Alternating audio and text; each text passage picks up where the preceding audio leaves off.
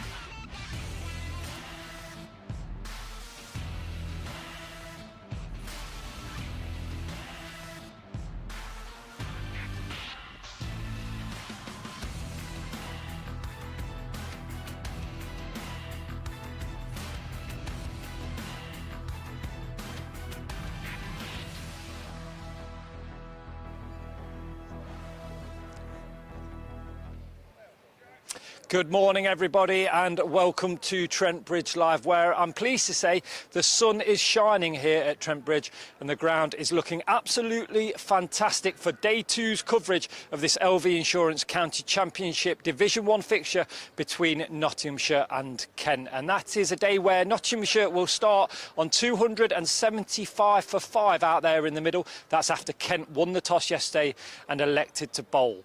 Now, let's just remind you of all the action from Day 1, and we'll do that with the Day 1 highlights.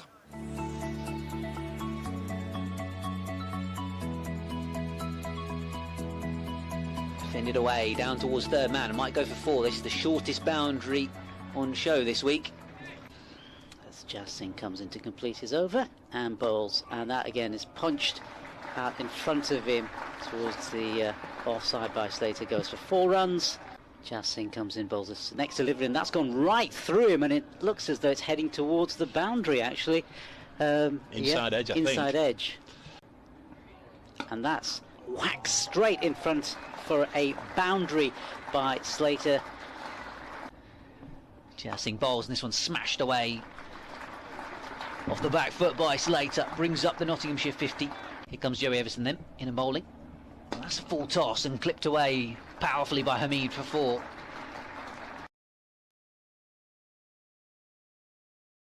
There's a big shout for LBW and given. Quinn comes in, bowls this next ball. That's played out in front of him. And that again is heading towards the boundary on the offsides. But it's going to be pulled in fact, certainly. And that will take Slater on to 50. 52 to him. Joey Everson then, in and bowling. Yeah, Kent only played Middlesex once and got pretty well beaten at Lords, and that's a very poor piece of fielding. Down at fine leg. Oh, nice. At Lords. This one's cut away for 4, and it was perilously close to Toby Albert at the gully. And Slater's gone to his highest score of the season. Driven away by Young for 4 runs to get going. Bit of width on offer. And a short boundary. Archdeep bowls a beauty, and he's caught the outside edge, and Young goes. This one's pulled away nicely by Clark. No need to run for that. He's trying to get Joe Clark out at the moment. The Nottinghamshire batter's on 14 and pulling this one away hard in the air out towards the boundary on the leg side, and maybe all the way for 6 actually. Oh, and that's an appeal there from the bowler, and he's been given. Clark has got to go out for 22.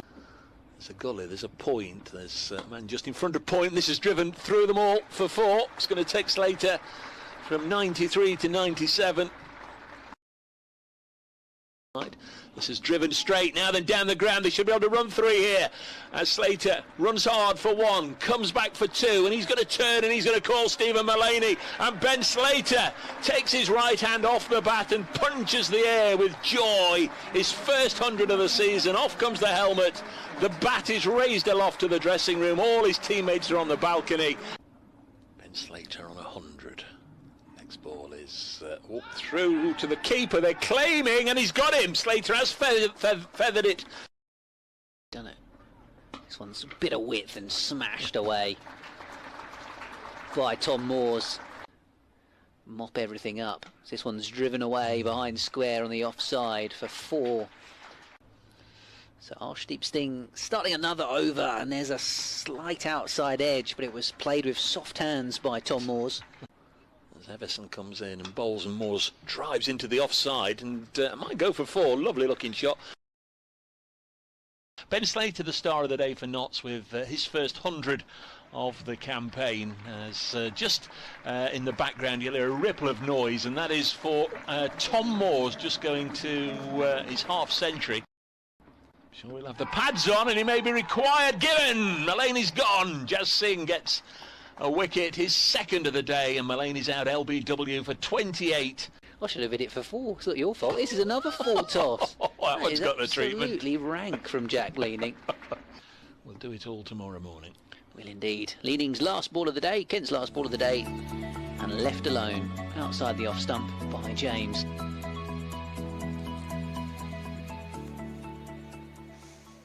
So they were the highlights from day one, a day where Ben Slater was the star of the show with the bat, but he's actually just behind me, turning his arm over. He's bowling with assistant coach Kevin Shine there giving the advice, and assistant head coach Paul Franks. He's on mitt duty there giving me a wave.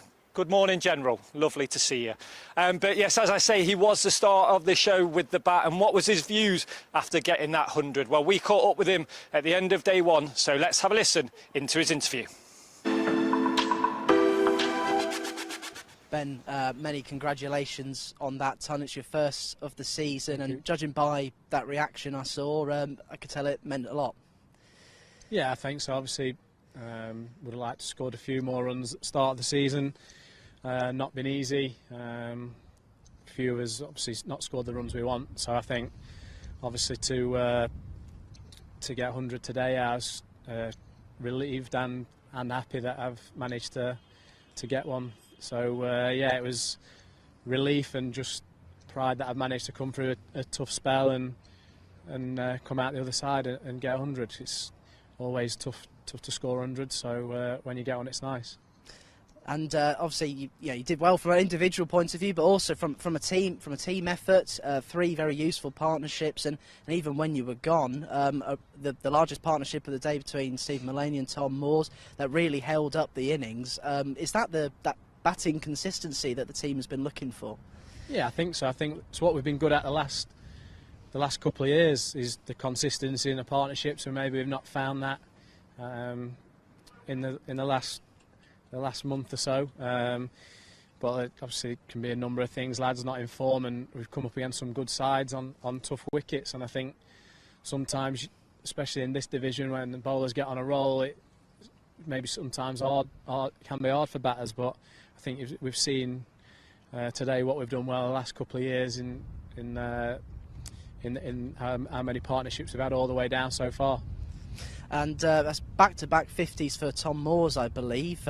He's finished very strongly today, and I suppose he's hitting form at a very good time, holding up that mid-order very well. That could be quite important for the side over the next few games as well. Yeah, I think so. Obviously played lovely the last game, 8-2 against Hampshire, and then today he's carried on that form, and I think obviously coming up to 6, he's the last 2 games, and he's scored. He's obviously, like you said, got back-to-back 50s. But yeah, I think obviously lower order runs are a key. Obviously 6 is not lower order, but it usually comes in at 7. I think, yeah, any runs you can get down the order tomorrow as well will be crucial for us. After a couple of games out, it's good to see the skipper back as well today. Yeah, I think he played well there. Obviously 20 odd. I think he was unlucky. He hit the field a lot and could have easily got more than that with the amount of times he hit the field. But yeah, nice to have him back in the middle order.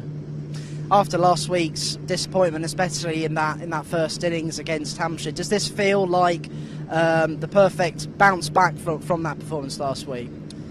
I think so. Yeah, I think obviously none of us wanted that result last week, and obviously the first innings, but they only got 160 last week, and probably that was too many on that wicket, really. And obviously we got bowled out for 100, but it's a good side with good bowlers, and sometimes that happens. But the only thing we can do this week is bounce back, and I think we've shown that today, and hopefully we can carry it on for the next 3 days.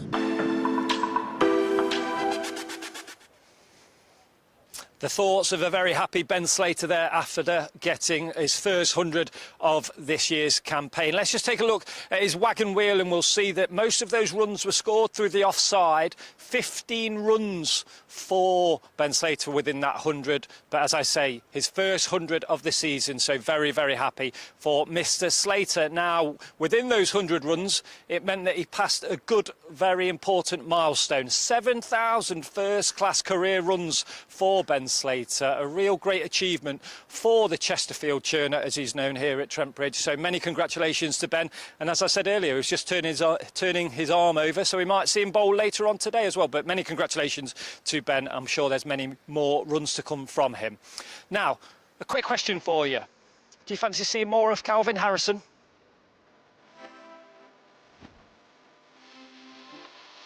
Pulled away by Harrison. A fine first scoring shot.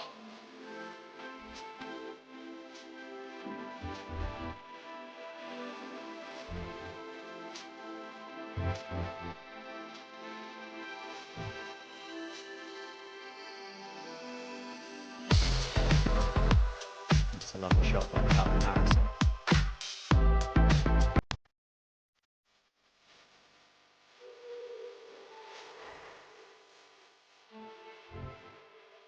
Fine shot from Calvin Harrison. Oh, yes. Harrison gets his man.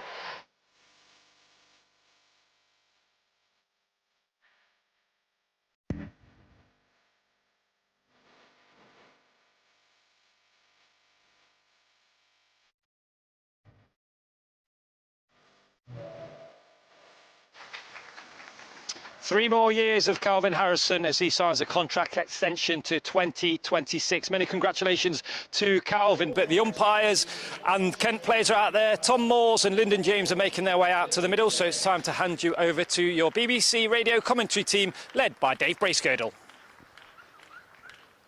And a very good morning, everybody. Welcome to Trent Bridge for day 2 of this LV Insurance County Championship Division 1 game between Nottinghamshire and Kent. The umpires, the players just taking to the field. We'll be underway in just a moment with knots resuming from 275 for 5. I'm Dave Bracegirdle from BBC Radio Nottingham. A very good morning to you all. And in honour today of Mick Jagger's 80th birthday, it's time to start me up and hopefully avoid a 19th nervous breakdown. I can't get no satisfaction if I'm not watching county cricket, and to help me through it all, I've got Jumping Jack Flash, Nasser Hanif, and the Little Red Rooster, Ben Watts, to help me this morning, and we've got producer, honky tonk woman herself, Kirsty, looking after things. A very good morning, everybody. Good morning, Ben. Morning, Dave. That was quite the introduction. Up all night doing that. Mick Jagger's 80th birthday. Big cricket fan. Happy birthday, Big cricket fan. That's the link. He goes to a lot of the Test matches, doesn't he? Both in the Caribbean and obviously Lords and the Oval. 275 for 5. Yesterday play finished with Kent having bowled 81 overs, so that does mean there is a second new ball, and it's been taken immediately, and it's going to be Arshdeep Singh. We're going to get underway in just a moment. 104 overs today. We'll talk about the timings in a moment. I know Ben's got to dash off. Just your quick thoughts for the day as we get underway. As Arshdeep is in and bowling, wide of the off stump. Very rare, I guess, that you see a new ball taken with ball 1 of day 2 and obviously ball 1 of day 1. But I guess because of the overs we lost yesterday, that's the way it's played out. Kent opted not to take the new ball late last night for an over, which we didn't quite know why. But yeah, obviously I spoke to Matt Walker last night, the Kent head coach. Said it was a good toss to win. Said they didn't quite bowl well enough with the new ball. The run rate in that first session was obviously over 4 and over. Fought back a little bit in the second session, but a bit sloppy in that final session of the day. Missed a couple of chances. This one's driven away up towards mid-off by Moores, who's on 72 not out, 8 for James. So yeah, obviously some young bowlers in there as well, and talking about, you know, this is a game for their development. You can't expect too much of them with the amount of players that Kent have got missing in this game. And Tuandamiye having a sore knee, that was why he missed out. And asked about Sam Billings as well, whether they could have brought him back into the team, but said it would have been too quick a turnaround in terms of him having been off for 3 weeks to suddenly be thrust into this game, as this one's wide, or the off stump well wide from Arshdeep Singh. That's got to be a wide, hasn't it? The umpire just sort of flapping his arms like a lame seagull trying to take off, just to sort of say, yeah, well, it's nearly there, and if he does it again, I'll call him. Yeah, they don't really do wides in Championship cricket, umpires, too much unless it's off the square. Well, that almost was, wasn't it? Anyhow, I think we started a minute or two early. They like to do that, don't they, when there's 104 overs to be squeezed in. Kent's over 8, actually, -1 at the start of day 2. Arshdeep Singh in and bowling. Straighter delivery, pushed back towards him. We did see a little bit of Jack leading last night, and they were trying to hurry through a couple of overs, so they've managed to get that over rate back from -3 it was at one point. It was. I don't necessarily agree that leaning had anything to do with it, because you just served up some pies which were slapped around. Well, that is a very good point. It was uncharacteristically loose from Jack leaning. 3 overs none for 15, and it could have been 3 overs none for 25.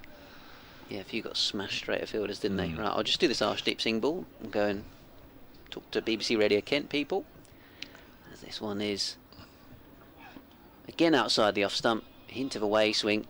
Moores having nothing to do with it.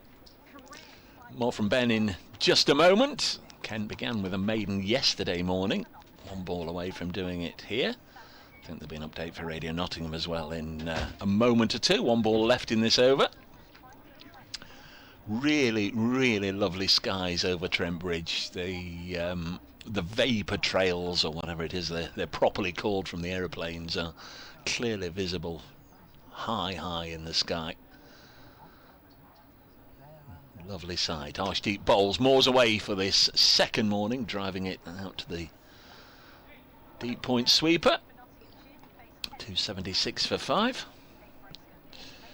We've started here on time at Trent Bridge under lovely clear blue skies. Nottinghamshire batting on, 275 for 5 they were overnight. Tom Moore's 72 not out. He's made that 73 with a single in the first over of the day. Notts were clearly looking to push on and get a top side of 400 and then try and take some Kent wickets. Lovely start to the day weather-wise here. Notts 276 for 5. It's going to be Matt Quinn to bowl the second over. Morning to Mandy, who's been in touch already this morning. Best wishes, Mandy. At Brace Cricket, at Ben Watts Sport, at Nasser Hanif, if you'd like to get in touch. Going to be Matt Quinn to bowl the second over. Experienced player now, had many years, of course, with Essex. Kiwi by birth. Bowls, and Tom Moores has got a delivery short and wide, and he's almost chopped it back onto his body with a really ugly looking swish. Just sort of rubbing his chest a little bit there. And then says to Lyndon James, a little bit of uneven bounce. 276 for 5.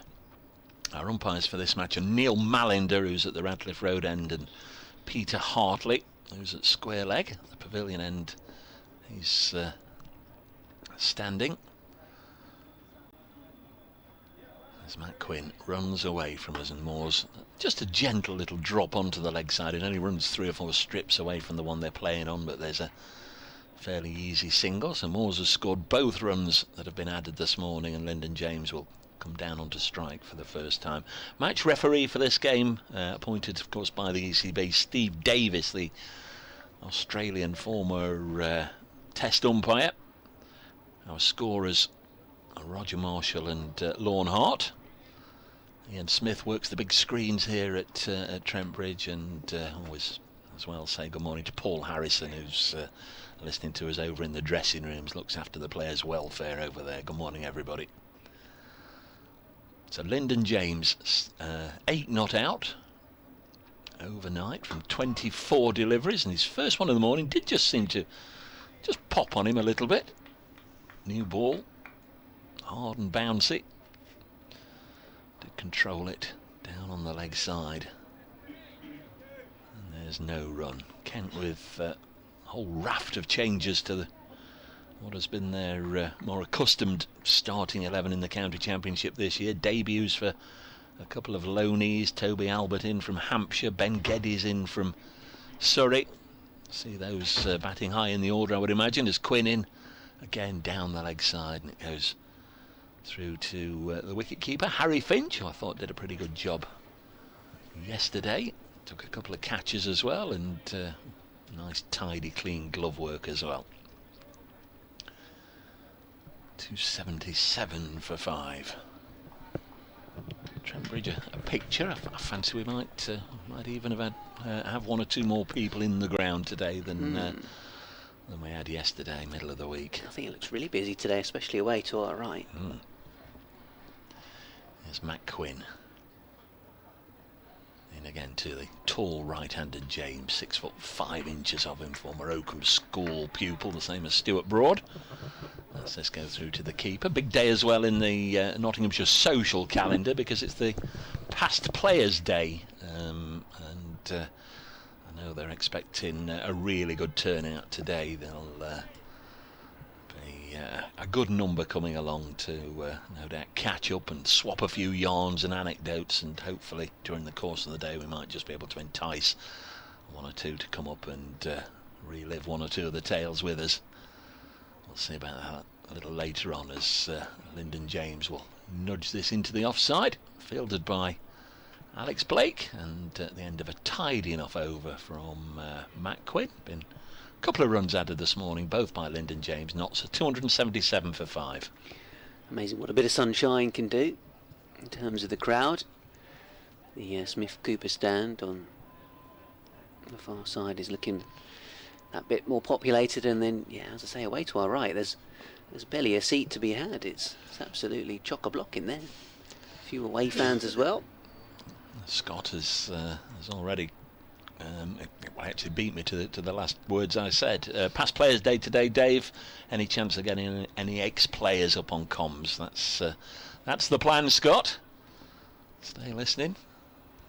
See who we can bring to you as the day goes on, as this one's smashed away by Moores through the covers. Blake is setting off after it in the deep, and that is a marvellous piece of fielding to prevent 4 runs there.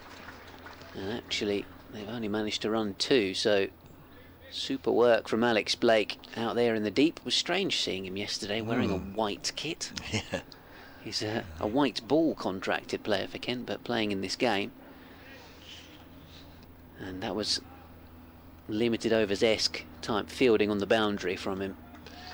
Yes, we won't forget the Kent supporters. Hopefully there'll be one or two people with connections to both Notts and Kent that we can entice up. Arch deep down the leg side. Moore's missing out there, as he was unable to lay bat on ball. Sounds like the child catcher, don't it? Let's see if we can entice them up into our commentary box. Really, we're just going to politely say, would you care to Any come join chances? us? Yes. I guess it depends if the bar's open or not at that point. A lot less jumpers being worn by Kent players today. Yep. We can see a lot more numbers and names on the back of shirts, which is always nice. 2 slips and a gully. Ben Compton is out there as Arshdeep bowls, and this one is down the leg side again, but Moores lays bat on ball and flicks it down towards fine leg for a single. He may be with a slightly bigger lip today, Ben Compton, than he started the day yesterday, having got one in the chops that went through his hands.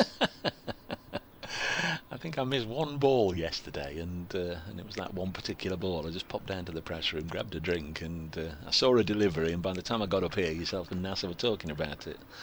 I was hoping to see it on the Ben Watts highlights reel this morning, but it wasn't on there. I thought that was a lovely package of highlights. Producer on the Kirsty screen. popping all the highlights on that you commentated on. She did a good job there, Producer Kirsty. The honky-tonk woman. Arshdeep once more. 280 for 5 knots. Left alone by James outside the off stump. Dave, you mentioned something this morning off air, and I should probably confess that I didn't even notice it yesterday, but the sort of retirement apartments over the road that are being built. Yeah. And I can't believe that I didn't notice that it obscured our view of all the traffic going to West Bridgeford. Well, it's only 100 feet up in the air. Why would you notice it? Why would I miss it? It blocks your view. Can't see any buses going into the city centre. You'd have noticed it for the matches earlier in the season because there were big cranes there swinging about and lots of noise. Archedeep singing and bowling off the inside edge by James, but competently played down towards Blake in the deep. This is what we call the Dave Bracegirdle retirement flats. Maybe producer Kirsty can get one of the... Well, Aaron's out there with the camera in front of us. If we can just get a shot at that between deliveries, maybe we'll see a little bit of that. There we are, look, on the live stream. I appreciate not all of you are watching the pictures. They are available, but there is the new build, which has been particularly noisy. It wasn't noisy yesterday, and so far not today, but we can't see the aeroplanes landing at East Midlands Airport or the power station or traffic going up and down the Loughborough Road anymore. In and bowling, Archedeep left alone. Outside the off stump, end of the over knots, 2-8-1 for 5. But when I get one of the ones with the balcony overlooking the ground, I won't really mind too much in my dotage. Can you see me up there in my dotage? Just Absolutely. Just looking on. Yeah. Be all I right. can see the penthouse suite in the corner being your kingdom. Yeah, it's, we'll Views go to down into the city and then across to the cricket ground. We'll go to Taunton. I think they've got it made, haven't they? If they've got one of those ground-facing flats at Taunton. And we've got some at Canterbury as well. Yes, of course. Yeah. During COVID, those were the only seats in the house. Yeah. There's Matt Quinn from our end of the ground bowls. This is pushed up to mid-on. Jazz Singh doing the fielding. Where else? There's the Chelmsford. There's Bristol. Some Bristol, yeah. And at Leicester, I mean, you talk about at COVID at Grace Road. There's a pub that overlooks the ground, the Cricketers. And during COVID, there was a time where people could go in public houses. I know that didn't last for too long, but we couldn't go in sports arenas, and we actually played a county championship game there, and the pub had never had so many people on the balcony as Quinn is in bowling, and this swings away from Socially distanced on the balcony. Lyndon James. 281 for 5. Mentioned Mick Jagger's birthday, another birthday today, I hear. The Beano comic is 85 today, and apparently they were in this morning. They've brought out a special edition, a bumper edition this week to commemorate their 85th birthday with features with Anton Deck and King Charles and Queen Camilla and Stormzy and all sorts of celebrities and everything. This week's Beano has again shapes away from Lyndon James. Getting good shape on this, Matt Quinn. Goes through again to Finch, 281 for 5. Were you a comic boy? Were you in the era where you could still go to the newsagent and buy a comic, or that passed you by? I'm more got the kind of football magazines, like I think one was called Shoot. Shoot, yeah. Used to 90 get minutes? that. Did you get 90 minutes? And then 90 minutes. there The Italian page was particularly good in 90 match minutes. of the day wasn't it? one, 90 minutes? World Soccer. 90 minutes? Italian page on 90 minutes? Did That you- was did you- particularly did good. you used to write it, That was Dave? particularly good. It's Quinn, 281 for 5. This is pushed up to mid-off, and there's no run. Yeah, did that for a while. Yeah, which was a hoot. I think it was the football and cricket magazines that I would tend to buy. Yeah, I think, of course, 60s and early 70s when I was growing up, and then early teenage years. I think it was Tiger, and then Tiger amalgamated with Roy of the Rovers. There's Matt Quinn bowls, and this is pushed up to mid-off. Well, you've heard of Roy Race, Roy of the Rovers, Melchester Rovers and all that. Yeah, liked him a lot. So that was the one I think we had delivered at the house for a few years. And the other one I enjoyed, no young lads like going to the barbers, do you? You've got to go and get your hair cut. I mean, I've never had long hair, but of course once a month or whenever it was, go to the barbers. And in the barbers, Shuttleworth's in Ollerton, on Fisher's Hill there for years. They always had a big pile of the Hornet, and that was full of sporting strips, cartoon strips and whatever. Next ball is driven up to mid-off, very nearly reaches Arshdeep Singh. Got there on the bounce, but it was nearly just a tame lobbed catch by Lyndon James. Just fell short of the bowler, and we've had 4 overs this morning, all with this second new ball, and we've had 6 runs added. So a quiet little start, like it was this time yesterday. We had 9 runs in 9 overs yesterday. Well, funny you mention a quiet start on the BBC Sport live blog, the county cricket page today, commenting the fact that... Oh, crikey. I've got my sunglasses on, I'm shy. Commenting the fact that there's currently been no wickets in Birmingham today. Because, of course, at this point yesterday, Warwickshire were already 11 for 3. Yeah. So, no Warwickshire wickets down in their second innings so far. Crikey, we've got commentary cam today. As Arshdeep Singh is in and bowling. Oh, this one's flashed away for 4. Over the top of gully by Tom Moores.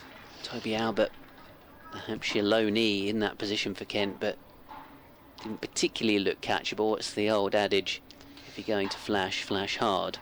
And he got enough on it. Tom Moores to move to 81 and Notts to 285 for 5. And do you get the jumping jack flash and Little Red Rooster references? No. No, okay. Are they Mick Jagger songs? Yeah, well, the Stones. Ah, okay. Yeah, went fairly close to the fielder. Arshdeep in and bowling. Oh, that's a beauty. And Moores playing the drive and missing. Hint of away swing with the new ball from Arshdeep Singh. He's on 81, Tom Moores, and my fingers crossed that he doesn't end his innings there, because he got 81 last week. He's not had a century for Notts since the COVID year, the Bob Willis Trophy year. Remember that, the Bob Willis Trophy. It's just nice to play some cricket, wasn't it, at that point? Yeah. As Arshdeep Singh bowls once more. Straighter delivery, a little bit too straight, and tucked around the corner by Moores, down towards fine leg. 4 more. A couple of boundaries in the over for him. Yeah, that's one way of getting off 81 very quickly. Just tickle the next one away for the leg side 4. Moves to 85. Notts 289 for 5. I reckon I probably know the songs if I heard them. Just don't know them by name, sort of thing.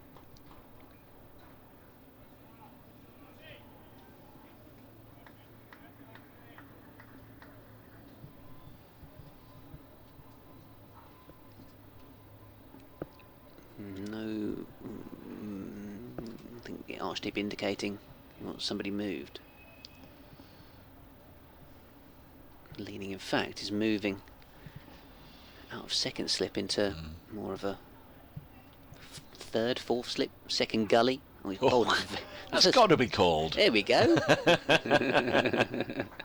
That was an extremely wide delivery from Arshdeep that started wide and swung away wider. I would venture to suggest it was no wider than the one that wasn't called. Steve Crawley, Dave, to entice some of those 70s lads up, this is talking about the past players, to entice some of the 70s lads up, I suggest you leave a trail of Brute 33, splash it all over stuff. If memory serves, they certainly did splash it all over. And then in brackets, the rider. Other 70s products are available. Oh, he's also used the word entice as Arshdeep bowls again. Wide of the off stump, Tom Moores lets it go. There's a bit of banging going on today. Oh, yeah. You can see a few chaps wearing high vis and white crash helmets on the retirement scaffolding. The Dave Bracegirdle retirement scaffolding. Yes. The only Astros with us again. Once again, good day. That's how it's put, G'' from Bunbury in Western Australia, Dave. Glad to see some fine weather in England for day 2 of Nottinghamshire Kent. I'm enjoying a cappuccino whilst watching the cricket on the live stream. Grim weather here in Bunbury, raining all day. Arshdeep bowls down the leg side, taken by Finch. I'm sure our correspondent wasn't too sad to see it was raining in Manchester for the final couple of days of the I don't know. the Ashes. It's not necessarily an Australian because it's in Bunbury. Good point. famous cricketing name, isn't it? Bunbury, the old Bunbury Cricket Festival. Andy Easham's with us, one of our regulars. Morning, gents. Great to see Calvin Harrison has most deservedly extended his contract. Did you see Dids's screamer from last night? Right, so a couple of things there. Calvin Harrison, yes, has signed a 3-year extension, the leg spinner. In and bowling, Archdeep, well wide of the off stump, and he's almost deliberately bowling wide to Moores in the hope of getting him playing those kind of strokes. But he gets one out towards Blake at deep point, so he keeps the strike. 86 for him, 291 for 5. Nottinghamshire, and on the cusp of another batting bonus point. Yes, I did, Andy, see the highlights, or the goals certainly, of Notts County's match at Alfreton last night, and yeah, David McGoldrick now plays for Notts County. He did indeed, yeah. I saw that too. From about 30 yards out, pinged it top corner. Stefan Clifford's put me right. Thank you, Stefan. It was Speed, Dave, that joined up with Tiger, and then Tiger merged with Eagle. Oh, Eagle. Was Eagle the Dan Dare one? I don't know. I was more into the sporty ones, the football and the cricket. I thought it was Roy the Rovers with Tiger. Might have got that wrong. Next ball is sent down by Matt Quinn, 291 for 5. Lovely to hear from you, Stefan. Andrew Robinson, Tiger merged with Jag. Dave, Roy the Rovers was already in Tiger at that time. Thank you very much. So it appears Bracegirdle's wrong anyway, because Stefan has said Tiger joined up with Speed and the Eagle, and Andrew said it joined up with Jag. A lot of collaborations going on. Lots of comic. Beano's 85th edition today, bumper edition apparently. Matt Quinn. Bowls, and Moores was squared up a little bit there. Pushes this into the offside, but I don't think he was intending to play it there. At Brace Cricket, at Ben Watts Sport, at Nasser Hanif, and you've also got an email address, and I know you don't mind giving that out to all and sundry, Ben, if they've got something they want to get off the chest. Yeah, kentcricket@gmail.com. kentcricket@gmail.com. T says, Dave, they're all wrong because Tiger merged with Scorcher. Thank you, T. Next ball is cut away by Moores into the offside. Now then, will it go for 4? Again, it's a little sluggish the early part of the day, and they're going to run 3. So a number of 3s yesterday, including the one that Ben Slater drove down the ground to go from 97 to 100. Moores, with that 3, has gone to 89, 294 for 5. It's just come to my attention that Nathan Gilchrist was the fielder there, who is a sub-fielder.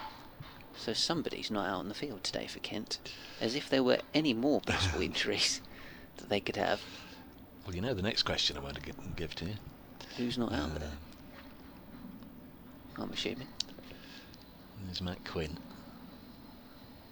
Bowls to Lyndon James, and he gets his second run of the morning to move into double figures. Lyndon James on to 10, 295 for 5. Notts nudging closer and closer to the second batting bonus point.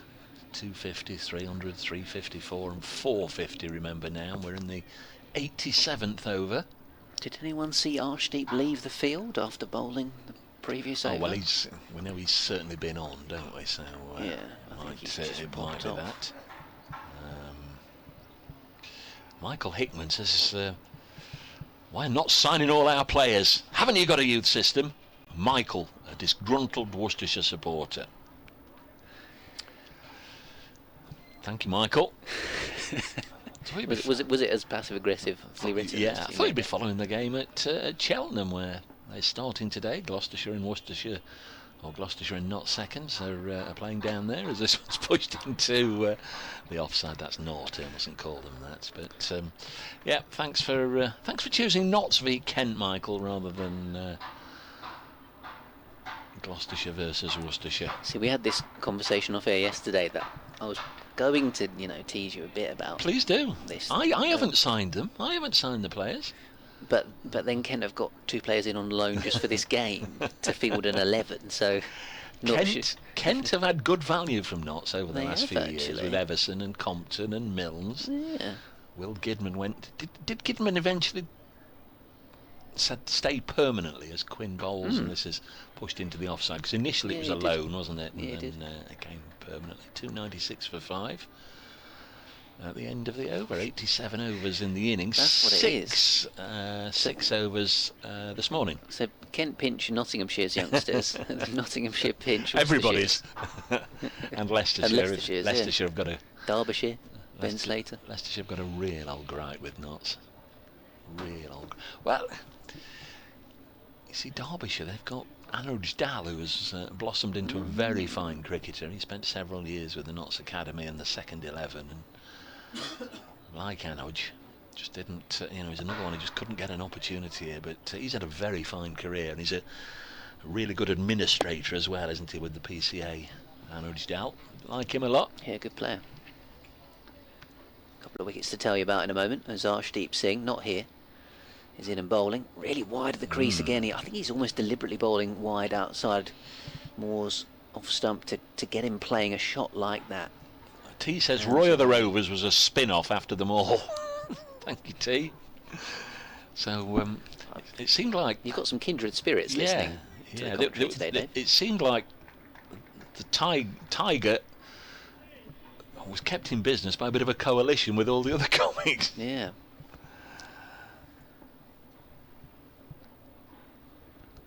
Leaning's back to more orthodox second slip. This one's down the leg side through to Harry Finch. Sorry, just those couple of wickets to tell you about. There has now been one at Edgbaston. Ethan Bamber carrying on where he left off yesterday with the wicket of opener Robbie Yates. So 64 for 3. Warwickshire in their second innings and still trailing. And then Essex 152 for 8. But do have a lead over Hampshire, who were 120 all out yesterday. Read the match report of that yesterday. Alex Davis, formerly of Lancashire, now with Warwickshire, yesterday faced 3 balls, 4 and wicket in the first innings, and wicket first ball second innings. Full delivery from Arshdeep on the stumps, defended away by Tom Moores. That's quite the day out. Faced 3 balls, 4 for 2. 3 balls on day 1 of a county championship game. 1 for 4, got out next ball, got out first ball duck in the second innings. 3 balls, 4 for 2. Puts his feet up for the rest of the game. Well, he might do. It might be all over this morning. They might lose by an innings. Yeah, quite possible. Might be done and dusted. Really quite possible. Surrey 158 for 4. Not far off parity with Somerset, who were 170 all out yesterday. Arshdeep bowls, clipped away for 4 runs by Moores. Over pitch, nicely timed, moves to 94. And 300 up for Nottinghamshire, 300 for 5. A little bit of caution for Mark Muggerseth, who says, come on, Tom, you can get this 100. Just temper it, Mark. Just hang on there. He's into the 90s. He's on 94. We are very close to 11:30, so there'll be more from Ben in a wee while. NASA's going to slide into his chair. 300 for 5. Tom Moore's on 94. This one goes through to the wicket keeper, Harry Finch. Second bonus point for Notts then in this particular game. Kent 1 bowling bonus point for reaching 3 wickets. They're 1 more dismissal away from getting a second bowling point. This partnership is also gathering legs as well. They've added 48. Here comes Arshdeep Singh. Final ball of his 22nd over. Bowls now, and Moore's defence figures a 1 for 61 for the Indian international. 300 for 5. Very good morning to NASA. Good morning to you, Dave. Good morning. Bright and sunny. And another batting point. Yes, they're handily poised at 300 for 5 here, Notts. Of course, the next thing, I guess, might be an individual milestone here. But nice for Tom Moores just to go on and garner his 3rd career first-class 100. 1 big blow away. Were you a comics man? Did you have comics? Yeah, I was thinking about your conversation earlier. The comic that I used to read was called Battle. Oh yes, yeah. I was a bit obsessed. I don't know what it was. I was obsessed by war in those days. As Matt Quinn comes into ball, his first delivery of a new over, has just pushed out into the offside by James, and there's no run. Yeah, That'll make the trailer. I was Yeah. obsessed by war in those days. I know. I don't know what it was. You know, I remember Sten guns and all sorts of weird things from my childhood. Well, you're a toy soldier and Toy soldier, tank sort of boy. tanks, toy soldiers, Sten guns. Yeah, I don't know what it was. Yeah. My dad drove a Centurion tank during his time in the army, so there was all lots of Centurion toys about for me, supposedly to play with. Not really interested. Matt Quinn comes in again and bowls, and this is pushed into the leg side, squarish by James, and he collects another single. Yeah, 301 for 5. James on to 11. Moore's 94. You see, we're going down a rabbit hole here then, aren't we, with Nasser and his warmongering. We certainly are. And I've got no military history. You know, my father wasn't in... he's got no military link. Well, he didn't have any military link or anything, you know. Got no... nothing of that ilk. Might just have to leave it for a second there, because Radio Nottingham are with us, as Moore's with an angle bat steers this into the gully. Could stop by Albert, would have run away for a boundary otherwise.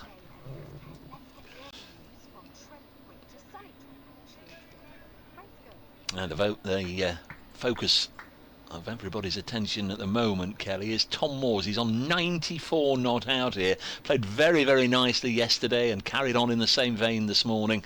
He was 72 not out overnight. He's now one big blow away from reaching his third first-class 100. Not so in a strong position. They've just brought up a second batting bonus point. Oh, he's gone. Tom Moores, I'm afraid, has been caught in the gully, so he won't get that century. He's out for 94, and that means Nottinghamshire 301 for 6. So, well, that's disappointing. The ball before, he steered it to gully, but along the ground. This time, I'm afraid it was edged to Albert, who takes a comfortable catch, and Moores has gone for 94, 301 for 6. What a shame. It's a shame. Don't they call it commentator's curse, Yep. Dave? I don't want to say Don't that to you. blame me. I don't want to say that to you, Dave, but yeah, it's a fantastic innings, that, from Tom Moores. 94. He's been in there 164 minutes and 12 fours during the innings. A healthy strike rate of 73, I beg your pardon. And ever since he came in yesterday late in the afternoon, he certainly got on with the game, hitting boundaries and really getting Nottinghamshire going in the afternoon. He was the batsman, sort of stood quite firmly as the others sort of lost their wickets around him. But yeah, that'd be a bit of a blow to him. If you keep going, Nas, we've got music in our ears. I'll try and get hold of Radio Nottingham and get rid of it. Right, Nottinghamshire, yeah, 301 for 6. Harrison, the new batsman, has come in, and he's there joining James, who came in late last night. James is on 11.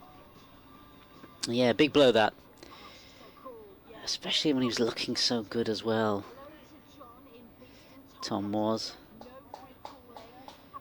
Good wicket there for Quinn, who's been very, very, very tight in his bowling. 23 overs, just giving away 50 runs and 2 wickets in amongst all of that.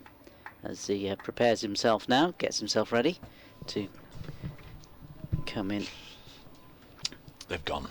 They've gone. We've got rid of... I think it's a bit of Blondie, actually, which is an absolute crying shame that we've got to turn the music off so we can hear ourselves. Quinn comes in, completes his next delivery, and this pushed out by the new batsman, and there's no run there. Yeah, real shame for Tom Moores then to depart, caught by Toby Albert in the gully from the bowling of Matt Quinn for 94, faced 128 deliveries, 12 fours, was at the crease for 164 minutes in all. The wicket falling in the 89th over, 301 for 6, and that was after a stand of 49 with Lyndon James.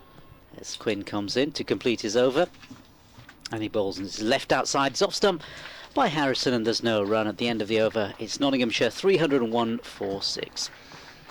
Yeah, really, really disappointing from the Notts perspective. It's been knocking on the door of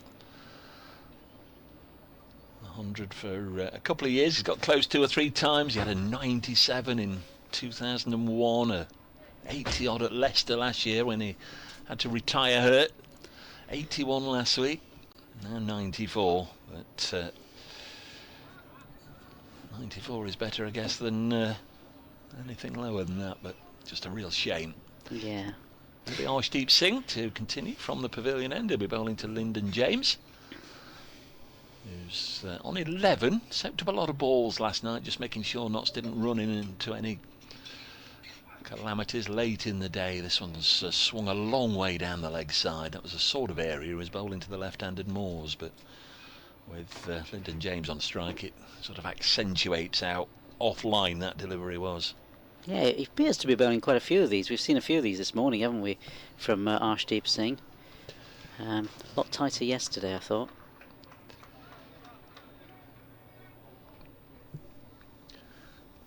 Back to his mark.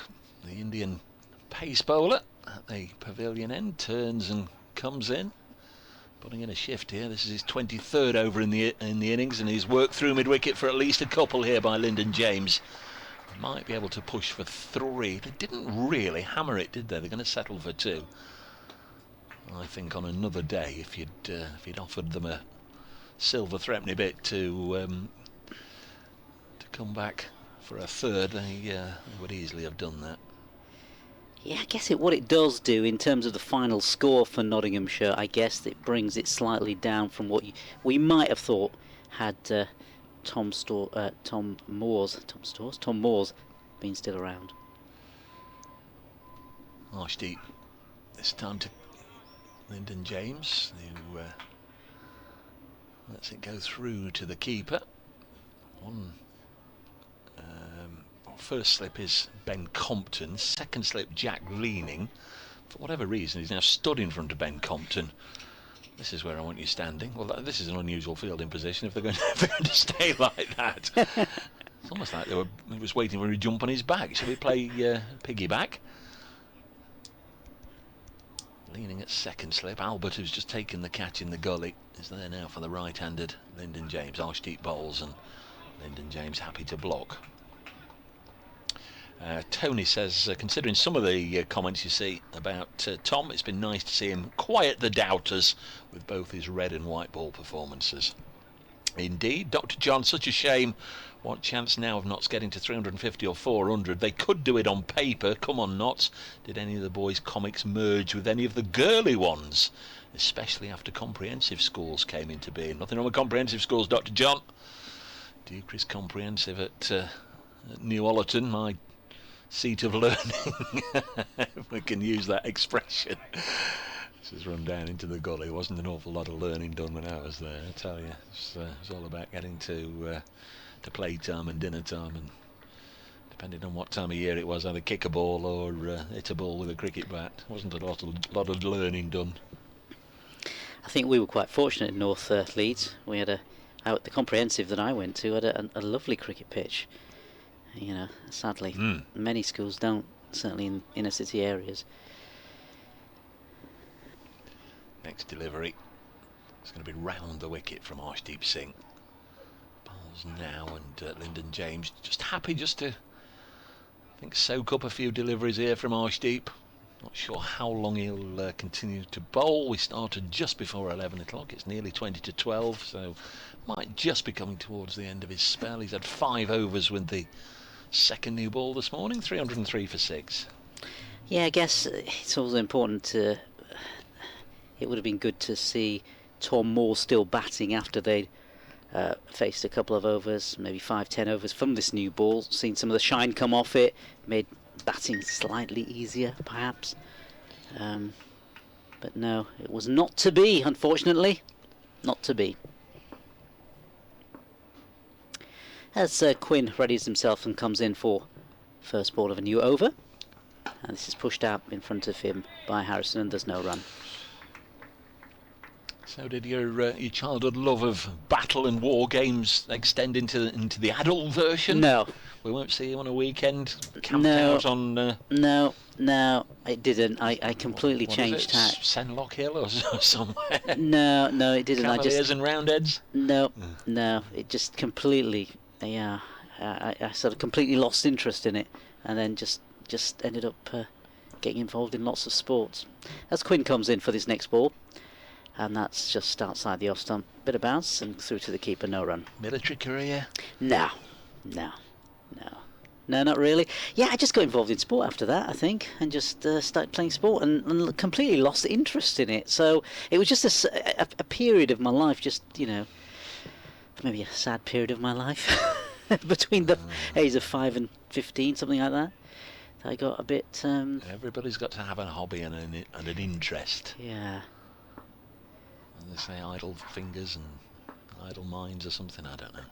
Quinn comes in, bowls this next delivery, and that's punched out towards the leg side, and there's no run. I'm trying to interpret what Jack Leaning is going to do here, because he's, whilst you were talking there, he's signalled to both Joey Everson and Jazz Singh to loosen up, and they are both loosening up now. So whether it's going to be a twin change or not, I'm not entirely sure.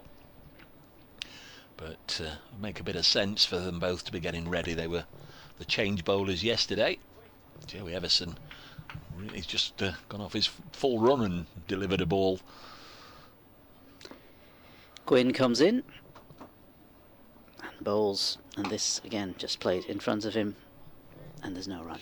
1 wicket yesterday for Joey Everson. Came into the attack 3/4 of an hour or so into the day and got a Seba Mead with just his 4th delivery. His first ball was punched away for 4, low full toss, but later in the over he got his revenge. So Quinn comes in, gets himself ready, and comes into bowl.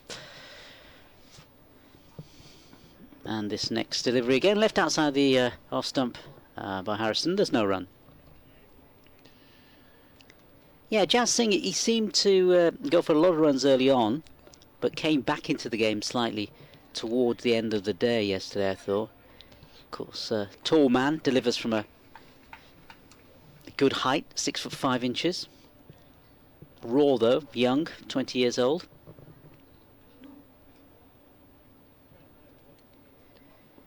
As Quinn comes in for this next delivery. And bowls, and that's played through the gully area. That's going to run down for a couple of runs for Harrison, takes him off to 2, off the mark. 2 runs to him. James is on the other side, he's made 13, and Nottinghamshire are 305 for 6. We had 7 matches in the county championship started yesterday. One has started today in Division 2 at Chelmsford. I'm just looking at the scorecard here. Worcestershire are the visitors. Worcestershire batting. Libby caught Hammond, bowled Taylor, 0. Azhar Ali, LBW, bowled Taylor, 0. Kashi caught Price, bowled Taylor, bowled Price, 0. It's fair to say that's not the most encouraging of scorecards. Gareth Roderick, who just signed a new contract with Worcestershire, is 24 not out, so he steadied the ship. They're 34 for 3, but their ship ran aground early on, clearly. And the other thing to note is that Jack Haynes, who was in the squad, who's just announced he's going to be joining Nottinghamshire next year, was in the squad, is not in the starting 11. So I know there's been an awful lot of the good old social media pressure. Why are we playing players who don't want to play and who are going to leave and all the rest of it? But no idea why, but Jack Haynes isn't playing, and Worcestershire lost their first 3 wickets, none of them scoring a run. Here's Joey Everson from the pavilion end into the attack, and Lyndon James drives it to mid-on.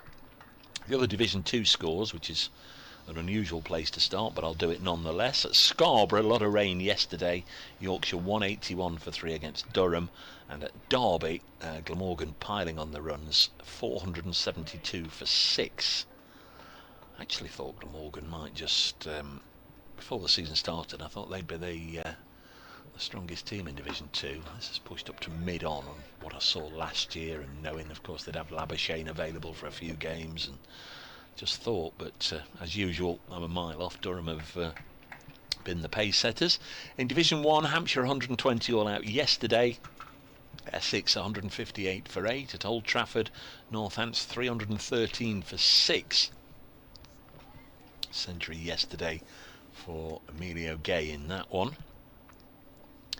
As Everson bowls, this one shapes away from Lyndon James, and there's no run. At Taunton, Somerset were bowled out for 170. The reigning champion Surrey 187 for 4 in reply, and Warwickshire just really, I think, trying to save face and make Middlesex bat again. But who knows how that might pan out. Warwickshire 81 for 3 in their second innings. They still trail Middlesex by 58. That's at Edgbaston. Everson bowls and James leaves it alone. He has 13. Calvin Harrison has 2. The 1 wicket to fall this morning, disappointedly for not supporters, and I think for Tom himself. Tom Moore's out for 94. He went quite quickly really, once he'd had a look at the first couple of overs, from his overnight 72 to 94, and then he nicked one which went along the ground to Albert in the gully, and then the next one exactly the same, and this one was in the air and it was nicely taken. Next ball's punched through the offside by James. Shot of conviction reaches the point boundary. Lyndon James on to 17, 309 for 6 here on BBC Radio Kent, BBC Radio Nottingham, and the live stream. Josh Roberts did battle merge with the Eagle in the mid-80s. I remember, because I was an Eagle boy. I don't know, I was an adult by then, Josh. I wasn't buying comics in the 80s. Maybe NASA. That was NASA's era. Next ball is defended. Did battle merge with Eagle, do you know? I don't know. There we are, Josh. We don't know. I don't know. The blighter of Blighty, falling 6 short of what would have been his 3rd first-class ton in his 8th season. Certainly a useful knock. Of the wicket-keepers in action this week, only Lewis McManus has fewer first-class hundreds, but has almost double the 50s and a better average. Thank you, blighter of Blighty.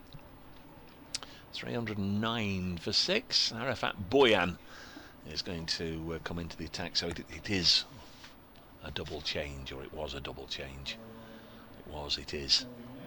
Boyan, 14 overs, 2 maidens, none for 46 yesterday. Yeah, bowled with a lot of control yesterday, Arafat Boyan. Despite no wickets.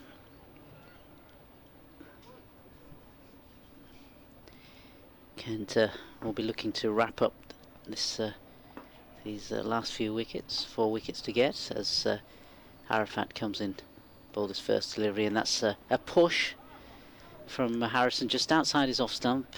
Didn't connect in any way, went through to the keeper, and there's no run.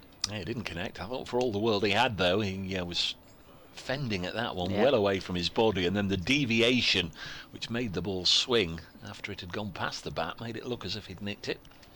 All he may well have done would have put it into the hands of the wicketkeeper had he connected, perhaps, but thankfully from a Nottinghamshire point of view he didn't, as Boyan comes in for this next delivery, and that's played through, and it looks as though it's going to go through the boundary for 4 runs, and it's just, oh no, it's not, it's pulled in from the boundary rope. Good bit of fielding there, and the batsman crossover. A good bit of fielding there from Alex Blake, just on the boundary rope, and pulled in just, and a couple of runs that collected there by the 2 Nottinghamshire batsmen. Big evening in Newark cricket circles this evening. As Beyond comes in next delivery, and that's a punch to the leg side. Another run added to the total. It's the Owen Taylor Cup final to be played at Collingham Cricket Club, and my old club Cornton are in the final. Just trying to see who they're playing. I'm not entirely sure. Hey, who they're playing, it doesn't matter. We'll find out tonight. But the Owen Taylor Cup final this evening, 6:30 start at Collingham if you're in the area. want to go down. Assuming we get away from here before midnight, I'll pop down and have a look at the last knockings. That's Beyond comes in again, and that's just pushed out in front of him, and the batsman will collect a quick single. Good running between the wickets. Yeah, so any love for Cornton Cricket Club appreciated tonight. Any support? Get yourselves down to Collingham Cricket Club. Sure, it might be possible to rehydrate as well if you've had a tough all day. Might just be able to take on a little protein shake or a glass of water or some such at the end of the cup final. Eh? See you down there. 314 for 6 knots. As Beyond comes in, bowls this next delivery, and that's a play and a miss just outside his off stump again. Get a bit of a nothing shot there from James. Yeah, you forget how diverse the cricket family is, especially at the grassroots level, don't you? Yeah, not as many teams around nowadays. It always seems as if we lose a few village cricket clubs every year. So-and-so's folded, so-and-so's folded. As Bouillon comes in and completes the over, that's pushed out towards the leg side. There'll be no run. End of the over. Nottinghamshire 314 for 6.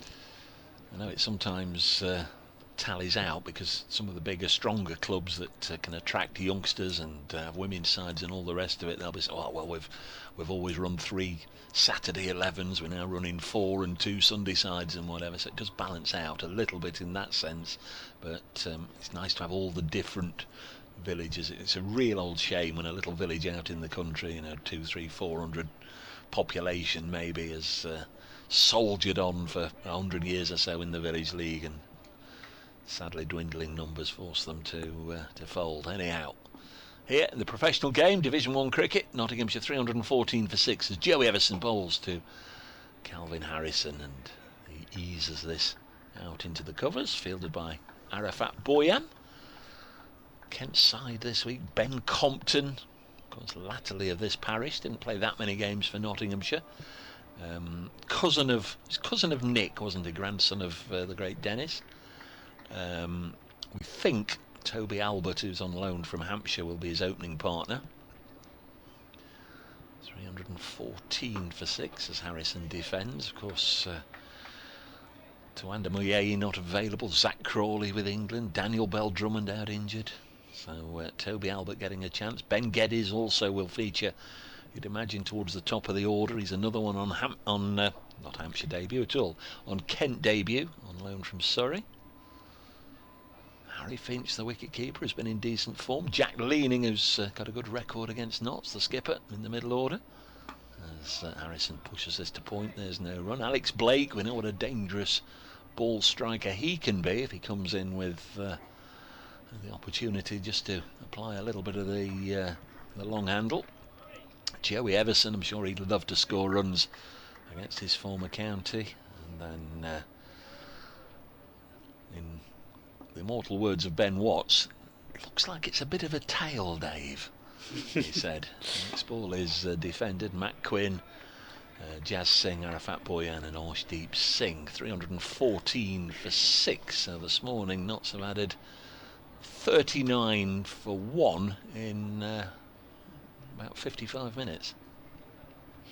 Yeah, I guess they would dearly like to get to that 350 mark and beyond, hopefully, from a Nottinghamshire point of view. Get some more batting points. Next delivery on its way now and defended.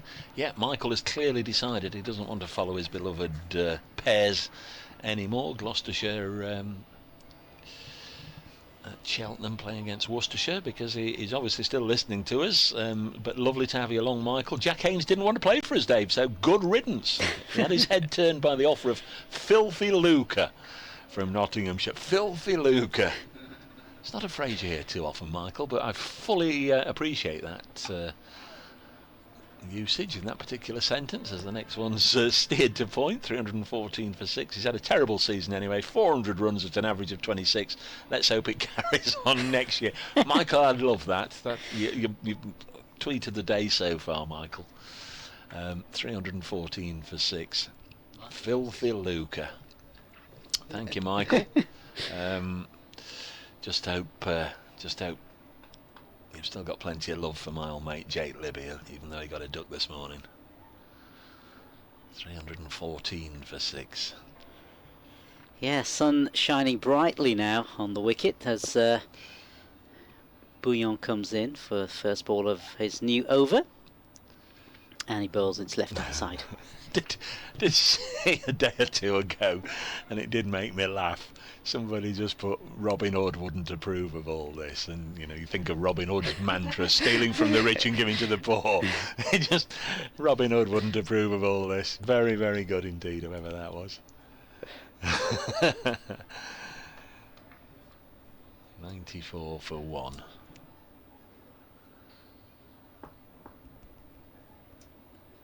As Bouillon comes in, its next delivery, and it's played towards the leg side, and there's no run there. Familiar with the tales of Robin Hood? I am, yeah. Well, weirdly enough, the place where I'm staying in, well, not weirdly enough, I suppose, the hotel where I'm staying, on each of the balconies, it's got pictures, I guess, of famous people from Nottingham. So right. So it had Robin Hood, Stella Rimington. I didn't know. Oh right, yeah. Head of MI5. MI5, yeah. Ed Balls. He must have a Nottinghamshire connection. Has he, by Jove? Didn't know that. Yeah. Bouillon comes in next delivery, and this is outside the off stunt and playing a miss from James. There's no run there. So there's that. There was, who else was there? There was obviously the famous ones. Brian Clough was there. And sorry. I'm trying to think who else was on Torvill there. and Dean, Torvill and Dean. Torvill and Dean definitely was there. The Queen of Nottingham must be there, Vicky McClure. Yeah, she was there as well, I think. As Bouillon comes in, this next delivery is smacked through square, and the two batsmen will run and collect a single of that delivery. Who haven't you mentioned? Carl Froch, the boxer. You better mention him in case he's listening. He wasn't there. Don't say that. There wasn't a picture of him there. There wasn't a picture of him. Ken Clark was there. That's right. Ken Clark was there. Well, when you said Ed Balls, I thought you must mean Ken Clark. Yeah. No, both of them were there. Oh, right, I didn't know so Ed was. Ed Balls was definitely there, and Ken Clark was there as well. Like I said, it's comprehensive school education. I don't know these things. But you said famous people. Now, is Robin Hood a famous person? There's another one. Bouillon comes in, this next delivery pushed out in front of him by Harrison, and he collects a single. So your follow-up question, as they say on University Challenge, your starter for 10. No, not your starter for 10. Your follow-up question, 5 points each. How many of his merry men can you name? None. None? I don't think I can actually. I don't remember any of them. John. Oh no, sorry, I tell a lie. No, I do. It'll come back to me in a second. Bouillon comes in and bowls the next delivery outside the off-stump. Do you mean it'll come back to you via the medium of Ben Watts? Is that No. I've just thought of it now. Are you thinking Friar Tuck and these type of characters? Yeah. Friar Tuck. Yep. He was the rather larger. Yeah. The Dave Bracegirdle of his time. Yeah. So Friar Tuck. I'm trying to think of the John something. John Short, John Small, John Small. John Small. Yes. Robin Hood and his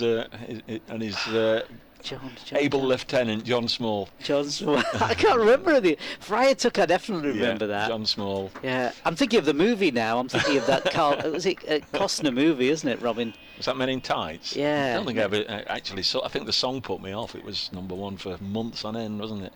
316 for 6 as Everson comes in and bowls, and it's defended. Thanks to Nick Morell, as always, who knows about these things. Ed Balls went to Nottingham High School with my mate Wilco, he says. Don't think the family were in the area too long. He's more of a Norwich man. Thank you very much, Nick. So well done to NASA for spotting a picture of Ed Balls on his hotel room. And thanks to Nick for sorting that out. Little John, not John Small. Little John, of course. Next ball is pushed into the offside, and Harrison will take a single. There was Will Scarlett, wasn't he? Yeah, Will Scarlett. Was it? I mean, we never knew. Wasn't there there was a love interest as well? Maid Marian. Maid Marian herself. Maid Marian. Alan Adale, was he? Alan Adale. Did he have the mandolin? Was he the musician of the party? Was he the Jules Holland of his day? I think he was, Alan Adale. Oh. I think he played... It's sort of coming back to me, but it's a long time ago. I'm trying to remember. Oh. King John. King John, yeah, of course. And the Sheriff of Nottingham. Yeah. There we are, we've done the whole script. Down the leg side and it goes through to the keeper. Robin Hood and his merry men play cricket. 317 for 6. Thing is, Dave, I love the cartoon version. Oh yeah. I love Was that the Disney one? The Disney one. Now what was he? Was he a fox? Yes. He was a fox or I something. think he was a fox. Yeah. Getting the nod of approval from Ben. Will be hightailing it out of here in a second because it is midday here on BBC Radio Nottingham, BBC Radio Kent as Joey Everson bowls. My word, we do get through some nonsense, don't we, in a morning as Lyndon James helps us down to long leg. We've had an hour's cricket this morning. Notts were 275 for 5 an hour ago. They're now 318 for 6 in the 96th over. Sam Marshall says, Dave, the Kevin Costner movie is Robin Hood, Prince of Thieves. But yes, its theme was the interminable #1 single, Everything I Do It For You. I agree, it's a vastly overrated song. Thank you, Marshall. Sam Marshall. Appreciate that very much indeed, and further proof that I'm an idiot as this one's edged to Ben Compton, and Harrison goes, and Joey Everson's got a wicket. Harrison caught, Compton bowled, Everson. That's a nice little ex-Notts tidy up there, and Harrison's gone for 8 and Notts 318 for 7, and I'm well aware that I said there is further proof I'm an idiot and he's out. So on the highlights that will be an absolute mess tomorrow morning, won't it? Harrison's gone. Good delivery from Joey Everson. Calvin Harrison driving hard at that one, and Ben Compton, who put Mullaney down yesterday, safe pair of hands this morning. 318 for 7. Yeah, very useful wicket that for Kent as they try to now finish off and Nottinghamshire get these remaining wickets certainly before the 350 mark, and then get themselves back into batting, or rather not back into batting, start their first innings and see if they can post a decent first innings total. Nottinghamshire sort of falling away a little bit after the loss of Moores. But yeah, I mean, this morning they'd have been open from 275 for 5 to get 400. Yeah. So that wicket of Moores proving to be quite crucial in the context of the game. Michael's been back in touch. I'll read your tweet in a moment, Michael. There's all sorts of things happening here, including I've got to do an update for BBC Radio Nottingham. Brett Hutton's on his way out to the middle. He's been used as a night watchman the last couple of matches. Comes in at number 9 in the order, just about probably his rightful place. Might on another day be number 8, depending on who was in the side, but it comes in at 9. Just Luke Fletcher and Dane Patterson to come. 318 for 7. Yeah, Hutton will be the man facing Everson as Everson comes in to complete his over.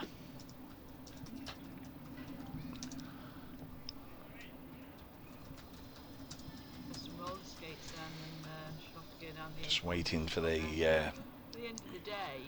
cue to speak to Radio Nottingham. Joey Everson will be in to bowl to Brett Hutton. 318 for 7.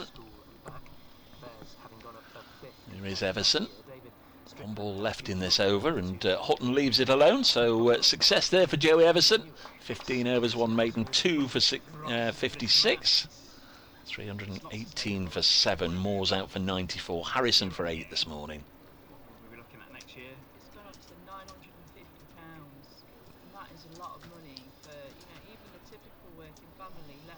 Kent will be looking to press now and polish off this innings. We've had 96 overs, so still 14 overs.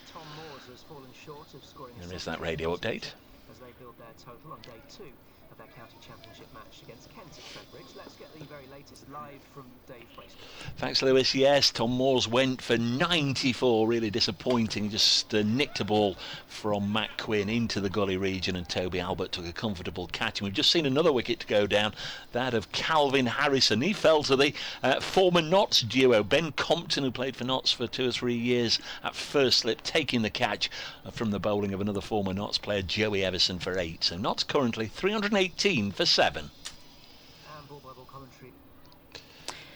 And it's Bouillon who's bowling this next over and comes in and bowls again. This pushed uppishly up and over the fielder on the legs offside, I beg your pardon, and there's a quick single from the batsman. They'll look to see if they can sort of squeak out a few more runs here. Get up to maybe 350.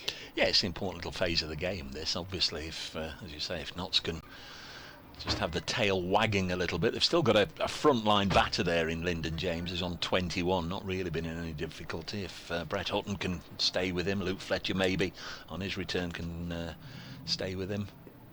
Don't imagine Patterson will hang around for long. As Bouillon comes in and bowls this next series, he's just pushed out in front of him by Hutton, no run.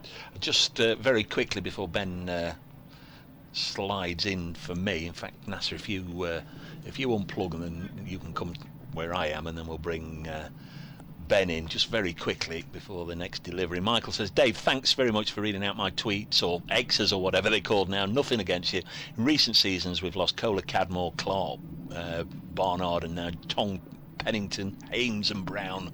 They're all homegrown players, as Bouillon bowls a good delivery past Brett Hutton through to the keeper. Very frustrating for us Worcestershire supporters. Yes, I can imagine, Michael. Once again, many thanks for your correspondence this morning. And Simon, quickly. Morning, Dave. My brother Charles was at school with Ed Balls. He came round a few times for tea. I think he keeps his public education on the quiet. Thank you very much, Simon. Thanks to everybody for indulging me over the last few minutes. You can now hopefully indulge the dulcet tones of Ben Watts. Thanks very much, Dave. Sounds like Michael, the Worcestershire fan, has also been signed by Nottinghamshire today. As Robin Hood. Arafat is in and bowling, defended away into the onside.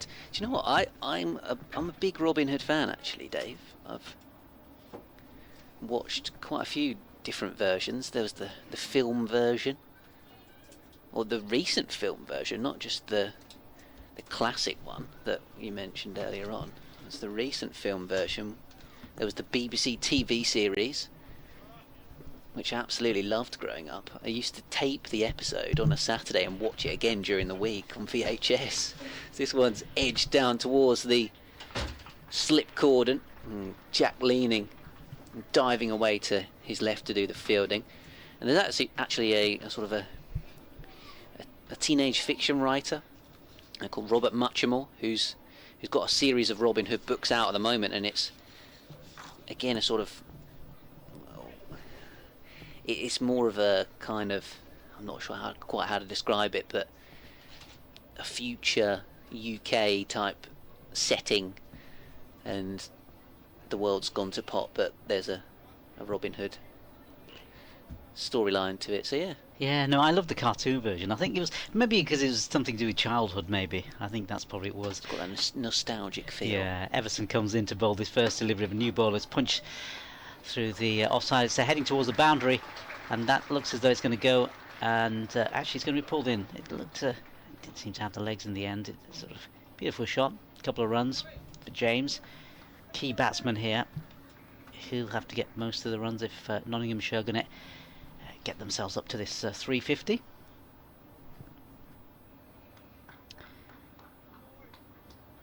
As James waits for this next delivery, and again placed out in front of him, and there's no run.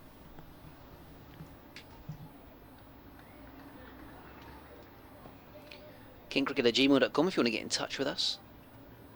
I've had a few people emailing in, which I missed, about Dave's comic chat earlier on. Not as in comedy or Dave being funny, but comic book chatter. Thanks to David, who's getting in touch. as well, saying enjoy your time at Trent Bridge. Always enjoy coming to Nottingham, actually. As Everson comes in, his next delivery is played towards the leg side, and that is heading towards the boundary, and that will hit the boundary. A nice shot there from James, taking him on to 27, and Nottinghamshire on to 325 for 7. Yeah, nicely clipped away into the onside by James, who seems like he wants to perhaps take on the sort of Tom Moore's aggressor role now. He's batting with the bowlers in the lower order. I guess the others have now got to give him most of the strike, or try to give him most of the strike, as Everson comes in, this next delivery. And that's a play and a miss outside the off stump, no run. Yeah, that was a big waft. Bit of full delivery from Everson that maybe just moved away slightly. Good bowling from him. Everson has bowled really well throughout yesterday and today, hasn't he? Kept things really tight from a Ken point of view. 2 wickets to him. Yeah, I'd say he's almost bowled better today, actually. I thought he struggled for a consistent length yesterday. He sort of bowled a bit too full in his first spell, maybe a tad short in his second. Comes in again and bowls, and that's played out in front of him. There's no run there. He's found a better length though from this pavilion end of the ground. It was the Radcliffe Road end that we're watching from that in his first spell that he was a little bit too full. Obviously got that wicket early doors in his spell of Hasib Hamid.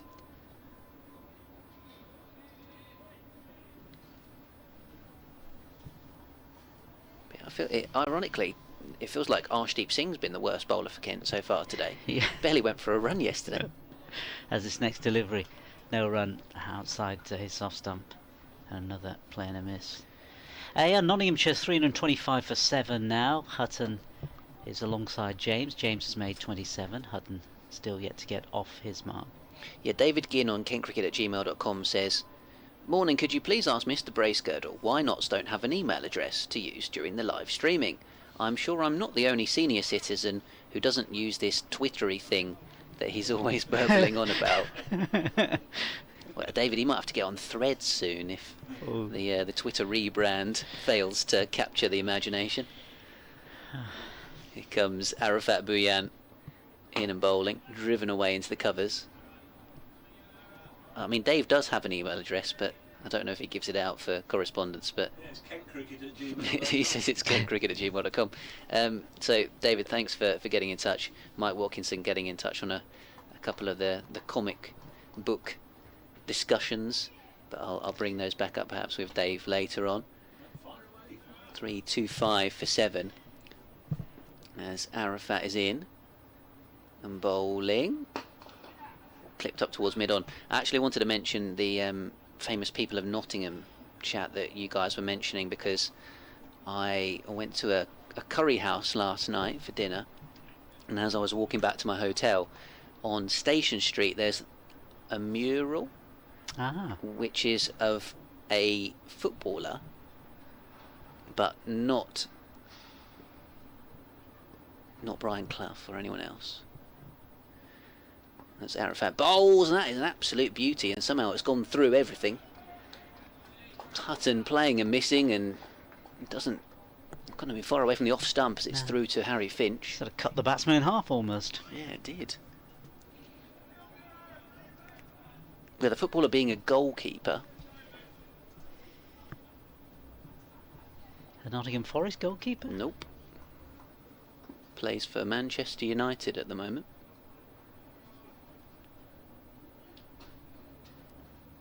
And England.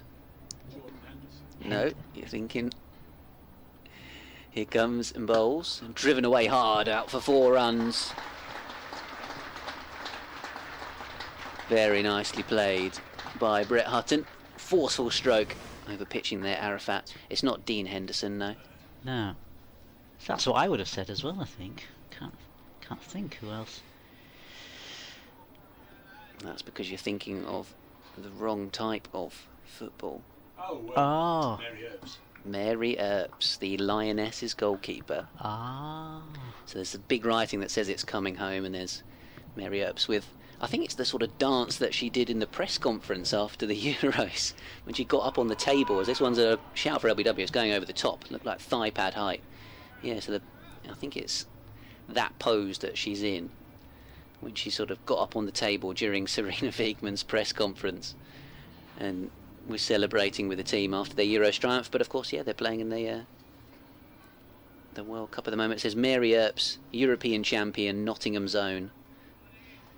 So it's a really nice piece of artwork. So yeah, there's another famous Nottingham face. As Arafat is in and bowling.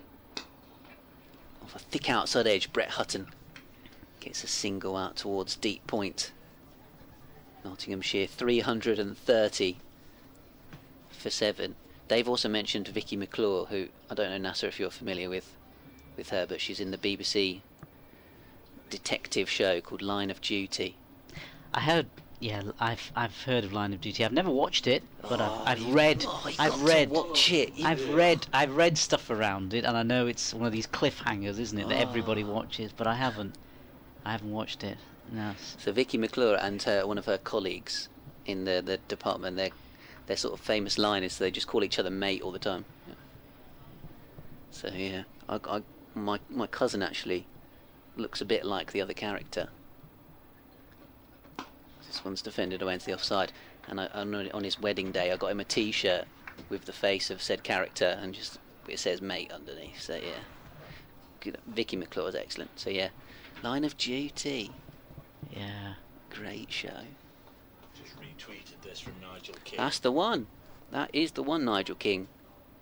At Nigel Big on Twitter. I've just retweeted it. Lovely photo.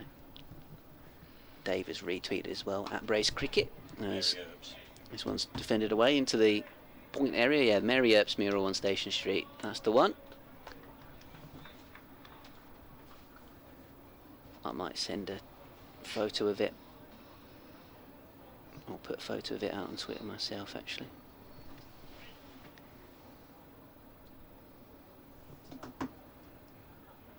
£330 for 7, Nottinghamshire.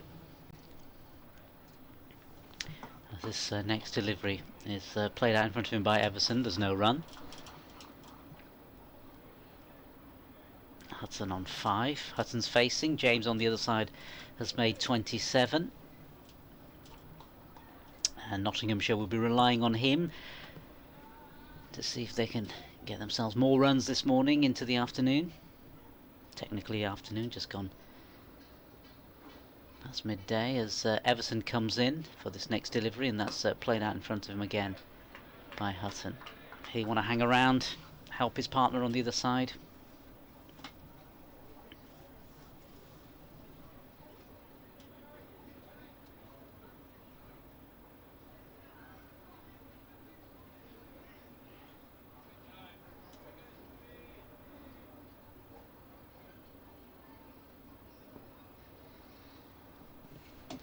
As Everson comes in again and bowls this next delivery, and it's played a miss from Hutton through to the wicketkeeper.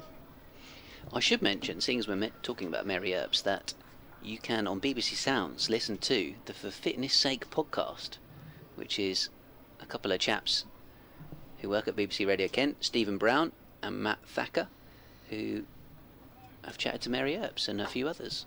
Oh wow! Ahead of the World Cup. I think they did a separate podcast with her beforehand and got her again ahead of this. Everson comes in again, and that's played out in front of him squarish from Hutton, and there's no further runs added for Nottinghamshire at the end of the over. They're on Nottinghamshire are 334-7. James has made 27 and Hutton has made 5.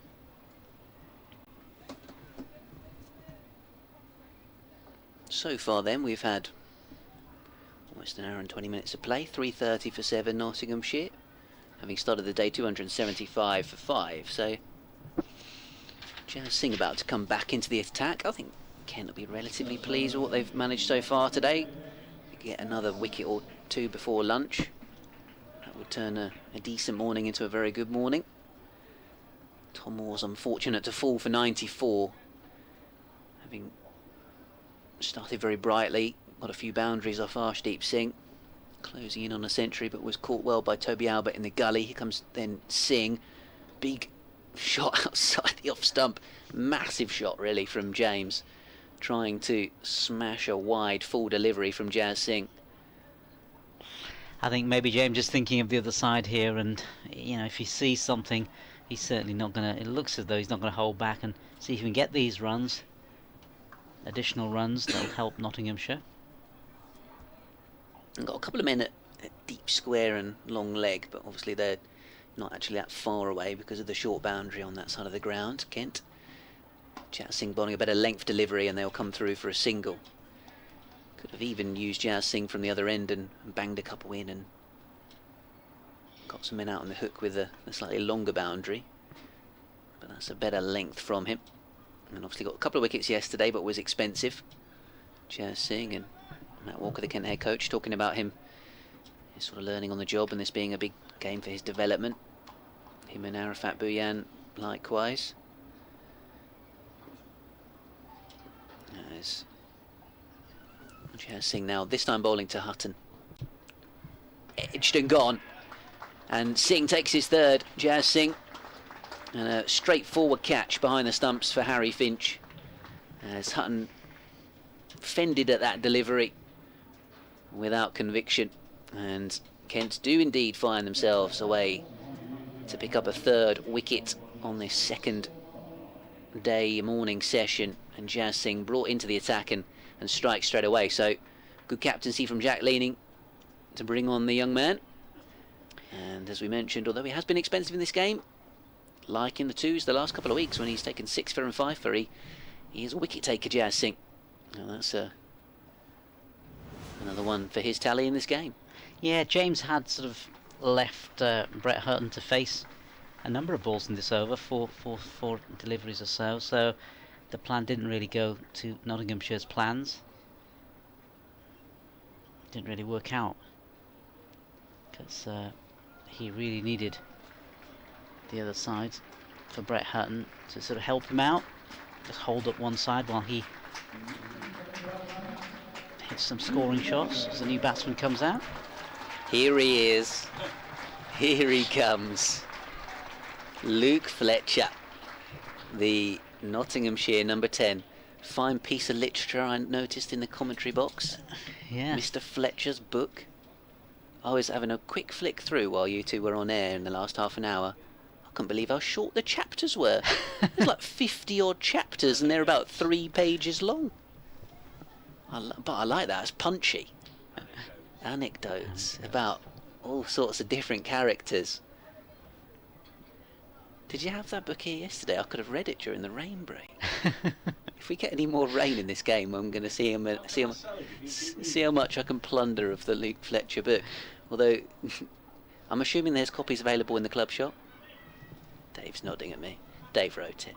Co-wrote it. I see. I was trying to get to the bottom of it in my head, but I couldn't work out what it was. You go on page 2 and it says Luke Fletcher with Dave Bracegirdle. Ah, I see. That explains everything. 3-3-1 for 8. Jazz Singh in and bowling to the Bulwell bomber. He doesn't lay pat on the ball on this occasion. I've got that right, haven't I? Yeah. He's on 0 then. James on 28. There's some nice quotes in there. Freddie Flintoff has done the sort of forward, saying... And are there quotes at the back of the book as well? There often are, aren't they? Stuart Broad, I think there's one on the front cover, saying what a great teammate he is. He tries to drive here up towards mid-on. Yeah, often tagged the funniest man in cricket. Luke Fletcher has been a fan favourite at Trent Bridge for over a decade. Absolutely. And Freddie Flintoff quote here, one of my favourite cricketers. Oh. And then on the front it says from Stuart Broad, the best teammate you could ever have. He's one of life's energy givers. And he's the man on strike at the moment for Nottinghamshire, trying to give the home team a few more runs before he gets the day job going and has the ball in hand. This one pushed up towards mid-on. End of the Jazz Singh over. Good bowling change for Kent. 3 for 76 now for Jazz Singh. Young Bexley bowler. Playing for the first team for the first time this season. 3-3-1 for 8, Nottinghamshire. It's funny when you look at cricket books or any books, I always am drawn to the pictures sometimes. And lots of glossy pictures in this one, but there we go. Kester getting in touch on the email saying we must remember, of course, that Brian Clough, although famous with Forest and Nottingham connections, is actually from Middlesbrough. Yeah, of course. As Everson comes in to bowl his first delivery of a new over, it's pushed out in front of him by James, who's on 28. Very prolific goal scorer, first for Borough, then for Sunderland. Had his leg broken at Roker Park on Boxing Day in '62, he reckons.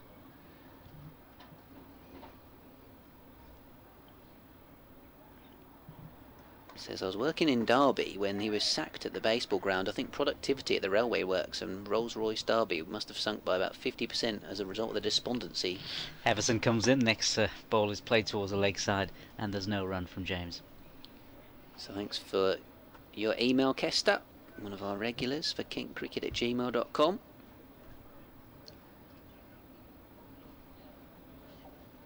So 2 more wickets required for Kent to have a bat and try and take on this Nottinghamshire tally, which is 19 away from another batting bonus point. Everson comes in, next ball again, played to the leg side, they'll cross over for a single, leaving Fletcher, whose book we've been talking about, to face. Yeah, so there's some of the chapters in here, just to whet the appetite. Kent stories. Is there some Kent ones? Sick of Jeremy Kyle?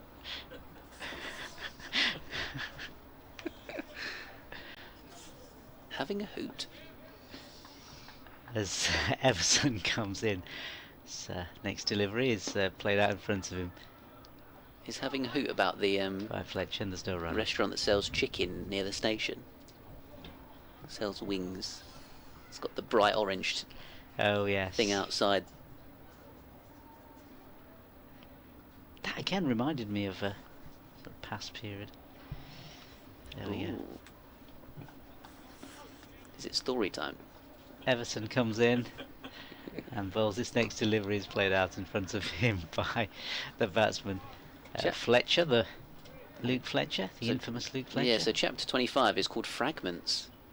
Sounds like a pop song. I was still a young lad when I went to Canterbury for the first time with Notts. I knew I'd been taken along to do the menial tasks associated with being 12th man. It was freezing cold as well. A little more than about 4 degrees, causing most of our players to wear their beanie hats. Everson coming in to complete this over, and he does so, and there's no run there. He pushes it square. Fletcher rather pushes it square, and at the end of the over, Nottinghamshire 332 for 8. James is there on 29, and Fletcher has yet to get off the mark. Yes, this is an extract from Luke Fletcher's book. Says, the Notts players made life difficult for me and had me rushing in and out all day on errands for them. On one particular occasion, though, I brought things to a very sudden and dramatic halt. The sliding doors to the changing rooms looked as if they had taken a bit of a battering over the years, but they were no match for yours truly. I was too rough for them. As I slid the doors open for the 1000th time that day, they spectacularly came off the hinges and tipped up, smashing into a million fragments of glass as this one's defended away by James. Jazz Singh bowling to him. Oh my gosh. It went everywhere, all over the dressing room and into the players' kit bags and shoes. I recall Chris Reed being particularly disgruntled because a lot of it went inside his helmet. I was mortified. It was hardly the way for a youngster to create the right impression. The noise had been so dramatic that it had caused play to stop and everyone was looking at me. I've never been so embarrassed. There's Jazz Singh. In and bowling to Lyndon James. Tries a cut shot, plays and misses. Luke Fletcher looking a lot calmer and less embarrassed at the moment at the non-striker's end. As with most county dressing rooms, a good deal of time is spent analysing the opposition and their strengths and weaknesses. Before our 2010 home match with Kent, it was drummed into me about where to bowl to Martin van Jaarsveld, the South African international who was in prime form around that stage of his career. He had quite a high back lift and it was heavily underlined on our chalkboard that we must bowl full and straight to him. Here comes Jazz Singh in and bowling. Defended away by Lyndon James. We made Kent follow on, and early in their second innings I got one to nip back beautifully to bowl Rob Key. Out came Van Jaarsveld, and I was saying to myself as I ran in, full and straight, full and straight. I put the ball exactly where I wanted it. His pack came down too late, and only his pad prevented the ball from crashing into Milanoff. Plum LBW, one of the most satisfying deliveries I've ever sent down. Wow. Jazz Singh bowls to Lyndon James, defended up towards mid-on. They're going to come through for a quick single as well, when Luke Fletcher was not ready for that. But luckily for him, Arshdeep Singh fumbled the ball and was almost drawn into the fielding error because of the surprise of seeing Lyndon James sprint down the pitch to move to 30, and Notts on to 3-3-3 for 8. And that's the end of the chapter, by the way. This is what I was saying about how short the chapters are. But that's a lovely anecdote, that is. And there's plenty more of them in the book, I am sure. As Jazz Singh bowls a full delivery to Luke Fletcher, which is defended into the onside. What are some of the other chapters called? Just let me have a... Oh, you tell everybody. I need to go and do an update. Thanks, Dave.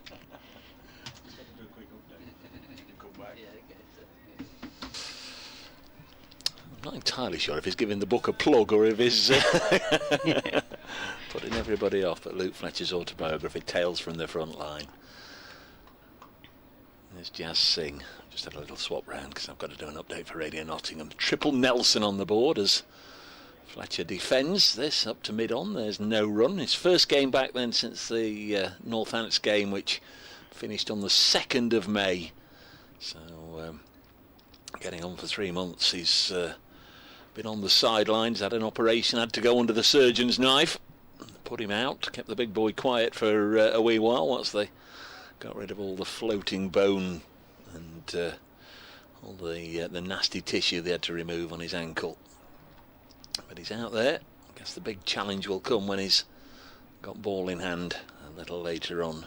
Might not be too much later on. As Everson comes in for first ball of a new over, and that's gone down the leg side and fumbled by the wicketkeeper, but there's no run. Should also keep half an eye, or more than half an eye, on the overs as they tick by. We're now in the 104th over, so Notts need 17 in 6 overs and 5 balls to get a 3rd batting bonus point, and Kent need 1 more wicket to get their 3rd bowling point. Everson comes in again, and he bowls, and this is punched out in front of him by James. No run there.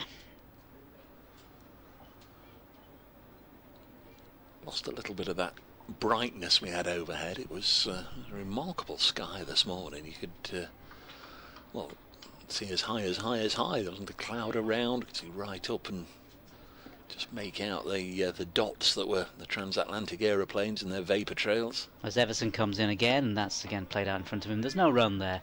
Yeah, when I was listening to the forecast this morning, Dave, they were saying that, as it's always the way, bad weather coming from the west. So, but later on, thankfully, we'll be all right. I think, yeah, we'll be all right. I think we'll be fine. We'll be good today. 7:30 finish, 104 overs in the book. As Everson comes in again and bowls, and it's played out in front of him, and they'll run through for a single. Yeah, we're not seeing Kent do what some captains do when a recognised batter is joined by a number 10 or a number 11 and suddenly put all the fielders on the fence for the first 4 balls of the over and invite, in this case, Lyndon James to take the single. It's pretty much the same field for both. Does seem always a little bit like a phony walk. As Everton comes in to Fletcher, and Fletcher hits that up and over, and that's going to go to the boundary ropes. Beautiful shot for him. 4 runs to Fletcher. Biggest cheer of the morning. It's a nice meaty connection as he's got it away over mid-wicket. A couple of bounces for 4, and the youngster's going to throw it back from his seat in front of the Hound Road stand, or he comes out of his seat to lift it up from in front of the Hound Road stand to throw it back. Yeah, handy runs these. I think Notts will still feel they've possibly underclubbed this morning. Put in yesterday with those tricky conditions, they'd probably have taken 350 if they can get there, but Everson comes in to complete his over, and that's played again. Beautifully played. Flick past gully, and that's racing towards the boundary, but it looks as though it's going to be pulled in just short of the boundary, and the batsman will come back for a couple of runs. Yep, starting 275 for 5. That have been, I'm sure, hoping they could get 400. That seems perhaps a distant hope at the moment. 340 for 8.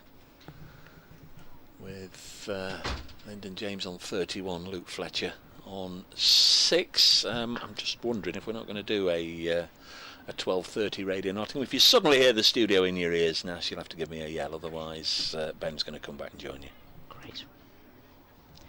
Right, and yeah, Nottinghamshire 340 for 8 as Jazz Singh comes in to bowl, and Ben's going to take up the commentary. And first ball actually just punched back. First ball of new over from Jazz Singh, no run there. If they spring to us for an update, Dave, I'll do it. Don't worry. I'll launch into action. Pretend you're me. Yeah. Oh, I'm rubbish at accents. I wouldn't dare try and do a Dave Bracegirdle impression. He says he hasn't got an accent. This one's down towards fine leg for 4 runs. What do you mean? You're a Nottinghamshire boy. Down towards the boundary. From James, 35 for him. 6 for Luke Fletcher. Played that characteristic Luke Fletcher shot in the previous over.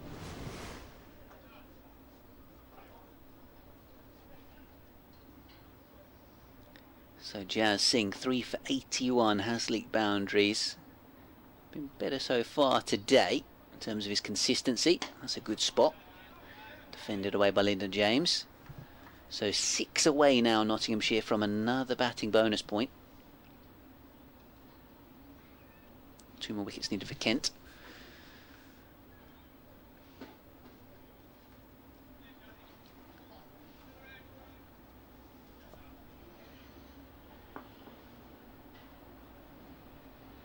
Singh bowls.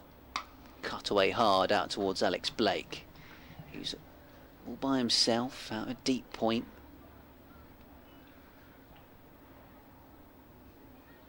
He could be reading a copy of Fletcher's book out there while he's waiting for the ball to come in his direction. So he's back on strike now. Luke Fletcher ready for the young whippersnapper Jazz Singh to come in and bowl. Full delivery drives out towards Joey Everson at extra cover. I guess it's that period of the year as well, isn't it? People going off on holidays, they'll be wanting to know what book to get, and sports books sell a lot, don't they, I guess, at this time? Certainly at airport terminals and stuff. Yeah, that's true. I find Christmas is another time when the sport books, it's always a sort of good time to have a sport book out. Don't know what to buy your relatives. Edged wide of second slip. 4 runs for Luke Fletcher. And away to the boundary, and that one a slightly more unfortunate one for Jazz Singh. It was, I don't know, it was sort of kind of steered down. Yeah, it looked that way. By Luke Fletcher, who moves to 10. Jack Leaning was the closest fielder to it, diving to his right. I think it just dropped short of him, really. Just going to see the replay now. I don't think it was catchable. No. So Arafat Bhuyan's going to come on at the pavilion end. No wickets for him in this innings. Feel like he deserves one at least. He's bowled well, hasn't he? Bowled really well at periods. 18 overs, none for 59. Compare that to Jazz Singh, 17 overs, 3 for 86. Comes in to bowl this first delivery of a new over. And that's played out in front of him by James.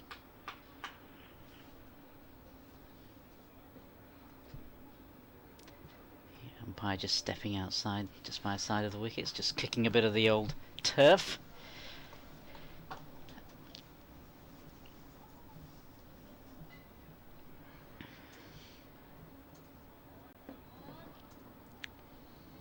As Bhuyan comes in again, and bowls, and this again no run. We were talking about all the Robin Hood references earlier on. You might have even driven up or come via Maid Marian Way. I probably did actually, because I was doing a fair few laps of Nottingham city centre when I came on Monday in the pitch in the dark. I was trying to find my hotel. I didn't know where I was going half the time, if I'm honest with you. I did exactly the same. I did about 3 laps before I found somewhere to temporarily leave my car. And Bouillon comes in, and this next delivery, and it's taken in the slips, taken at second slip, and finally Bouillon gets a wicket, and it is the wicket of James. A useful wicket, as one short of that 350, that crucial 350 for the extra bowling point. So Lyndon James departs, out for 36, caught by Jack Leaning, bowled by Bouillon there. 4 fours in his innings, a good strike rate of 40. He was there for 123 minutes. So a good little innings from him at the end, tail wagging a bit, but could have done with a bit more really, from a Nottinghamshire point of view. Applause for James then, walking off the field after that contribution. As you say, 4 boundaries in it, and a useful score. And I'm pleased for Arafat Bouillon, because I feel like he deserved that wicket, as we mentioned at the start of the over. The one seamer that hadn't got in on the act, so to speak, in terms of the wickets column for Kent. And Ara, it felt like he had, certainly given enough, given the hard work, and been economical enough and tidy enough that he perhaps deserved a little bit of reward, and he's got that. Safe hands from Jack Leaning at second slip, taking the catch. So 1 more wicket required for Kent to have a bat. Yeah, pivotal. Not pivotal, but certainly Dane Patterson will hopefully see if he can maybe smack a few boundaries, collect a few singles, really get this tail to wag if they can somehow, together with Luke Fletcher. 20-30 runs would be so useful to Nottinghamshire here. Yeah, it's a slightly awkward time as well for Kent, because if they take the wicket now, they'd have to bat for 10 minutes or something before lunch, would they? Oh, okay, 10 past 1 lunch. So actually it'd be a little bit more of a stinter. So it's Bouillon, and it's Patterson who's facing. And that's uppishly played. Not particularly convincing. No. Into the offside. Like you said, they need at least 1 more run. They can't afford to get out now. Yeah, just 1 more run. Just if they could just nick a single.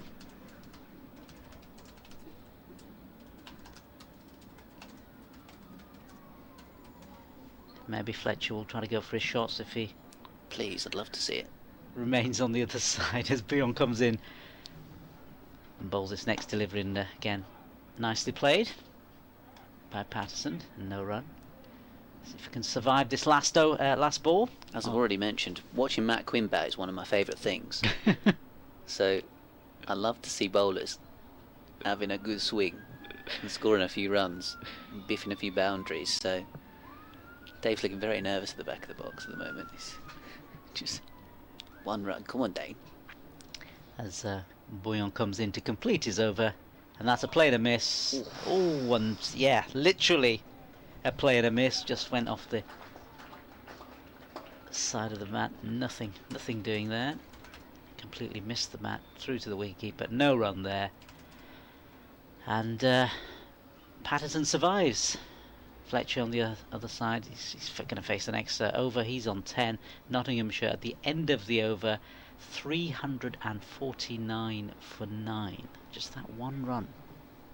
1 run for another batting bonus point. Again, they've got their full allocation now. Yeah, it's 9, isn't it, for the bowling team. Here's Jazz Singh. Here's Luke Fletcher pushing away into the covers. No run on that occasion. Elsewhere, what's the latest? Oh, Essex 169 all out at Hampshire, who are already 12 for 1 second time around, having only made 120. In Holland, dismissed by Jamie Porter, is having a good game. Adam Live with a century for Yorkshire, who are 211 for 3 against Durham. Surrey have a lead at Somerset as Jazz Singh bowls a full delivery. It's driven away by Fletcher, straight out to mid-off. Another dot ball. Glamorgan have put 500 on the board against Derbyshire. Northamptonshire all out for 342 at Old Trafford.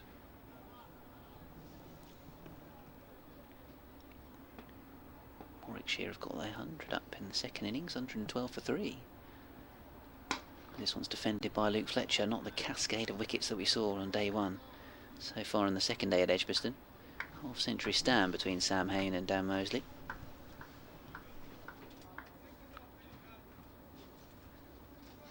See all the scores, all the commentaries on the BBC Sport app and website, on the live Cali Championship page. Stream of this game, of course, available as well. Trent Bridge Live.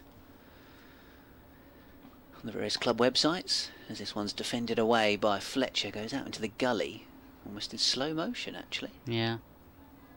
You're listening to BBC Radio Kent, BBC Radio Nottingham, BBC Sport Online. Should have said the first two names the other way around, because we're here at Trent Bridge. Gorgeous day, sunny, and a load of spectators. Feels like more than yesterday in the ground, enjoying the weather. As Jazz Singh bowls, and there it is. A single to bring up 350 for Nottinghamshire. Third batting bonus point, 3 all on the bonus point front. And that was a wonderful audible cheer going on. Yeah, lovely cheer. What it will also mean is that if Patterson can survive this last delivery, it'll mean that Fletcher will face the next delivery, which again is probably the position that Nottinghamshire want themselves to be in, I think. They've taken Toby Albert out of gully, interestingly, and put him in at a catching mid-wicket as Jazz Singh is in and bowling. Oh, hello. Oh, wow. Up in the air, should be caught. Underneath it, Arshdeep Singh takes the catch. 4 wickets for Jazz Singh. And Nottinghamshire all out for exactly 350 as Dame Patterson went for the long handle, just spooned it straight up in the air, mid-on, moving around to take the catch. Safely done from Arshdeep Singh. Jazz Singh, the most expensive of Kent's bowlers, but the most prolific in terms of wickets, taking 4 for. And all in all, I think Kent will be pretty happy with the fact that they've taken 5 Nottinghamshire wickets on this second day for 75 runs exactly. Yeah, they've certainly slowed the progress of Nottinghamshire this morning. When Tom Moores came into bat this morning, I think the strategy would have been for Nottinghamshire to try to see if they could get it anywhere close to 400, perhaps over 400, but to be bowled out for 350, yeah, admittedly getting that point in the end, but still falling short of a projected total they certainly would have hoped for today. So 350 all out. We're going to take a brief break online and on the stream in terms of the commentary, and we'll be back with you when the action resumes and Kent head up to bat.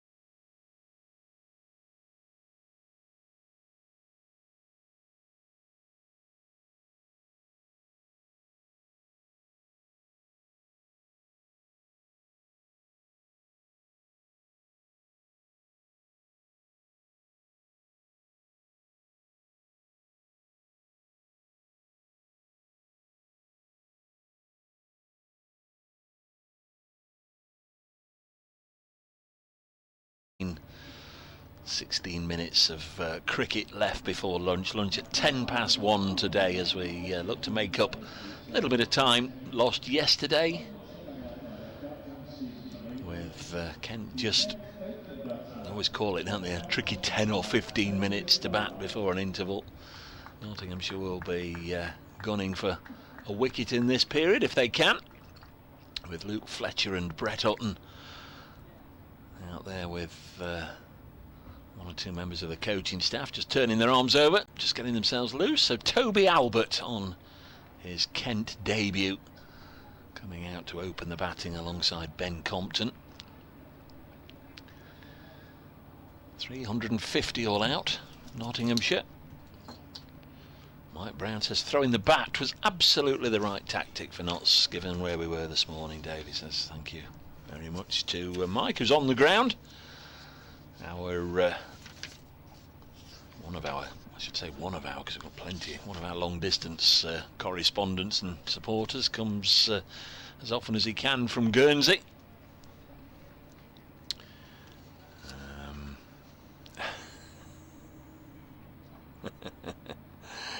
Gavin says, who's taken over Mike's Twitter account? What have you done with him? Brett Hutton is the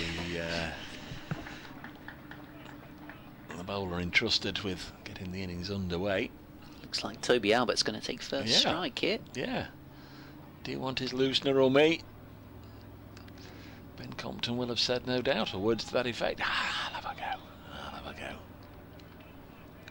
Fair play to him, the 21-year-old bat on loan from Hampshire. Says I'll take first crack. Yeah. Are you going to take first crack? If you like, yeah. Seeing as I've got to wander off for an update very shortly. Just a second first-class game then for Toby Albert. As Hutton bowls to him and he lets this one go outside the off stump. First, actually, county championship game, I believe. 69 not out he made against a touring Sri Lankan development squad last summer. Toby Albert, who's been mostly used in white ball cricket by Hampshire. You know, last year Brett Hutton went on loan to Surrey for one game to play against a Sri Lankan development 11. How about that? There you go. The old Sri Lanka development touring party.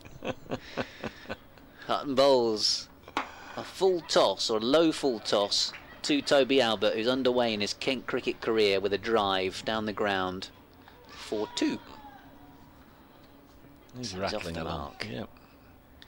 And actually in second 11 championship cricket this year, made 231, Toby Albert, at Polo Farm against Kent. So clearly that's stuck in somebody's memory. Yeah.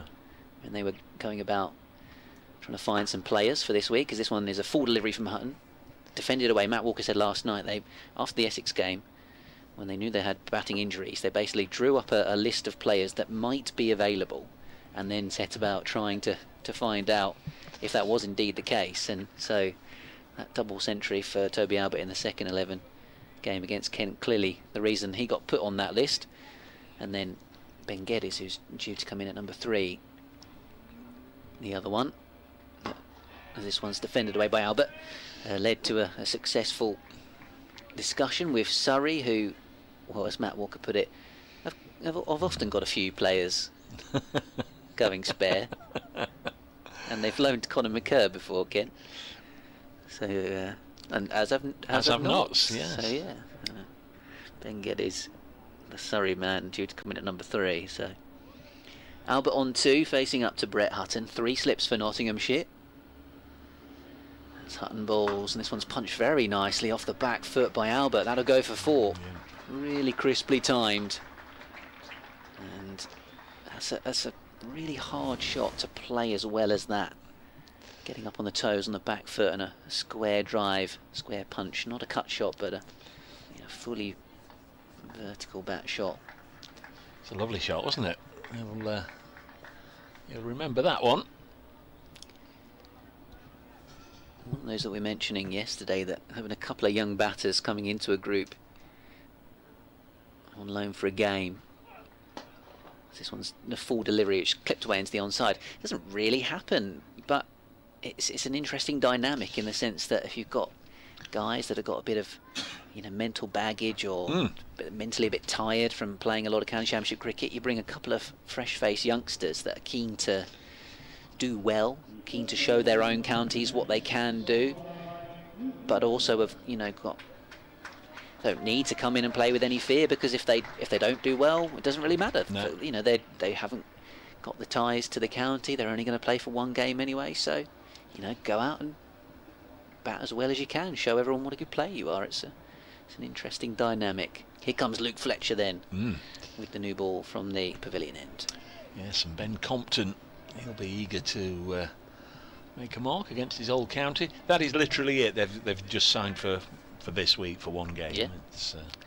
I guess just scheduling wise, they'll be needed, Ben Geddes and Toby Albert, for the One Day Cup for their own counties. They will indeed, yes. Here's Fletcher then from the pavilion end, round the wicket. His first ball back, and it was well, we're going to say it's a chance. Let's hope first and foremost Ben Slater's okay. It was pinged away by Ben Compton, and he's hit Ben Slater at square leg, and it very nearly ricocheted all the way back to Luke Fletcher. Nobody's going to Ben Slater, who's down on his haunches, and he's clearly in some discomfort there. That struck him a meaty blow. Ooh, that must have hurt. I don't quite know where it hit him. It's almost like it hit him on the thigh above the He's shaking padding. his right knee, isn't he? Yeah. He's gone back in there. Nobody's gone to him at all. There's Fletcher again, who might have got the most fortunate caught and bowled there as Compton defends it. It very nearly deflected all the way back to the him. thing. It shows how hard it deflected off Ben Slater. The fact that it almost ballooned up for Luke Fletcher. He's still in a lot of pain there, Ben Slater. I don't know if I think Aaron's on replay duties at the moment. I don't know if we're able to get another look at that one as and when available. Extraordinary. The way it flew almost back to Fletcher.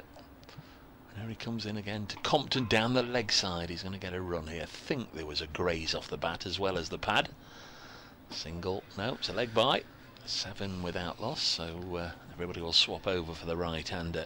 Who's at first slip for Notts? Because he's wearing one of Tom Moore's jumpers. We've got 2 Tom Moores out on the field at the moment. There's number 23 with the gloves on, and then number 23 at first slip. It's usually Joe Clark who comes without his kit. I think that looks about right, Yeah, Joe Clark. That's Joe Clark. He usually feels at first slip, and he usually feels at first slip in somebody else's kit. gear. Yeah. Good spot though by Ben as Fletcher is in and reaching in front of his body there, Toby Albert. Sam says, of course, we'd hope for a few more runs, but 3 batting points seems an impressive feat this week. Of all the teams in Division 1 to bat so far, only Notts and Northants have got any batting points at all. Though Surrey, Lancashire and Kent can, of course, still score some. Thank you, Sam. Good point. Well made. 7 without loss. Just about at 1 o'clock, so lunch at 10 past. Fletcher, 2 balls left in this over. He's in again to Albert, and that one just gets up and just spits at him like an angry cobra and strikes him on the knuckles. 7 without loss. Been a decent morning in the context of everything at Edgbaston, where Warwickshire 119 for 3. They've only lost 1 wicket. Trail Middlesex by 20. Don't rule Warwickshire out of winning that one, despite everything that happened yesterday. There's Fletcher in to Albert, who'll cut this to backward point, fielded by Hutton, so there was a leg by in that over, but it will go down as a Fletcher maiden. There is that replay, thank you Aaron, on the live stream, and it's deflected away. It struck him on the right knee, went very, very fast and really clunked him hard there, Ben Slater, at short leg. Whipped away by Compton, would have gone for 4, but for the ball striking the knee of Ben Slater. So Hutton to continue.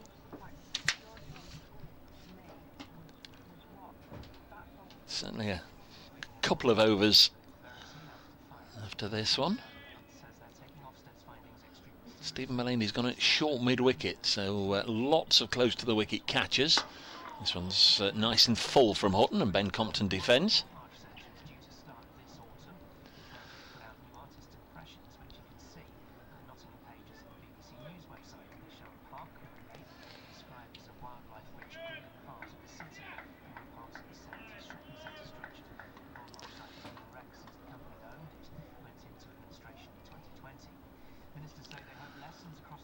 Hutton once more.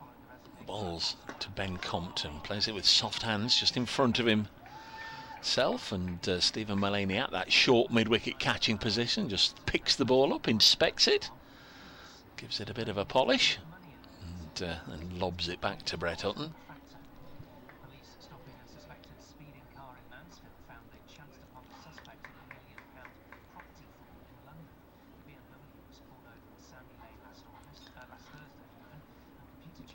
There's Hutton. Compton again just happy just to block it. There's no run.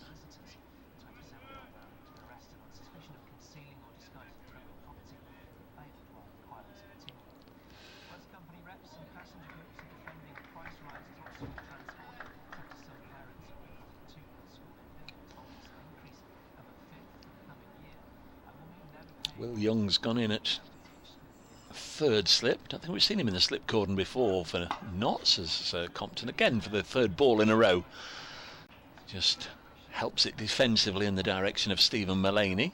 Clark at first, Harrison at second, Young then at third. Backward point Patterson. Luke Fletcher at a wide-ish mid-off position, and then there's four fielders on the leg.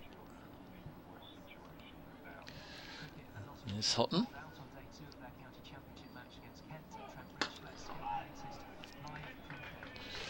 Yeah, lunch will be taken today at 1:10, so we're about 5 minutes away. Kent 7 without loss. They're batting now because Notts were bowled out for 350, exactly 3 batting points for Notts. This morning disappointment when Tom Moores fell for 94. Lyndon James made 36. Hutton and Patterson, the others to be dismissed. Notts 350, Kent 7 without loss.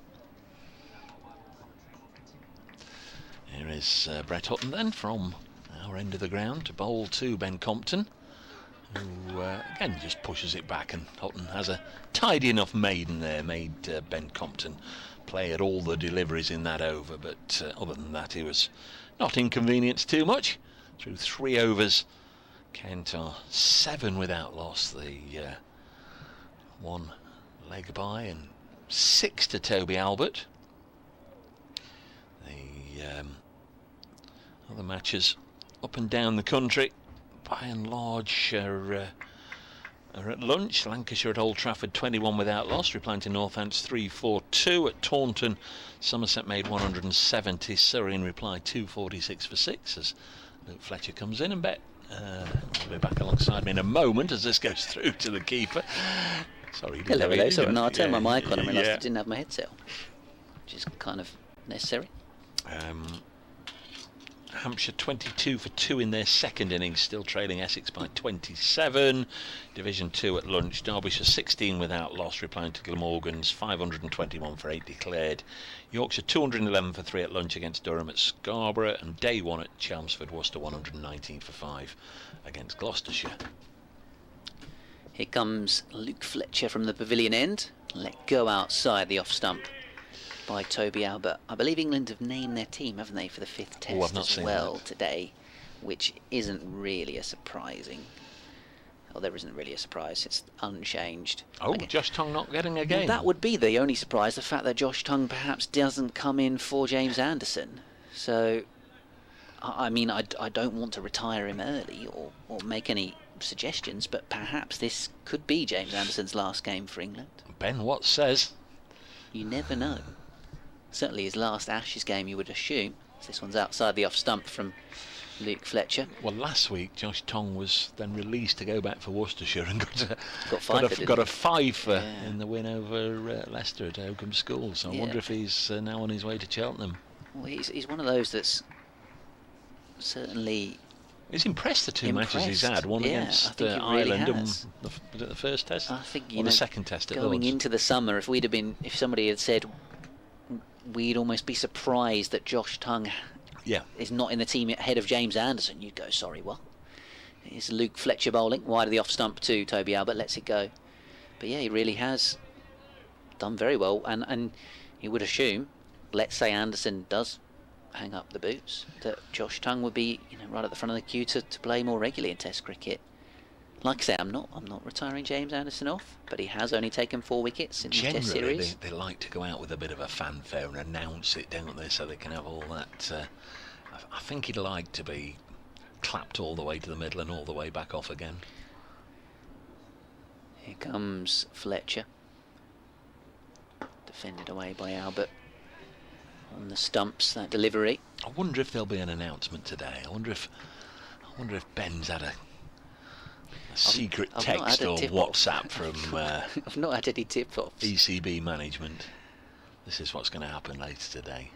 Ollie Robinson, the Margate-born Sussex seamer, left out as well. Came through the Kent youth system. Yes, and of course, and it's all Kent-born opening partnership, isn't it? Yeah. Duckett's Kent-born. Turned away behind square on the onside for a nice single, good footwork and movement from Albert there, and avoided nudging it sort of straight at the short leg fielder as well. So he moves to 7, Kent at 8 without loss, and we've probably got 1 over before lunch. Yeah. What's all that Medway stuff? There's a man of Kent and a Kentish man, isn't there, depending on which side of the river you're born? Yeah, so it's Kentish man if you're west of the River Medway, and then it's man of Kent the other side, east of the... So for example... Which are you? I'm a Kentish man. Aye. So is Sam Billings, and then Joe Denley would be a man of Kent, being born nearer to Canterbury, Whitstable area. Sandwich, I think he was born. Tammy Beaumont would be as well. 8 without loss. That side of the river. The Blazers Beaumont. This goes through to the keeper. Yeah, it's 1:10. It's showing on the board now, so it will be the last over before lunch here at Trent Bridge. Notts 350 all out. Kent 8 without loss. It's been a good Ashes series for women of Kent and Kentish men in Zach Crawley and Tammy getting top scores by Kent players in Ashes series. And Ben Duckett, where was he born? Next delivery. Farnborough. Yeah. It's one of those in Hampshire, isn't there? As Slater continues to find himself in the wars. It was a good stop, but it went quickly, and it's hurt his left hand now. So yeah, so it's kind of historic Kent, Farnborough. Some might nowadays it's probably more southeast, sort of Greater London area, but it's a Bromley borough. So it's the same. Him and Zach Crawley are not born too far away from one another, actually. Albert on 7, on strike. We'll push this out as far as Mullaney. Don't think there's been the merest semblance of a false shot or anything that's not come out the middle so far from either Compton or Albert. Been absolutely rock solid in defence and absolutely assured when pushing forward. The only one is obviously the Ben Compton one that hit the short leg fielder, really. Yeah, well, that was timed nicely. Sultan bowls wide of the pegs. Tony says, do you know when the 50 over squad is likely to be announced? I think what I would do, Tony, is have a look at the players signed up for the 100 and remove those, and then you see what's left. Yeah, playing at Norfolk on Sunday against Norwich. That's going to be a good guide as to the starting 11. Kent are playing at Hertfordshire on Sunday. There's Houghton. 5th ball of this over, and Albert defends. First game for Notts is a week tomorrow. Is that the 2nd or 3rd? 3rd of August at Chelmsford. We'll be down at Chelmsford. See if they've painted it since the last time I went there. I'm not sure they will have. I love my trips down there, but I've not spent an awful lot on paint down there over the years, have they? And then back here, Saturday the 5th against Yorkshire. Next delivery is through Albert and into the gloves of Tom Moores. Fine way to end the session. Kent 8 without loss. The morning began with Notts 275 for 5. Moores dismissed for 94. Lyndon James made 36. Jazz Singh 4 wickets for Kent. Notts all out 350. Just time for 5 overs. Kent 8 without loss. I've nothing further to add. Anything from the little red rooster himself? Well, just to say, I think Kent would be more than happy with that. It was a nasty little period. Not a lot to gain when you go out to bat for 5 overs before an interval, but Toby Albert and Ben Compton done all right so far. And just thinking actually that the wicket is looking less green today. Yeah. And well, Kent will look to go about batting this afternoon and see what they can do. Thanks, Ben. Enjoy your lunch. We'll be back when the players return. Remember, a little later than normal. We're just around about 10 to 2, and if you come back then, we'll hopefully not be too far away from the start. Kent 8 without loss at lunch.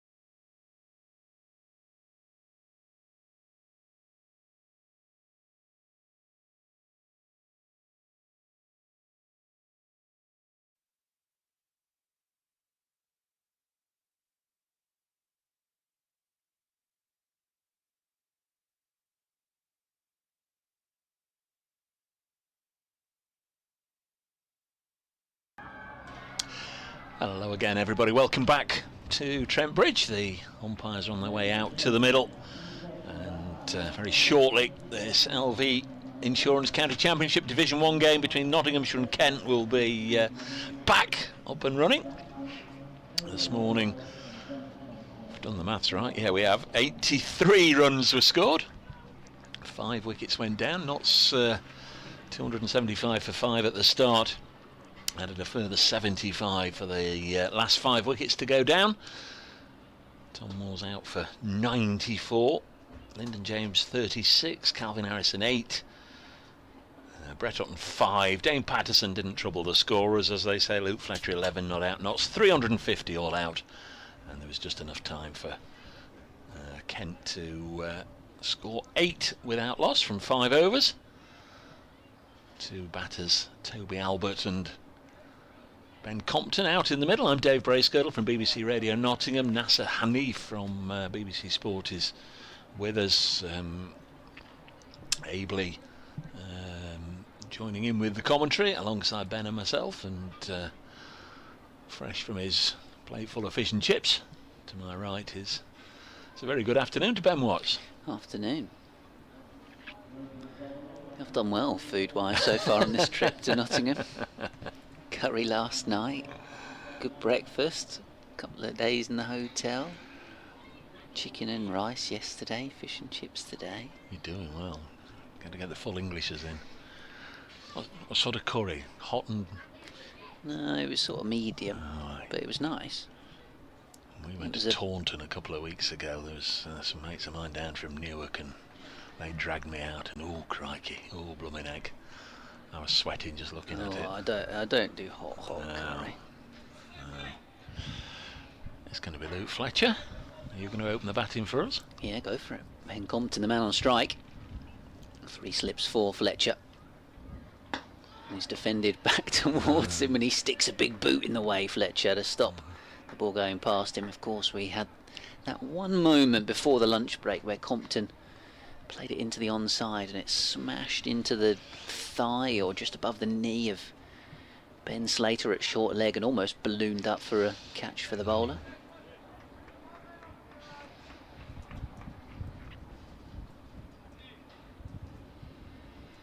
Compton averaging almost 35 this season. Let go outside the off stump, not quite the sort of lofty heights of last campaign, where he scored 12,000 runs. Got a century as well, I think, for England A, didn't he, against New Zealand? So in terms of the first to 1,000 red ball runs, he was the man. Is that the first class counties 11 or whatever they call it? Yeah, that was the one, yeah. That was the one. He's on strike here, Ben Compton, on his former stomping ground, facing Luke Fletcher. Defending out towards mid-off. Yes, I've been meaning to do it. We'll do it now and just have a look at Ben Compton's brief Nottinghamshire career record.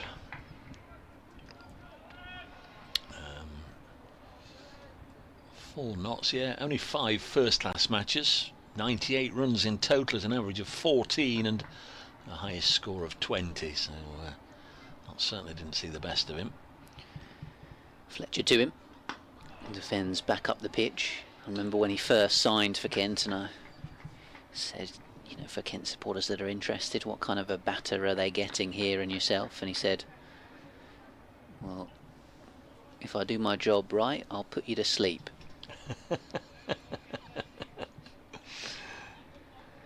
Planned to be the glue in the Kent batting lineup.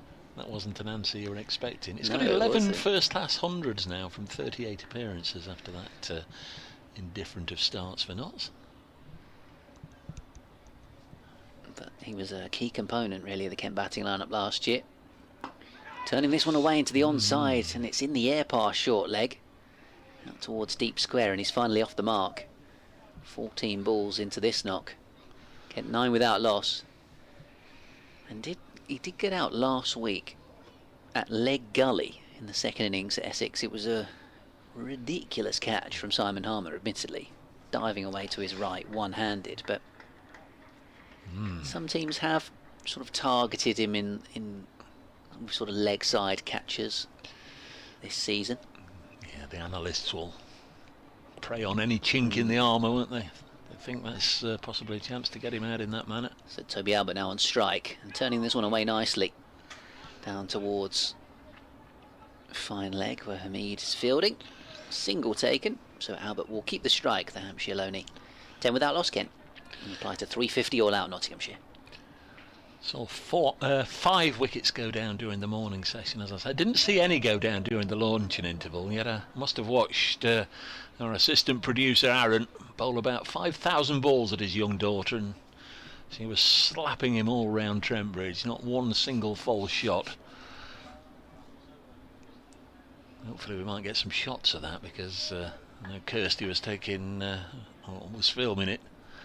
Be nice to see Aaron getting slapped around Trent Bridge by his young daughter. 10 without loss. Brett Hutton going to be bowling to Toby Albert. Kent debutant, right-hander, stands with the bat raised, as is the modern way. This is deflected behind square on the leg side for a single. I say it's the modern way. I mean, heavens alone, Graham Gooch used to do it, didn't he? So it's not that modern, but certainly back in the day, before Graham Gooch, I think, who was one of the pioneers of doing it. Tony Gregg did it as well. There weren't too many that stood there at the crease with the bat raised high like a baseball hitter, slugger, whatever baseball people are. Wait till you see Jack Leaning's backlift these days. Yeah. Bairstow-esque. Hutton in again. That short leg is there, and Notts could probably have done with somebody in the offside, because has this been caressed away by Compton for 4. Very nicely played, Ben Compton, that one. Gentle little push through the covers. Kester's emailed, by the way. Yesterday he got in touch saying, at this rate, Nott's going to make 350 in the first innings, and Kent will be on the back foot from the off tomorrow around lunchtime, hoping to avoid the follow-on. That was Nott's made exactly 350. That was Nostradamus, was it, yesterday, sending correspondence? Do you want to send us some lottery numbers or something, Kester?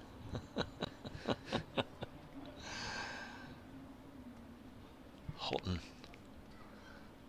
in his 4th over, now gone for 11 runs. Bowls to Compton down the leg side, taken by Tom Morse, tumbling to his right. Just wondered for a second if they'd heard or detected a slight clip off the bat and everybody was going to go up celebrating, but clearly not. A little bit of a breeze today. The flags above the pavilion, both the Nottinghamshire and Kent flags, always good to see when the visitors bring some, but they're all rippling quite briskly as Compton defends. They were hanging still for most of yesterday, and as a consequence, when we did have dark clouds overhead, they just weren't moving, they weren't blowing away. But today, gentle breeze across the ground. Legends Day must be going well. We haven't seen any of them, so they're having a good time, which is good news. Well, you'd imagine they'll be we're stuck into the food and a few speeches, yes, but absolutely. False start. Now what's happened here, it's not Brett Hutton's end, it's Ben Compton's end. He's just said, can we hang on a minute, there's a little bit of movement or some distraction which we can't see because it's down below us. Slightly late withdrawal from Ben Compton. I'm just looking at the Surrey Somerset scorecard, because at the moment Will Jacks is tonking a few boundaries around. He's 92 not out. Earlier on, Tom Latham was out for 99. The Kiwi. Next delivery on its way now, and a little push into the offside by Compton, one of their many overseas players that aren't overseas players. No, Latham is an overseas player, isn't he? They've got Sean Abbott and Dan Worrell, who's as Australian as Skippy the Bush Kangaroo, but plays under a UK passport as well. Yeah, again, Kennett got a few of those. He's got a few Aussies in our bowling attack. Who aren't here? Grant Stewart, Michael Hogan. Italian Grant Stewart. Next delivery is sent down, and the compact defence, Ben Compton on for back foot, pushes it out as far as Fletcher, who'll hang on to the ball, takes off his cap, we'll have a little bit more Luke Fletcher in a moment. 15 without loss this morning. Tom Moore's out for 94. Lyndon James just sort of hung around from there on in with the tail, and he was ninth out for 36. Luke Fletcher got a single to take the score from 349 to 350, and then Dane Patterson, as he usually does, whacked one straight up in the air, and that was that. Yeah, Kent had Kane Richardson and Wes Agar on overseas stints, and then Matt Quinn's born in New Zealand. As Fletcher's in and bowling to Albert, plays it off the hip down towards fine leg. So at one point Michael Hogan referred to the Kent bowling attack as the Anzac attack. The Australian and Kiwi flavour to it. Seba Meaden was fielding down at long leg. That's a far cry from last week, of course, when he was skipper standing in for Stephen Mullaney. He was mid-on or mid-off throughout the match, very much in the bowler's ears and directing operations. He's back in the ranks for this one. Fletcher to Compton.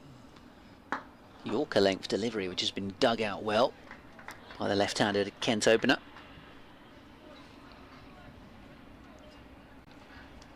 Should be updates in a moment for BBC Radio Nottingham and BBC Radio Kent.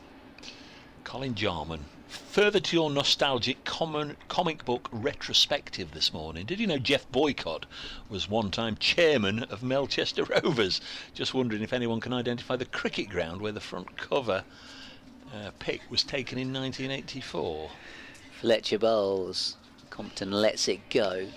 I will. Boycott was chairman. I will retweet this at Brace Cricket if you want to have a look at that from Colin. Thank you very much. Rovers' new chairman is Jeff Boycott. I know where that is in the background, but I've just retweeted that if anybody wants to have a little look. Roy of the Rovers from 1984, and the cover picture, Jeff Boycott announced as Rovers. Melchester Rovers, of course, new chairman. That's brilliant, Colin. That's a great find. Thank you so much. Fletcher around the wicket once more. Forward comes Compton and defends.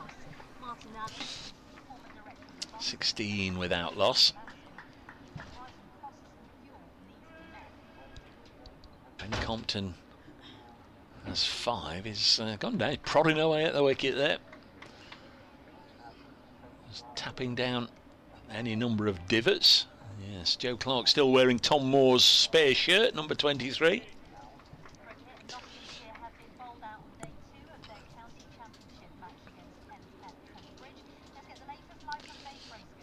Kent now 16 without loss. Slow going, but the two openers are still there. We're in the 8th over of this innings. Luke Fletcher and Brett Hutton bowling. As you say, big disappointment this morning for the largest crowd that have come along. Tom Moores was unbeaten in the 70s overnight. He was dismissed just 6 short of what would have been his third first-class 100. Knots out for 350. Kent in reply now 17 without loss.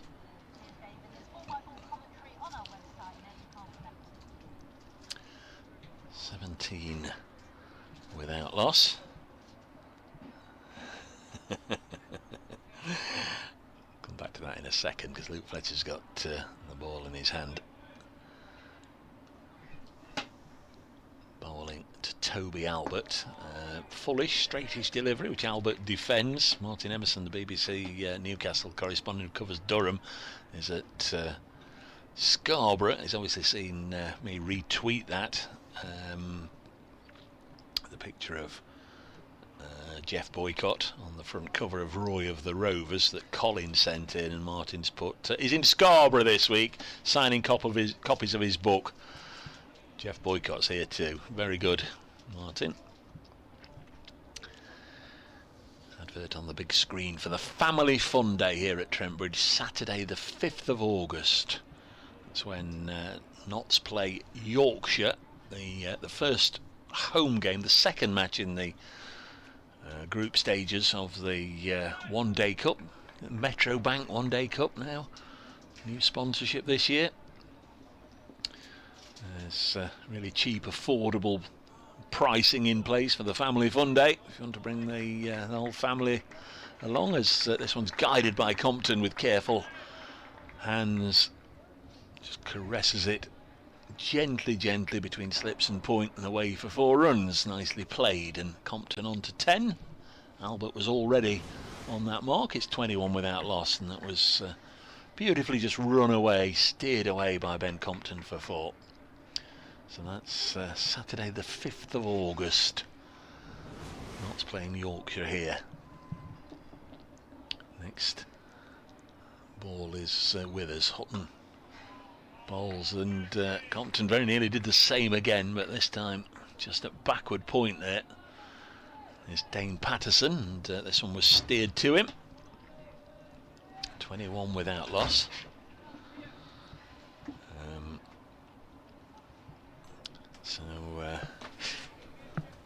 Steve Williams says, is that a picture of Melchester Rovers training ground? I don't think it is, Steve, to be honest. 21 without loss. Next delivery is down the leg side, taken by Tumbling Tom once again. Good stop, good take by Morse. 21 without loss. Talking of the one-day cup, just wonder if Kent have been allowed to keep the Royal London one-day cup as the last winners. That's a good question. I suspect not, but they'd certainly have a different trophy this year, wouldn't they? The new sponsors would want a different trophy, their own trophy, I'm sure. 21 without loss as Hutton bowls to Compton. This is dragged onto the onside, no run. Did they just get a replica, or I don't know? I've had seen the trophy. Got them to bring it up to the commentary box after Kent won it. It's a lot lighter than the Blast one. Yeah. Cool, that Blast one could do some damage. Well, funny you should say that. Funny you should say that. In 2017, when Notts won it, Dan Christian was the skipper as Hutton is in, passed on by Malinder, Compton shoulders, arms, and there's the nice lady from the sponsors there to present the trophy, and of course they're just starting to let the fireworks go and make the announcements, and all the players are shaking bottles of champagne and all the rest of it, ready for the big hoo-ah. And this lady who'd had her hair done and got a new frock and new coat on could just see that all the players were just about to pop the corks and champagne was going to be flying everywhere as Hutton comes in again and bowls. Compton gets in a stride and defends it out on the leg side, and she went to present it. The first cork was popped, and she just thrust the T20 Blast trophy towards Dan Christian, and actually the sharp bit at the top of him cut his eyelid. So you can see all the photos. He's actually dripping blood into his eye. He literally spilt blood in the cause. Yikes. As you say, it is rather a heavy, sharp trophy, and she absolutely jabbed him just to, here, get rid of this and then get out of the way before the champagne absolutely soaked her. 21 without loss. But on about trophies, of course, both these sides actually won silverware last year. Not the Division 2 title, which, say what you like about it, it is a trophy. Absolutely. And Kent have won trophies the last 2 years, of course, haven't they? The Blast Trophy and then the Royal London. Toby Albert on strike. This next one from Luke Fletcher. Yeah, it's been good. Had them both up in the commentary box, and I think the T20 Blast one, I know Darren Stevens took it to bed with him the night after they won at Edgbaston. I think there was something about they had it on a seat on the coach, and they hadn't put the strap across, and they went round a corner a bit too quickly, and the trophy went flying across the coach. This is which one? This is the Royal London or the Blast one? Oh, yeah, well, that's a heavy one. I think they don't know if they damaged it in some kind of way. This one back goes Albert and defends into the onside. They're just talking about your mate Mick Jagger on BBC Radio Kent's news bulletin. 80 today. He's born in Dartford, in Kent. So they're talking about some kind of statue. We've gone full circle. Yeah, they're talking about a statue in the borough of Dartford somewhere. So yeah. That is a pain, isn't it, that bridge and tunnel. Oh. All the nonsense of going online within 24 hours. Left alone outside the off stump. This next one from Toby Albert. Just drop a few coins in the box like we used to do. Yeah. What do you do? Because you must cross it quite a lot. Yeah, so you can set up an online account, and then if you put a bit of money in it, then it just sort of automatically takes it out for ages, my own personal car was, because at first... What are you going to say then? Running on the BBC Kent expense account? Is that what you were going to say then? No, on the bank of mum and dad. It was, for ages, it was still registered to my mum's account on the Dartford crossing. So every time I'd go up to uni or something, or as this one's defended away to the onside, my mum would know I'd left Kent because it would come up on her account that she'd just lost £2 for the crossing or whatever it was. Dane Patterson's getting himself ready. The Yorkshire Grumbler says there's been a message over the tannoy, I presume he's at Scarborough, message over the tannoy here when it stopped raining. Please do not go onto the outfield whilst the ground staff are clearing up. 10 minutes later, an elderly man with a younger companion walked straight across the outfield. Had the mannerisms of a certain G boycott. Fletcher bowls left alone outside the off stump. Allegedly. Mannerisms. So he's Martin Emerson's already said he's there at Scarborough. But, he's obviously been on the outfield. But then again, he can do what he wants, can't he? Yorkshire cricket circles. And Scarborough, yeah, I'd imagine G so. boycott.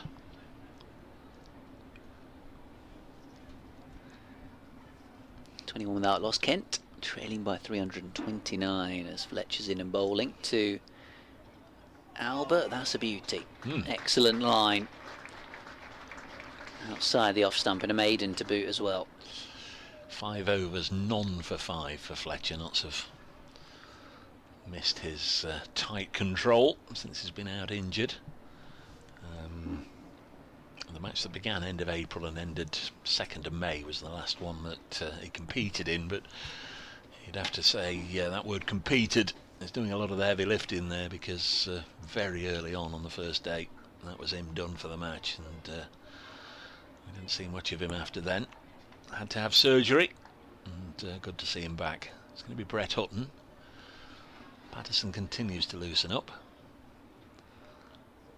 Compton on 10, as is Albert. Pushes this up to Luke Fletcher. 21 without loss. Bottom of the Batman board, the trailer there is Kent Trail by 329 runs. And above that, Kent's over 8 -1 for their innings. So they'll have a little bit of work to do when Notts bat again for a second time. They'll be hoping, of course, that Notts will bat for a second time. As Hutton is in again, and the full face of Ben Compton's blade steers it into the offside. Stephen Mullaney, the Notts captain, does the fielding, not expecting Mullaney to have a bowl. There are 4 seam options plus Calvin Harrison, and as we saw before the start of play today, also Ben Slater turning his arm over should a 6th bowler be required at any stage. Don't think we'll see Stephen Mullaney. Would make a bit of sense if he's on his way back from a side strain. Bouncer, and Compton has gone to pull this away, and he's a little lucky not to glove that down the leg side. Good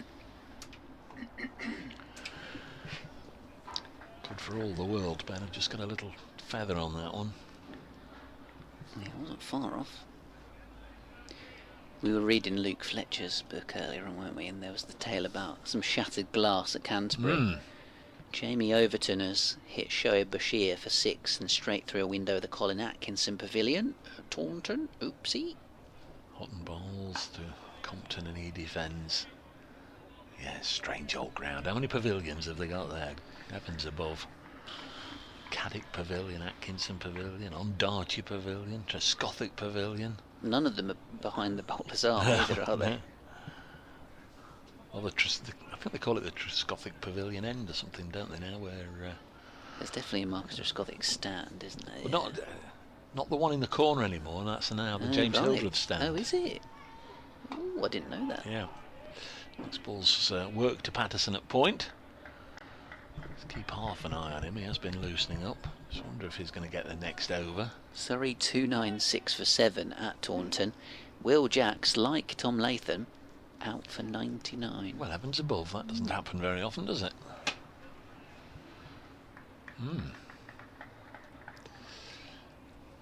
Just think of all those red balloons. Final ball of the 11th over. It's through to Tom Moores, 21 without loss. If that was a club game, you'd be calling that jug avoidance. You would. Be a lot of disgruntled teammates that were paying for their own beers after the game. I think they've both had enough experience of reaching three figures, but you know, come the end of your career, it's those near misses that count. You know, a top order batter, however many they end their career with. Oh, there was that day I got 99, that day I got 96, and could have been so many more. Get that close, you don't want to miss out. Luke Fletcher continuing from the pavilion end. Oh, was there a bit of a... I don't know if he was just putting the brakes on, or I just thought for a split second there as Aaron zooms in on the big man, just thought he gave the merest semblance of a little bit of a limp at the end of his follow through there, but maybe not. It's just defended away by Toby Albert. 5 overs, none for 5 so far from Fletch. Yeah. 2 maidens. Here he comes again. Seems to be running in okay enough. As this one again is just dead batted into the ground. Sean on the email, getting in touch saying he's on the train, not to Nottingham but down to London. He's going to celebrate the birthday of someone who's generally known to be the nicest man in brewing. He's a brewer, is Sean. But there you go, that's quite a tag, the nicest man in brewing. Speaking of beers. Says hoping Kent can make a game of this, far from ideal circumstances, but at least it gives those stepping up the opportunity to impress. I thought he was going to say he was on his way to help Mick Jagger celebrate his 80th birthday. Well, you could have done. Maybe. I'm sure he'll be celebrating it somewhere. This one's defended away by Toby Albert. Next delivery from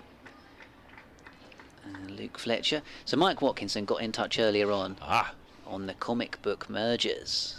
And he says mergers were quite frequent. If sales fell too far, then the failing comic would be merged with a stronger one, which would take on some of the more popular series.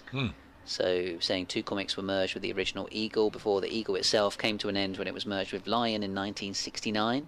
Lion was merged with Valiant in 1974. Yeah, I remember all them. Valiant in turn was merged with the Battle Picture Weekly in 1976. As this one's nudged away into the onside. And finally Battle was merged into the revived Eagle in 1988. No ball, 2 runs. I think it was a no ball. Or maybe not. Maybe umpire Hartley was just swinging his arms. No, it has gone up. It's just popped up from 21 without loss to 23 without loss. Turns out that was actually a second email about the comics, because Eagle was first published in 54 with Roy the Rovers on the front cover. Oh. This one's defended away by Albert. Don't know when Geoffrey Boycott was on the front cover, but it 1984. was yeah, say a few more years afterwards. Ran until 85 when it merged with Eagle, but did absorb other titles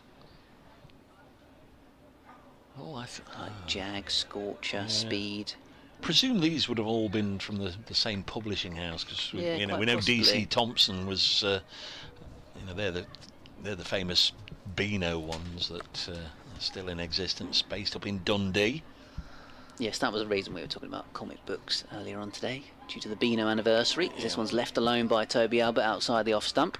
It's Beano and Dandy, isn't it, that are based there? And I don't know if you've ever been to Dundee. There's big statues of Desperate Dan eating a cow pie, and Minnie the Minx. Is it Minnie the Minx? Yeah, I think it's Minnie the Minx. DC Thompson.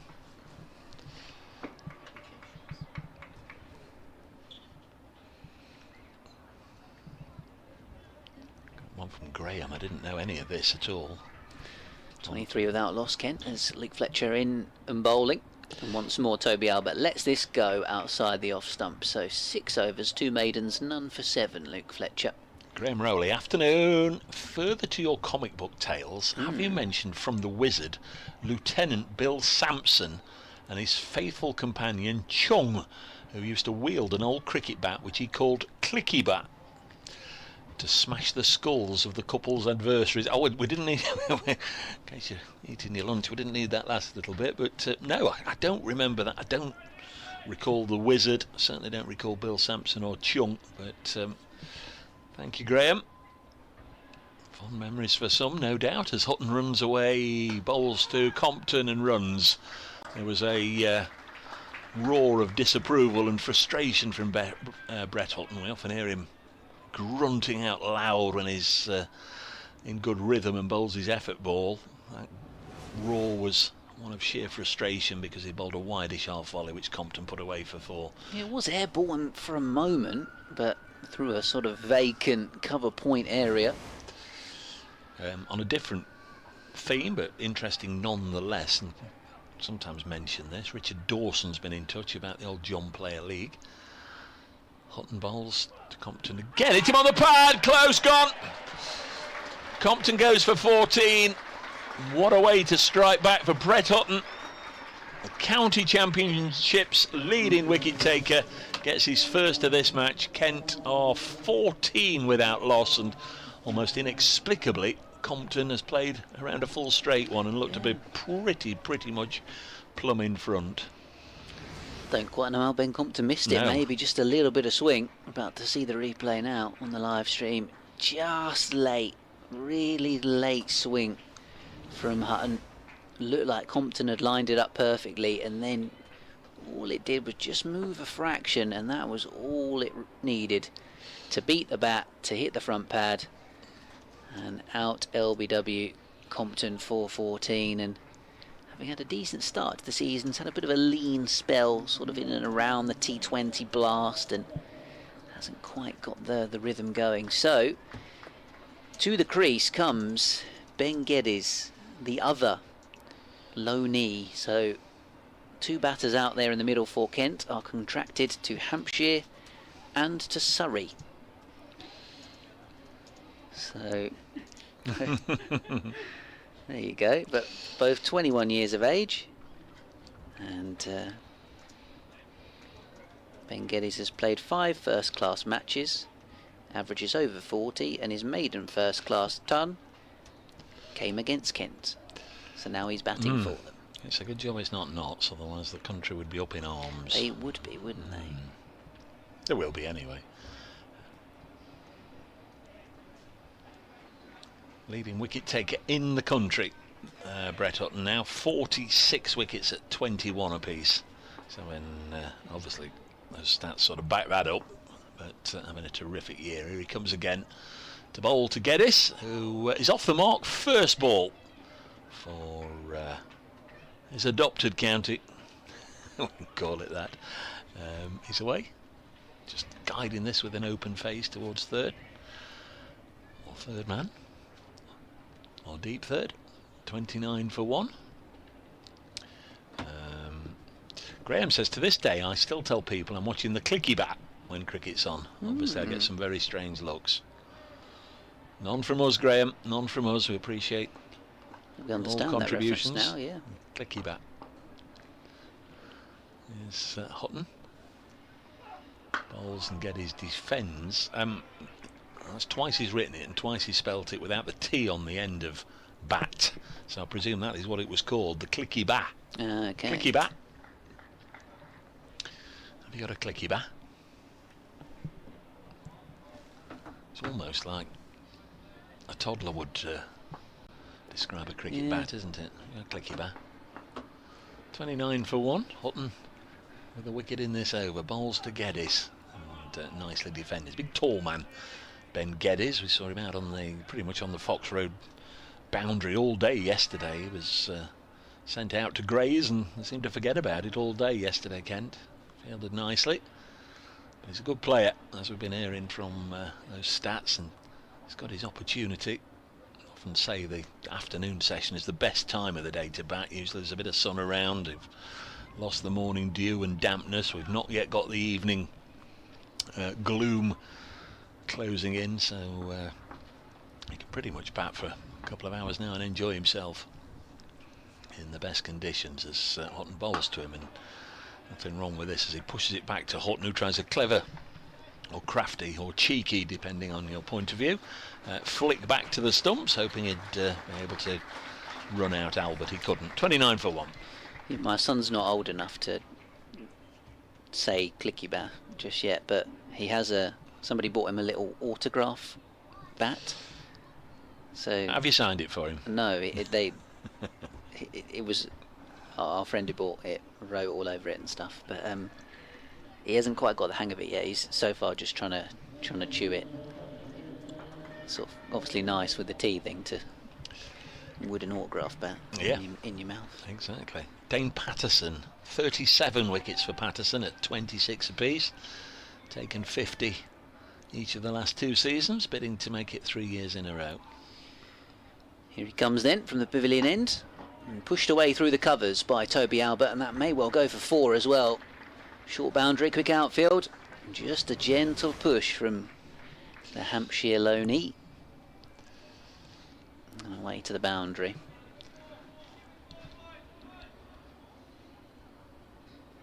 So it's maybe just slightly too full from Patterson to start. Yep, first ball, yep.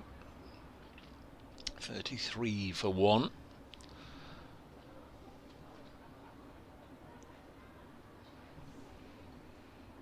Three slips waiting for Patterson. Got a very quick arm action as it's defended away by Toby Albert into the offside. I think up and down the country, or just maybe it's the strength of Division 1 over Division 2, just maybe. The top order batters are just getting a little more wise to the wiles of Dane Patterson over the last 2 years. Time and time again, I've watched him bowl 2 or 3 away swingers, and then he's been able to comprehensively nip one back and bowl people shoulder in arms. Toby Albert pushing forward at this one into the covers. Little hint of a leading edge there. He wanted to hit it through the leg side. It's not happened so much this season.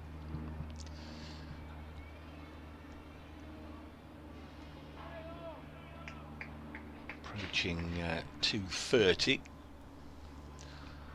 We'll have a change around in a moment when Ben and I have to do our updates.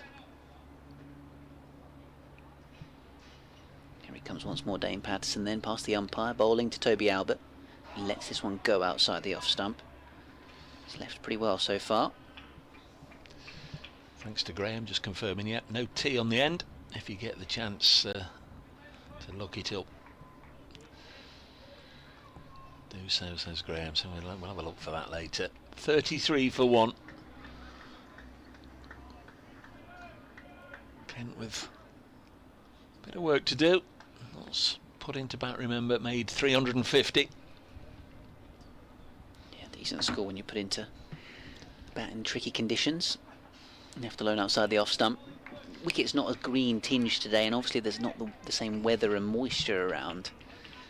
So, like you say, that sunshine and the dryness feels like this is a good session to bat. So, the only thing is, it's obviously an inexperienced duo at the crease, but 21 years of age both. No fear, no real pressure on them. Go out there and see what you can do for your lone county. As Dane Patterson bowls, and it's defended away by Toby Albert into the covers. Into the over, Kent, 33 for 1. And you're expecting them to go Harry Finch next and then Leaning, or the other way round? Yeah, I would have thought it'd be Harry Finch next. Actually batted at 3 last week for his century at Essex, and then. And was he keeping wicket in that match as well? Was keeping. Well, he kept wicket in the.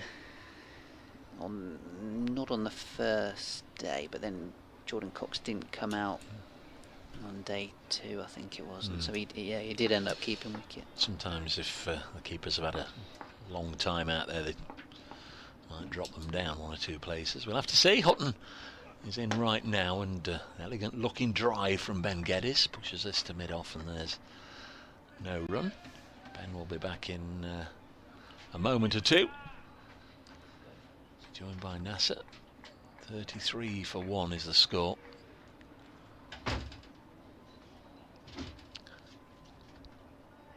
Having a hugely successful season, Brett Hutton. He's taken 5 wicket hauls on 5 occasions. He's in again, and Geddes will defend. There's no run. We'll,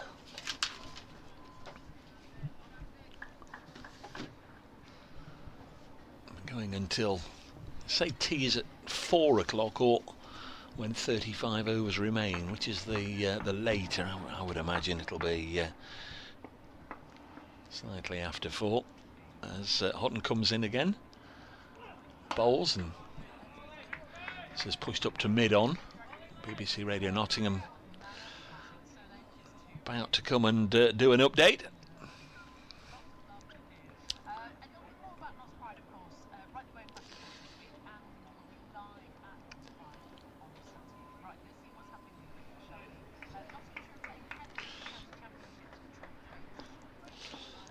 Kent are batting, they've lost a wicket again. It's Brett Hutton, Verity, who you will very well know is the leading wicket taker in the country.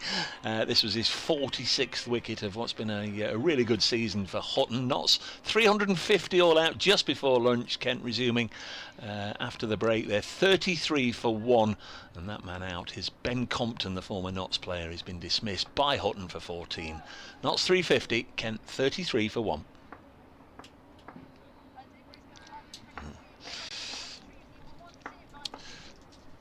Hutton to bowl to Geddes, who's on 2. Let's just go through to Morse.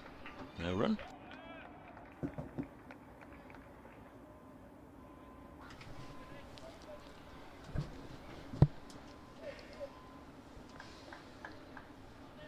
Partnership. It's worth 6 in its infancy.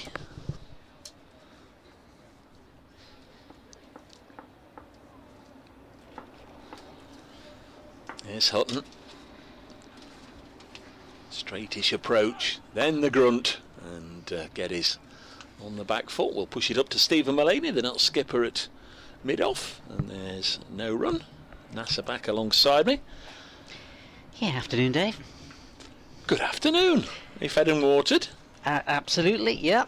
Completely fed and watered. I think I can last till about 10 tonight now, I reckon. All good to go. All good to go as we see this opening response from Kent. You're going to say opening partnership there. I know you were. I know you were. Openers have been breached. You spotted the pause as we get a new over from Patterson. First ball just played out in front of him by Albert. He's on 14.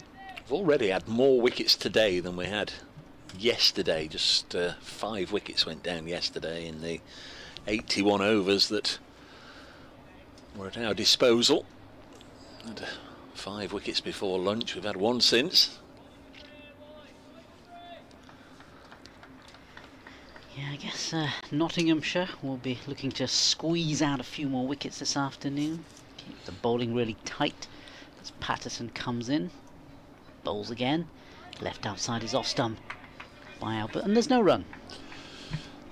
Looked to be a particularly quickish delivery as Tom Moores took it, still seemingly accelerating. Lyndon James will be the 4th seamer to be used. It's been really good form the last couple of matches. Got a 6 foot at the Oval a couple of games ago, best figures of his career. Bowled nicely last week against Hampshire, first innings 3 foot. As in comes Patterson again, and he bowls, and that's just outside his off stump. It looked as though he played at that, and of course went past the bat through to the wicketkeeper. No edge, nothing of note.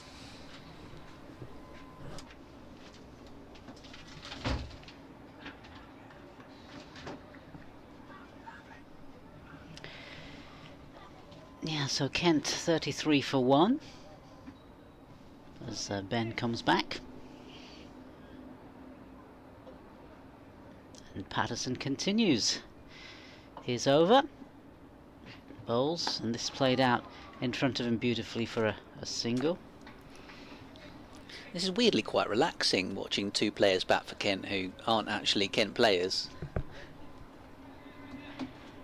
Strangely, I was thinking about Kent you know, when I was just off air, and I was thinking, well, what, you know, how did they make up the side? Did they sort of look at the different counties and say, oh, we'll have him from there, him from there, him from there, because of the injuries and everything else that's been going on? Well, Matt Walker said after the Essex game that they literally did draw up a list of players that they thought might be available, Right. and then Paul Downton, as the director of cricket, went and made the phone calls.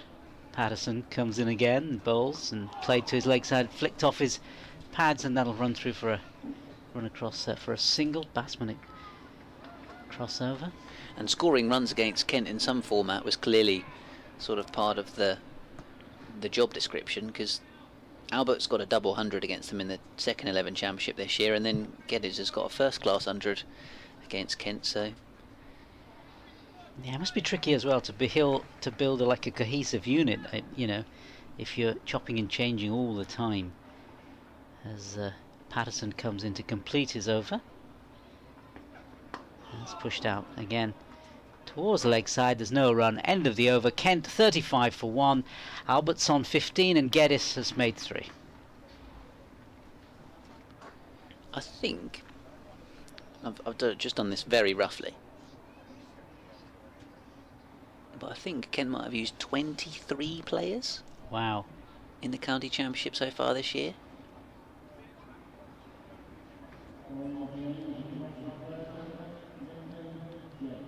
Yeah, 23 players so far this year.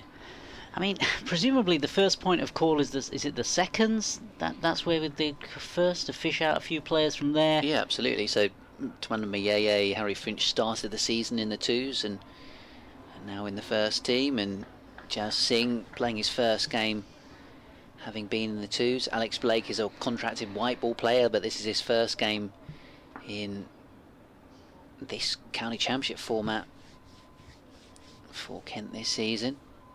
Arafat Bhuyan was sort of trialling with the second 11 before getting signed. Change of bowling. Here comes Lyndon James from the Radcliffe Road end for Nottinghamshire. And a hint of swing straight away for him. So it's defended away by Ben Geddes. And then after that, I guess you're looking at the peripheral players from the other counties, aren't you? The players who aren't, you know, regulars, I guess, in the first teams. Yeah, and these two guys would fit that category. Young players that have not quite established themselves just yet, but will get good cricket in the next month in the One Day Cup. So actually it's quite a good arrangement for Hampshire and Surrey as well, because their two lads get some competitive cricket before that competition, as this one's edged wide of second slip for 4 by Geddes. That's the thud of it hitting the advertising hoarding in front of the pavilion, and Kent moved to 39 for 1. 7 for the Surrey man and 15 for Albert of Hampshire. Yeah, because shortly we are going into this 1 day stroke 100 mode, aren't we? And there seems to be a series of games all taking place. I was looking at the calendar yesterday where they're all going to play. I think, is it the small minor counties, aren't they? Minor counties. National counties are they called these days? Yeah, there's those 1 day games to get everyone warmed up and ready to go for the competition. This one's defended away into the gully by Ben Geddes. Yeah, last year, I can't remember who Kent played last year, but I think it might have been Suffolk. Mm.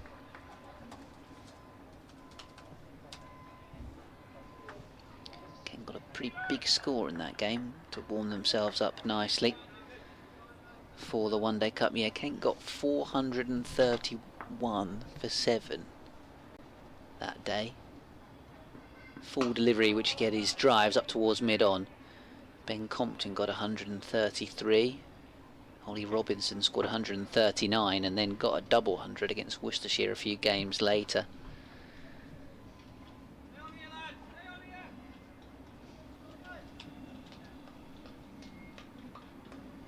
Be a Hertfordshire Kent's opponents on Sunday, and then they start at Scarborough on Tuesday of next week against Yorkshire. Got a few trips here, there and everywhere across the country. This one's defended away into the onside.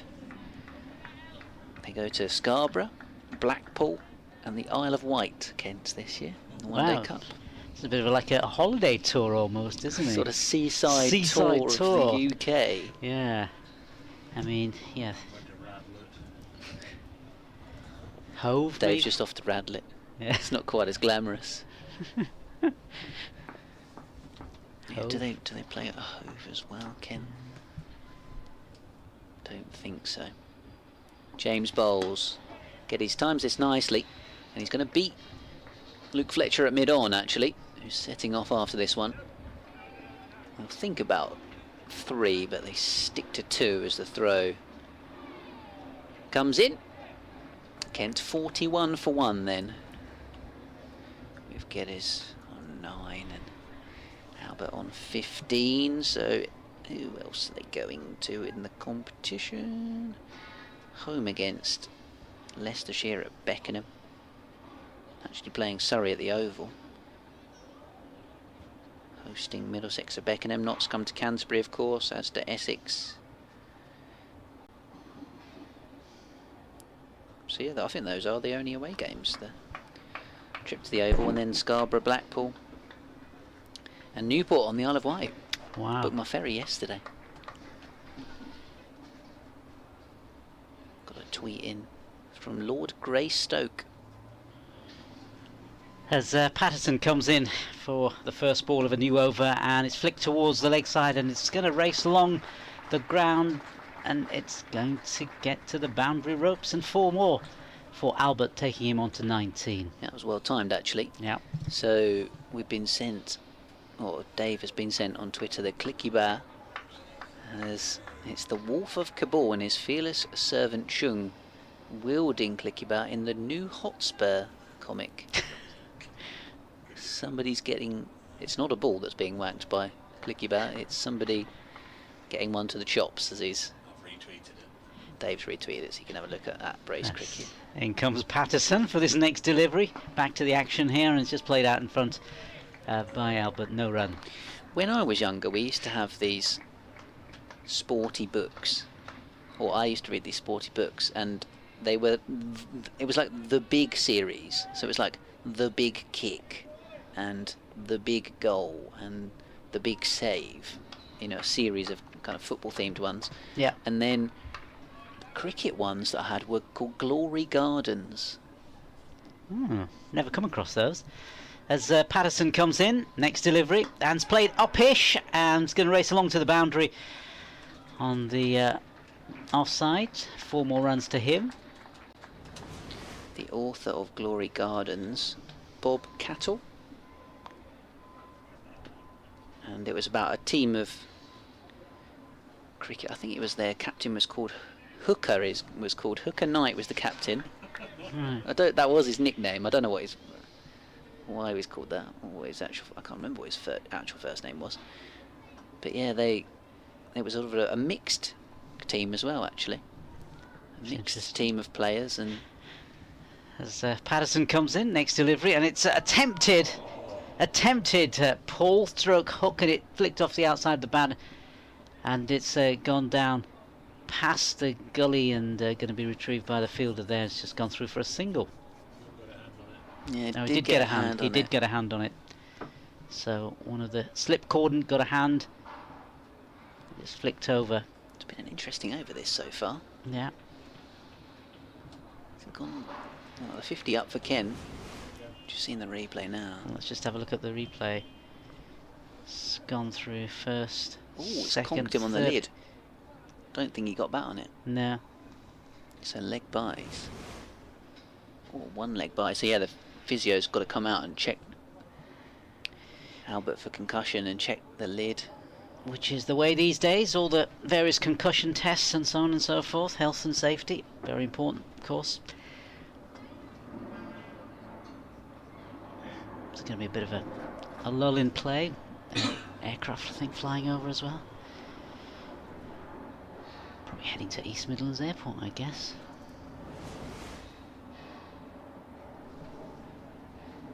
Yeah, so there was the Glory Gardens books, and then also something called Hurricane Hamish, which was about a West Indian cricketer who liked to bowl barefooted, and he bowled gas, bowled heat. And yeah, there's 2 books. One was a Cricket World Cup that he played in. Got a sort of late call up, unknown quantity, this quick bowler, and he put the cricket boots on and he hated it. Couldn't bowl in cricket boots, because he always bowled in bare feet.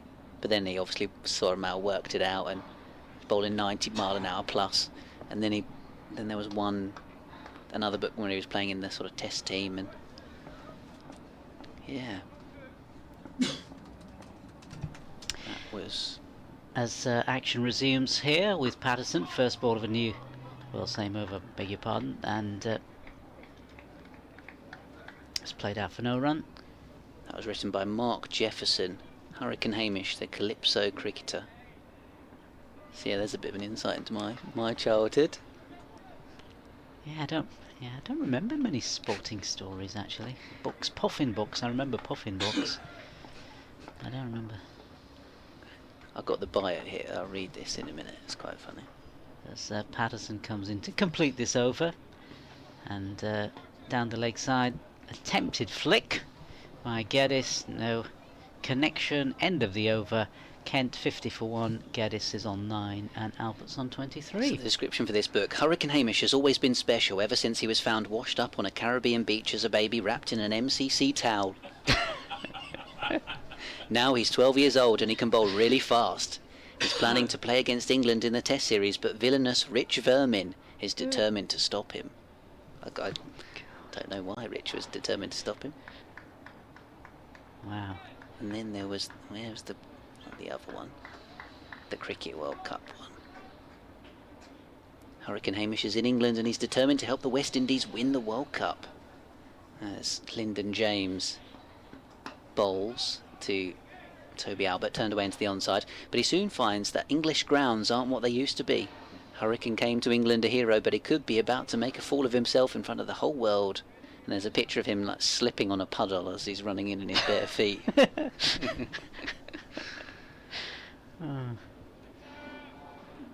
Well, that's amused me at least for 5 minutes, even if nobody else has got the references. Yes. Here comes James, turned away by Albert into the onside. Sounds like a niche set of books there.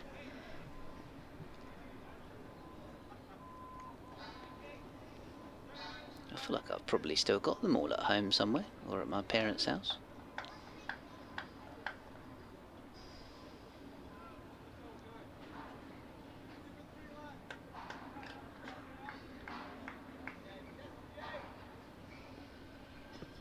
Two slips in a gully, beautiful sunshine here in Nottingham. Full delivery, bit of pad from Toby Albert, who quite fittingly he's got a bright yellow grip on his bat. I wonder if that's a sort of requirement as a Hampshire player to have bright yellow batting grips, particularly when he plays a lot of one-day cricket for them.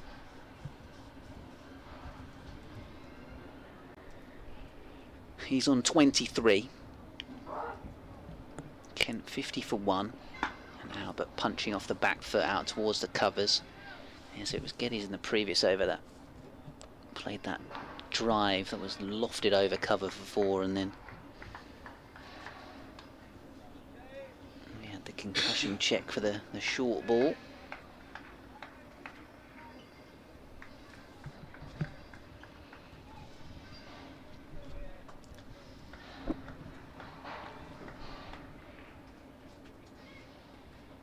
On strike once more. Here comes Lyndon James on leg stump. It's just been turned away into the onside. Elsewhere, Hampshire 60 for 4 with an 11-run lead against Essex. That's their second innings score, of course. Warwickshire 167 for 3 second time around, so lead by 28 runs against Middlesex with Hayne and Mosley at the crease. Lancashire 73 without loss in reply to Northamptonshire's 342 all out. As James bowls, Albert defends. Surrey 342 for 8, leading Somerset by 172 runs. Here at Trent Bridge, Kent 50 for 1 and 300 behind. In Division 2, Yorkshire 260 for 7 against Durham. Derbyshire 53 without loss, replying to Glamorgan's 521 for 8 declared. And then the game that started today, I'm just briefly looking who scored those runs here. Colin Ingram 136 and quite a few half centurions for Glamorgan. And then Worcestershire 206 for 7 against Gloucestershire at Cheltenham. As Patterson comes in, first ball, new over. Just played out in front of him by Geddes, no run there. Matthew Waite with 64, former Yorkshire all-rounder. 53 for Gareth Roderick against his former team. Because of course there was all those players out for naught early doors. Libby, Ali, Azhar Ali and then Kashif Ali. All failing to trouble the scorers, and Joe Leach has followed suit now. It's Patterson again. Bowls, and that's played just to the leg side by Geddes.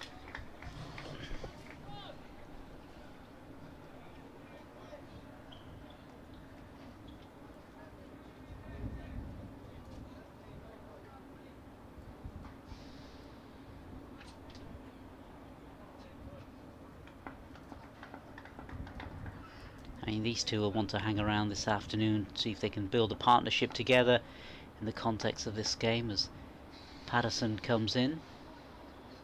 And he bowls, and that's played again to a leg side. And no run there.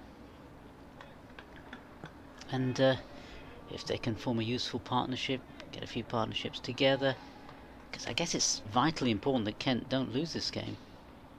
Oh yeah, absolutely. Especially with everything else that's going on. 6 going well. Yeah. And having a game in hand over Kent. Yeah, sorry, it was of course Albert in the previous over, wasn't it? Who hit the 2 4s. One of them was airborne before getting hit on the lid. Patterson in again. And no run there from the bat of Geddes. See, I'm still trying to work out who's who. You're not used to there being batters you don't recognise out there in the middle. Yeah, also when you're in the whole sort of scheme of things, when you're running as partners as well, if that's constantly changing, and can't be very helpful.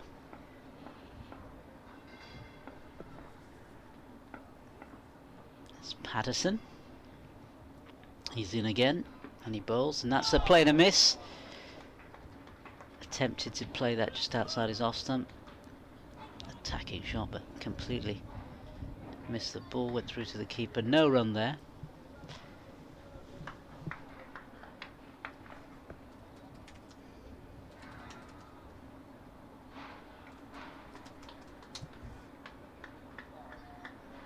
First fall of the wickets at 27, so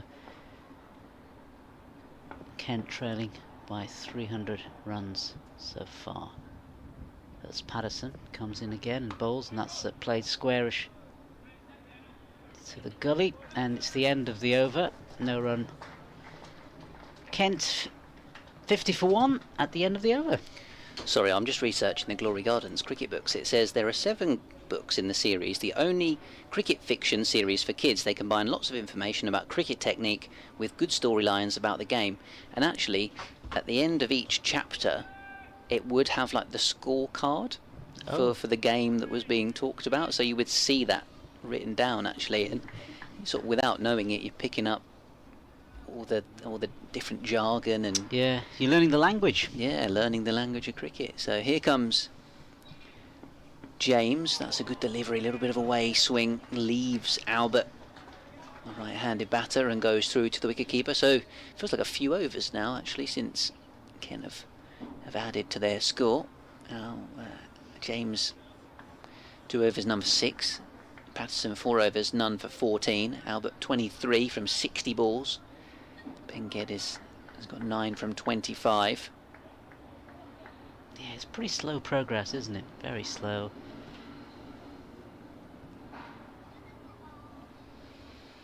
In and bowls, James left alone outside the off stump. I don't think there'll necessarily be any rush as such from a Kent point of view for these guys. Certainly from the dressing room, I don't think they'd have been told, you know, they need to hurry things along. It's just go out and bat, lads. Albert lets this one go well outside the off stump from James.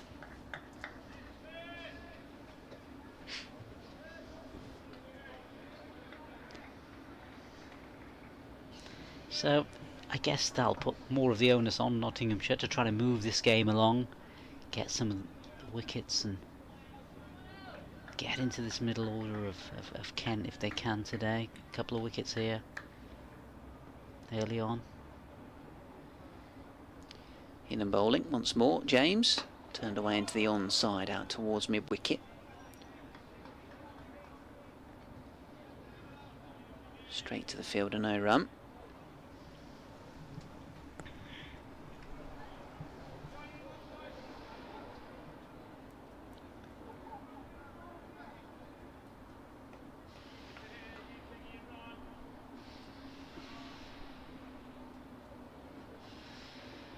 Flags at the far end of the ground, with the two teams blowing in the breeze as Albert moves across his stumps and softly defends into the offside.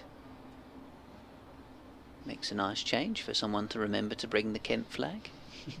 Go to a lot of away games and somebody's forgotten to bring it, or it's not been strung up on the flagpole. But yeah, the white horse of Kent is up there with the maroon background. It's not Invicta, the horse. It's not Invicta. As James bowls, defended away, and then the green flag with the NCCC logo. So end of another maiden. Kent still trailing by 300, still 50 for 1. Kent is still on 9, Albert still on 23. Last 3 overs. From James, 2 maidens, none for 4. Oh, none for 6, sorry.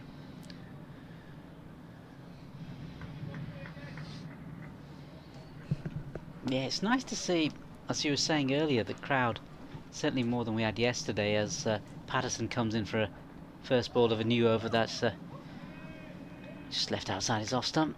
By Gedison, there's no run. They're coming up to that summer holiday period, and hopefully a lot of the schools are off now. We had a school party in yesterday, but most schools, I guess, are off now.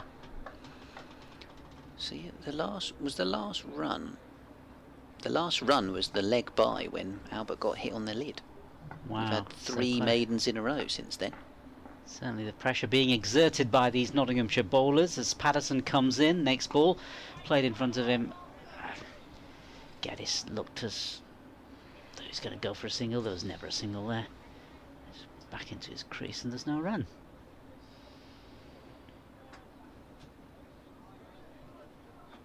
See the last 2 balls of the 18th over of the innings were dot balls, and then since then all dot balls, and we're almost midway through the 22nd. As Patterson comes in and he bowls. That again played. This time they will go for the quick single and a shot at the stumps towards the wicketkeeper's end, and batsman crossed through safely for a single.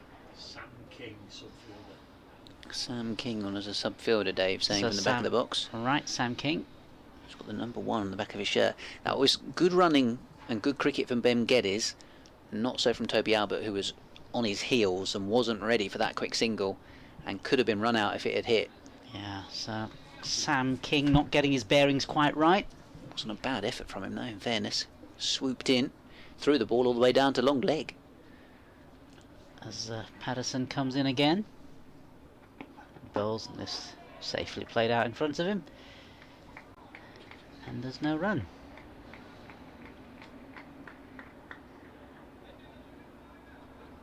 Slight change in the field. Hamid going down to a sort of deepish backward square leg. So, yeah. So I wonder if this one might be jammed in a bit shorter. Well, in comes Patterson. No, much fuller. Well, fullish. Yeah, it was maybe just going for the in-swinger. Yeah. Trying to get something out of this pitch. Yeah, ball almost 22 overs old now. The control has certainly been there from the Nottinghamshire bowlers. Kent never really have got away so far, so that's a good thing. Just get a couple of wickets here. Just having to be patient, aren't they, at the moment, the home side? As Patterson comes in to complete his over, and that one just outside the off stump, and there's no run. End of the over. Kent 51 for 1. Geddes has made 10, and Albert is on 23.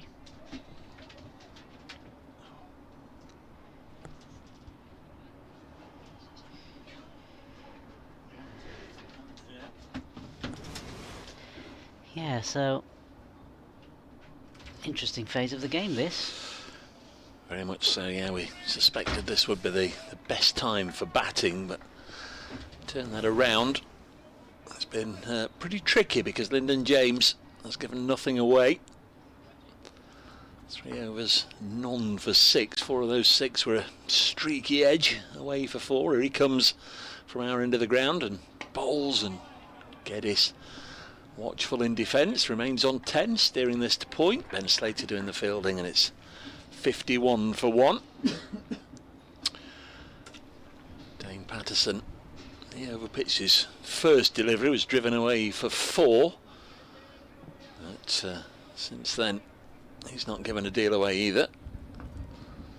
That's just trying to maintain the pressure and hope that something will give. James in again, straight through the defences of Geddes. Head in hands from the bowler. Fletcher's got his hands behind the back of his head. Difficult to see how that didn't actually clip off a bail. Conversation going on about it from Luke Fletcher and umpire Malinder at this end. Lovely bit of bowling. Yeah, cut the batsman up.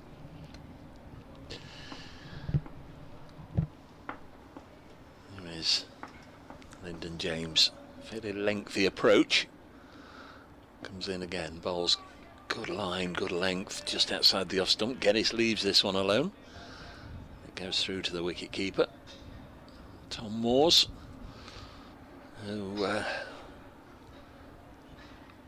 will be, I guess, pleased that he's found a little bit of form with the bat. The last 2 blast matches here, scored half centuries, scored 81 last week against Hampshire, and out for 94 this morning, steering to gully. There's James in once more, and Geddes under a little bit of pressure here. Just eases this down to backward point where Slater fields.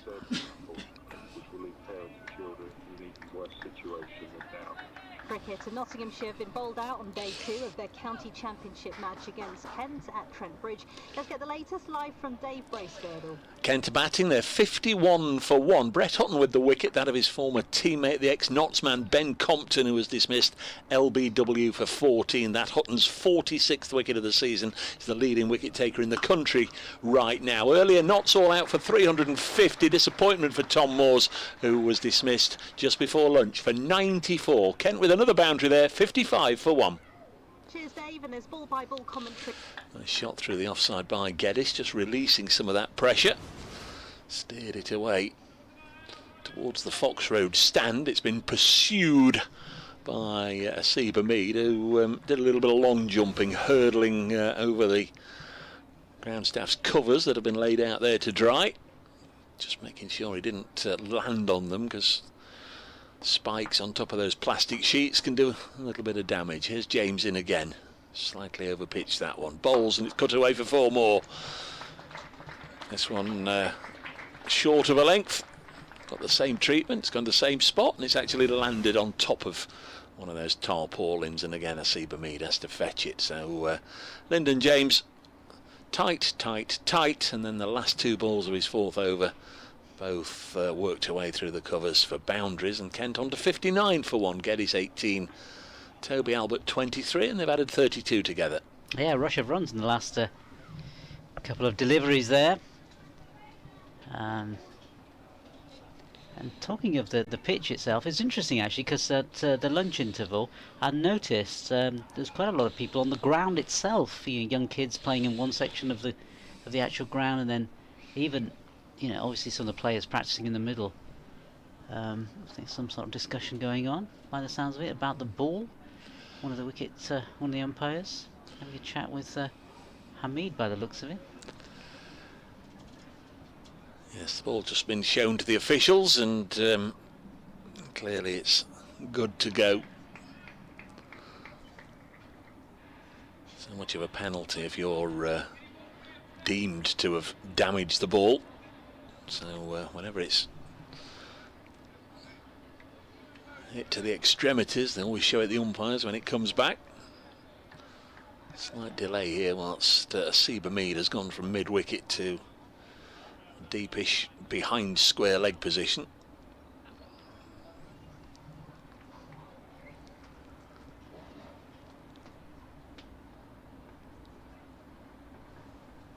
And it's James with the first ball, new over.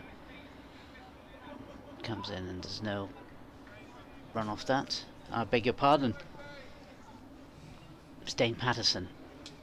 I was just looking at the scorecard, which is a little bit behind sometimes. Not focusing as I should have been. Yeah, Patterson. First ball, new over. Into the gully area, no run. Sun's out again. Always a lovely setting when the ground is bathed in bright sunshine, illuminated beautifully. Here comes the South African, Patterson. And he bowls, that's pointing towards leg side. They're going to run through for a quick single quite safely in the end. Judged very nicely indeed.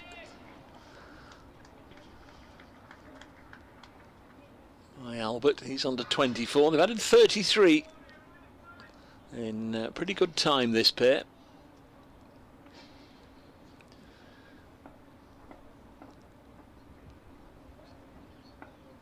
Not been too many offerings for the Nottinghamshire side. So Patterson comes in again and bowls. This one's played out to the boundary through the offside, and 4 runs to get it. And the runs sort of coming now, 2 boundaries in the last over, and now followed by this one. Yeah, 12 runs in 4 balls, as you say. Just gets that board moving again. Might also get Stephen Mullaney's mind moving, the skipper, as to what his next move will be. This is Patterson's 6th over. Lyndon James has had 4. And here he comes again. And bowls. This one's pulled, and that's heading towards the boundary as well. Well, actually, no, it's going to slow in just short of the boundary. Well short, in fact, in the end. It looked, I thought it was going to head that way, but no, pulled in. But another runs. But certainly impetus from the batsman. Intent from the batsman on that particular shot. Maybe the boundaries have given the batsman a bit more confidence.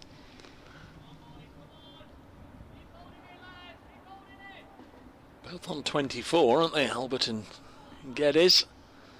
Matching each other almost stroke for stroke. Will Young comes out of the slip cordon where he's been throughout the innings. So just 2 slips now, Clark and Harrison. Will Young onto the leg side. In comes Patterson again, and this one short over his head, and Geddes letting the ball sail over his head through to the keeper, no run. Offside, there are 2 slips and then 3 saving the single. A nice little ring there on that short side, but beat the fielders and you'll get a boundary. On the leg side there are 2 out on the fence, but they are at long leg and deep backward square for the hook. There's also a mid-wicket and a mid-on saving the single. As Patterson comes in again, bowls, and this one attempted shot outside his pad, but no run, and the ball sort of heading towards the gully area, and there's nothing doing at the end of that over. Kent 66 for 1. We've had 19 overs since lunch. Kent were 8 without loss at the break, so 58 runs in 19 since we resumed. Compton was the one dismissed for 14. Looks very much as if Lyndon James is going to continue. His last 2 deliveries both hit away for boundaries. Brett Hutton comes over, hands him the ball, takes the cap.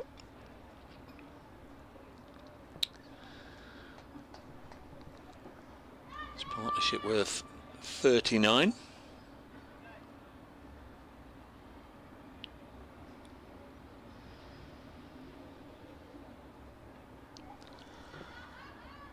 Next ball on the leg side. There's no run, fielded by Mullaney.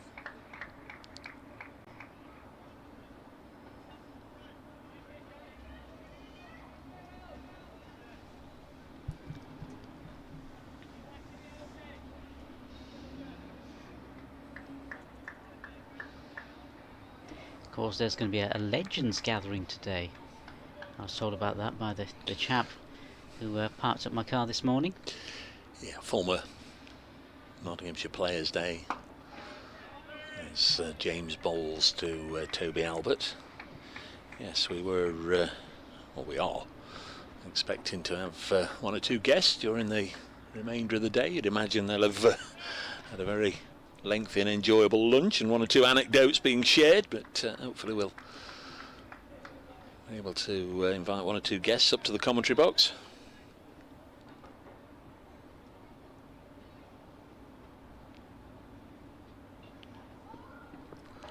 This one's gone through to the keeper.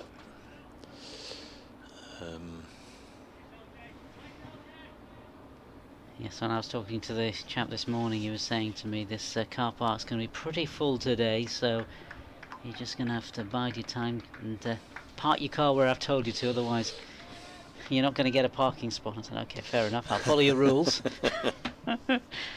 Which I did.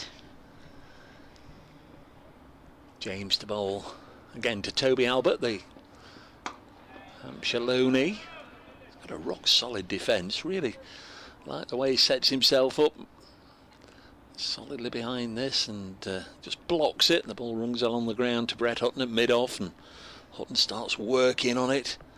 Smear of red has transferred from the outer casing of the ball onto Brett Hutton's right thigh.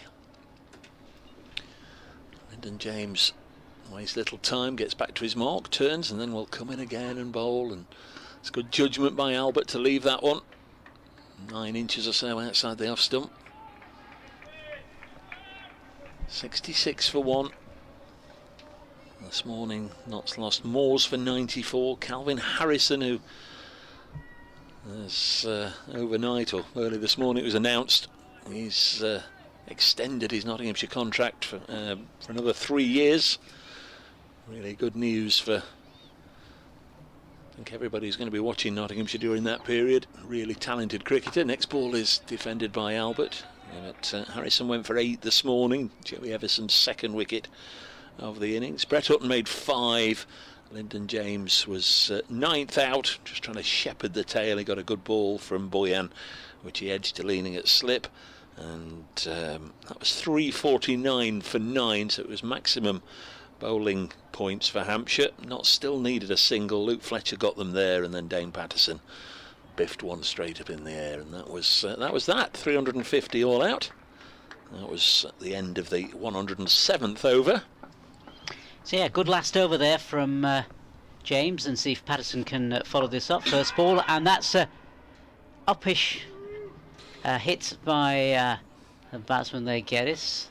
First ball of new over from Patterson, but nothing doing. Fell well short of Hasib Hamid that was out there, just in from the boundary row. Yes, everybody. Oohs and ahs. The Nottinghamshire side yelling catch, but didn't quite reach Hasib Hamid, even though he was a little way in from the boundary. In fact, he's come in even closer now, so probably 30 yards. Well, not quite as many as that off the fence, but he's about 3/5 of the way in from the fence, as this next one's defended into the offside, and there's no run. Well, I'm going to give way now to some more esteemed guests, and I'm going to pass the headphones on, and Dave's going to take over. Thank you very much, Nasser. I'll be with you in just a second.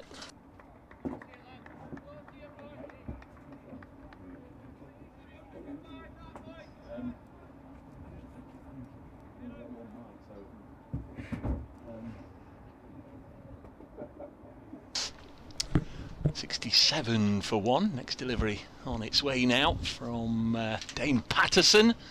This one is worked away on the leg side, and there's a single fielded by Hasib Hamid. Albeit we've been sort of promising you all day and just sort of trying to whet your appetite and just keep you engaged with the prospect that we might be able to entice one or two guests to come up from the former Nottinghamshire Players' Day, and no doubt they've had a good lunch, and no doubt the bar has been well and truly run dry, but we've managed to start the process of getting one or two people to leave the function and come up and say hello as Dane Patterson comes in and bowls, and this is a bottom edge as Ben Geddes tries to pull it away on the leg side, goes through to the keeper. I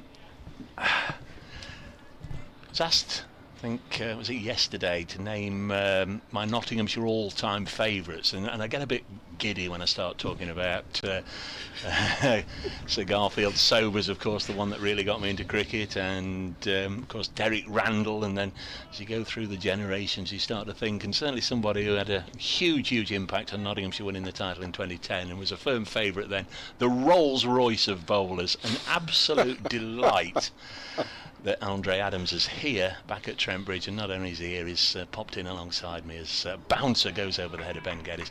Andre, great to see you, lovely to see you back. It's been far too long.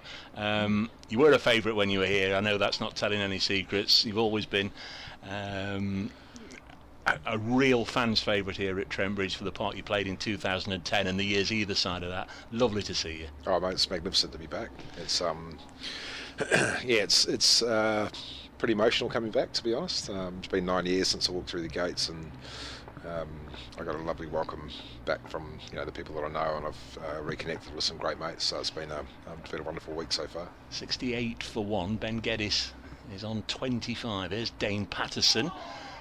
Bowls. This one just gets up and rattles him on the knuckles. End of the over, 68 for one. Patterson 7 overs, none for 24. Without being rude, what are you doing in the country? You're here working, here on a visit, catching up with friends? What are you up to? Yeah, both. I'm lucky enough to be joining the Birmingham Phoenix women for the 100. So that kicks off on the 5th. And head coach, bowling coach? Bowling coach, yep. Or assistant coach, assisting Ben Sawyer, who's the White Ferns head coach as well. So we have a connection through. I worked at Cricket New South Wales for 5 years, and he was the Sixers head coach. There's Lyndon James in to bowl to the right-handed Albert, drops this on the leg side. So you're going to be here for a while. Yeah, I'm going to be here for the month, and it was I haven't been here for 9 years, and I've been working full time in Sydney, so there's not a heck of a lot of time in between the end of the season and the pre-season. I've always been sort of promising to get back to Nottinghamshire and see friends, and what with COVID and then a fairly hectic season, which was adjusted and amended through COVID, it's been almost impossible to get back. Lyndon James from our end of the ground bowls, and this one just again spits on Toby Albert. You've only been sat here 2 or 3 minutes, but I think we've had 3 balls in the last over and a half that have just got up and rattled the batsman's gloves. You were quite adept at doing that for a while. Yeah, these two in particular, I'm a massive fan of Nottinghamshire, so I watch from afar, but these two in particular have been pretty effective. Brett Hutton's had a fantastic, well, the legend as he's known, he's had a fantastic season, and good to see him looking fit and strong. 68 for one. Albert on 25. Lyndon James bowls, and this is pushed into the offside. Yeah. You've just said 9 years since you were here.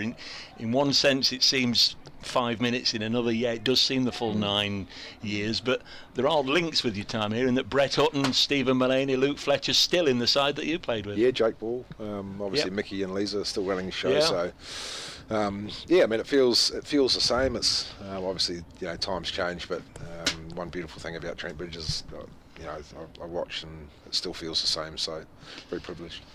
Lyndon James bowls now wide of the pegs. It goes through to the keeper. I think the last time I saw you was at the Aegeus Bowl. You'd signed for Hampshire. Didn't quite work out, did it, because of the whole body just starting to play up a little bit? Yeah, it was a 3-month deal that was really taken as a favour to Dale Pickenstein, who was the head coach there, and he wanted someone to come in and help with the pace bowling stocks. And I got rested more than I got played, and then when I was going to play, I hurt my calf, and I thought, no, that's enough. There's Lyndon James, and this is just turned off his hit by Toby Albert for a single. Moves to 26, 69 for 1 here on BBC Radio Nottingham, BBC Radio Kent. The voice you're hearing at the moment, Andre Adams, former Kiwi international, of course, and very much part of this parish for is it 6, 7, 8 years, something of that. 8 seasons. Something of that ilk. 8 seasons. 8 magnificent seasons here, really, as far as the memories go. Probably 5 or 6 very good ones for me personally, but 3 or 4 that the body let me down a bit. Lyndon James bowls again wide of the pegs. And Richard said you were downstairs and he was going to try and entice you to come up. I just had a little look. 85 matches for Nottinghamshire. Top score 84. That was one of the regrets. We didn't see you get a 3-figure score for Notts. 344 wickets at 24 apiece. 16 5-wicket hauls, best of 7 for 32 at Old Trafford. The thing about Old Trafford is Notts won the title there in 2010 bowling north-south, and you got wickets and won the title. And then if you remember, the next time Notts went there was to open the ground and the square had been turned, and that's when you got your 7th. Yeah, I think Michael Lum scored a magnificent ton, yeah. Which set up the game really. Jimmy Anderson, I think, was coming back from injury, probably wasn't at his best. We had Swanee playing as well, so that was a nice team to play for. Patterson bowls to Albert, he defends. Yeah, and we I think the game was sort of even. We made some pretty good inroads on the first evening, or one. I think it was when we bowled. Might have been second evening, whatever. But we made some. We just made breakthroughs at the right time, and then they just seemed to nick them or miss them. And then we had Stewart played. He didn't get many wickets, but Swanee did. Swanee got his good mate Jimmy Anderson out for a duck or for a pair, and it was a hell of a celebration. Next delivery on its way, and this is pushed up to wideish mid-off, and there's a single taken, 70 for 1. And I will guarantee that at the end of that day, I would have interviewed you on your, whatever it was, 7 for 32, and you will have said, yeah, but I couldn't have done it without Brodie or Swanee or wherever. You wouldn't talk about yourself, and that used to wind me up about you, because you would run through sides. We'd have them 30 for 5 here, you've got all 5, job done, and then you'd talk about, couldn't have done it if Luke Fletcher or Charlie Shrek hadn't kept it tied at the other end. I mean, I know it sounds cliche, but it's the truth. You know, some guys get the wickets and some guys don't. Geddes on 25 blocks this one from Patterson. Oh, I was very lucky. I when I joined Nottinghamshire, Shrekky took me, sitting behind me. Shrekky took me under his wing straight away, and I was speaking to someone about the importance of what they call the first touch. First touch in any club's very important. What does it feel like when you first join? And without Shrekky's influence, without Paul Franks, without that, them putting their arms around me, it wouldn't have felt the same. And so you're probably not as indebted to the club for the way they make you feel. And so I think, there's a lot of people I'm indebted to for my time here. Patterson bowls, and always played and missed it. That one, good delivery from Patterson. And Shrekky's, he's a great mate of mine, like family. And without him, you don't know how it would have gone, but it certainly wouldn't have been as good. Still got your scooter. I can remember you after close of play 1 or 2 nights scooting. And I'm 48 now. Scooting around the concourse. I don't have it, but I wish I did at times. I live in Sydney, as you said, and the traffic can be a bit messy. It feels like it was a bit ahead of its time, that scooter, doesn't it? It's probably a real hazard now because it's actually a petrol scooter. But I should have bought the electric one, and then I could have kept it. Patterson in again, and bowls, and Geddes will get a single, works it off his head. Have you seen much of Dane Patterson here? It's been described in some senses as sort of the modern day Andre Adams, the rhythmical approach. Yeah, I've watched bunch of wickets as soon as he came in the side. I've watched a lot. I mean, the thing that stood out, both him and Lyndon James, their approach to the game, sort of, you know, and we got asked, like Tricky asked me this the other day, how can you tell through the you know, through watching video? But they just have something about them. They try hard, they're passionate, they give everything, and they don't look like they give up. And Dane looks like a wonderful bowler. Comes in again from the pavilion and short pulled away for 4. A nice shot there. Welcome to the commentator's curse. The times I say that. I didn't say he's bowling really well. I just said he's a wonderful bowler, and I think, you know, he's willing to try things. Yeah. He's skiddy, but he's obviously persistent and he's strong. Well, you know how hard it is to take 50 wickets in a county championship season, and you know he's done it each of his first 2 years, and he's got 30 odd already this year. So he's on course again. But he's been a big foil for some of the others. Luke Fletcher's had a decent year or two as well, so he's been a good foil for him. And I think Fletcher's taken him under his wing. Yeah. Well, you need a bowling attack, and you know the attack. We often talk about this when I was working with New South Wales. Is not everyone can take the wickets, but everyone can try and create pressure. And, you know what we were talking about before, where you give credit to your teammates. It's not the only time you do it yourself is when you bowl someone out. You know, when that ball hits the stumps. There's Lyndon James bowling to Geddes. So it's still a team game. It's still a team game, and you absolutely need pressure from the opening bowlers. Because if your opening bowlers don't bowl well, you have to create pressure, and then you're the one creating pressure for someone else. And if you don't bowl as a unit, if Lyndon's not bowling well, then Dane's struggling to create pressure, and it gets easier. The more mental sort of stress or more anxiety you put the batting team under, the more tired they get, the more chance there is of a loose shot. And so that's, you know, it is a team game. 2 slips, short extra cover in there, down the leg side. Oh, that's tickled away, and that'll go for 4. In fact, it won't. That's really good commitment from Patterson. Gone early on that one. Really good stop from Dane. Just absolutely showing the way, leading from the front. Good diving stop on the boundary edge, and what I thought was 4, and the end was only a single. That's really good work. That is good work. It's very short down there. That's something I don't miss. I can promise you that. Is the size of the boundaries and the speed of the outfield when I was bowling. So that's a magnificent stop from Dane. We've got a Kiwi out there, Will Young, century on debut a couple of matches ago. He's a great cricketer. Will, he's a Lyndon James in again once more on the pads. Gone to Stephen Mullaney, and decent pick up and throw, and that's the 50 partnership, which the Kent supporters that are here are generously applauding. 77 for 1. Been watching the Ashes? Fan of Bazball?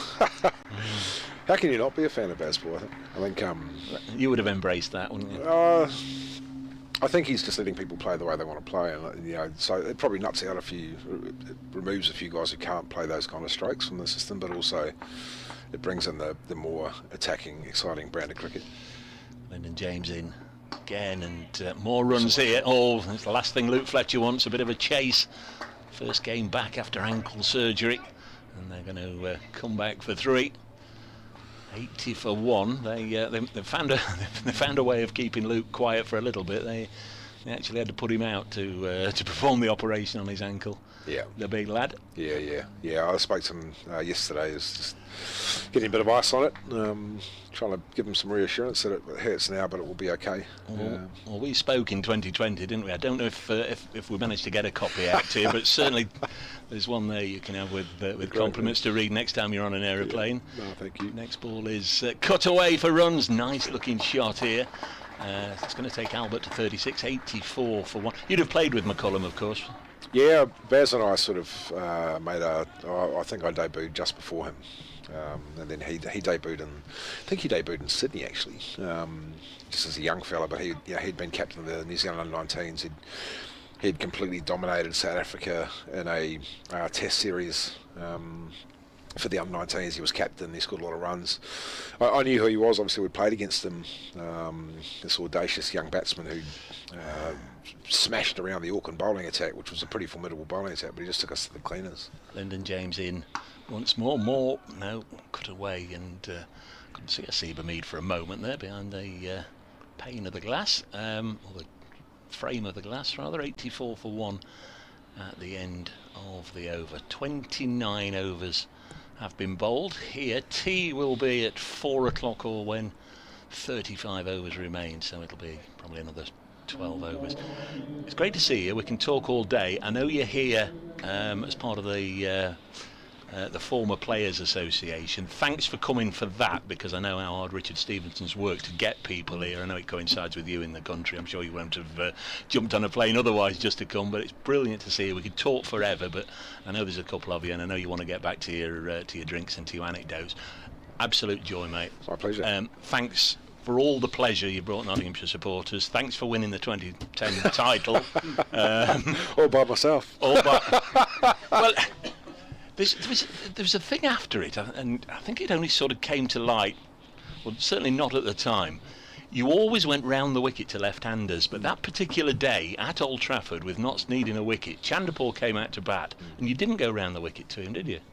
No, the wind was wrong, and I fancied getting chilly from over the wicket anyway. There's Stephen Mullaney, who I wasn't expecting to bowl. It just showed. Well, no, I wasn't. He's been out with a side strain, and they're playing four seamers and a spinner, so I was sort of let in the fact that with the side strain, first game back, he wouldn't bowl unless necessary, so we can assume this is necessary. Snuck in, maybe change it. Well, and I was to say maybe he's changing it in, but that's essentially what I was doing for that day up on Old Trafford. It was just to get it over. And this one is dropped away on the leg side. Great to see you. Maybe if you're here for a month or so, our paths will cross. I hope so.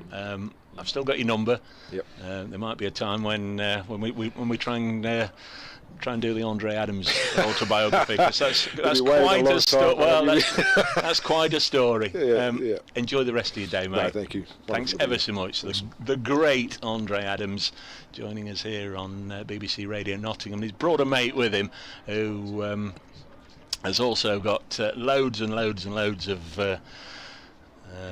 Nottinghamshire memories. I'm sure we might just be able to winkle out one or two of them. Charlie Shrek, the man of Cornwall, who joins us as we get a blast of music in our ears. Charlie, that'll go in a second. They're just going to ask for an update from Radio Nottingham.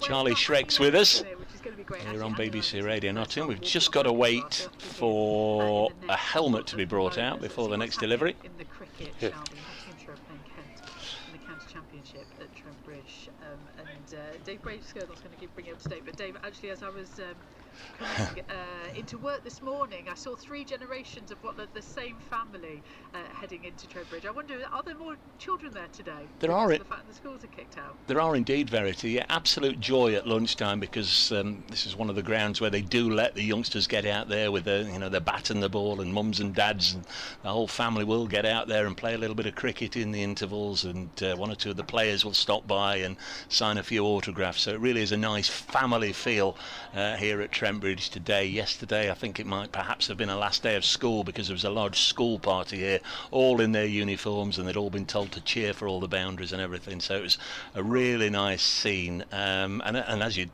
very well know, it's a much better day weather-wise than it was yesterday. We were underwater this time yesterday, but here Kent just moving along nicely, serenely through the afternoon. They're 84 for 1. Nottinghamshire made 350. The disappointment this morning was that Tom Moores couldn't quite convert what was a really good innings into a century. He was dismissed for 94. So Notts 350, Kent 84 for 1 in reply.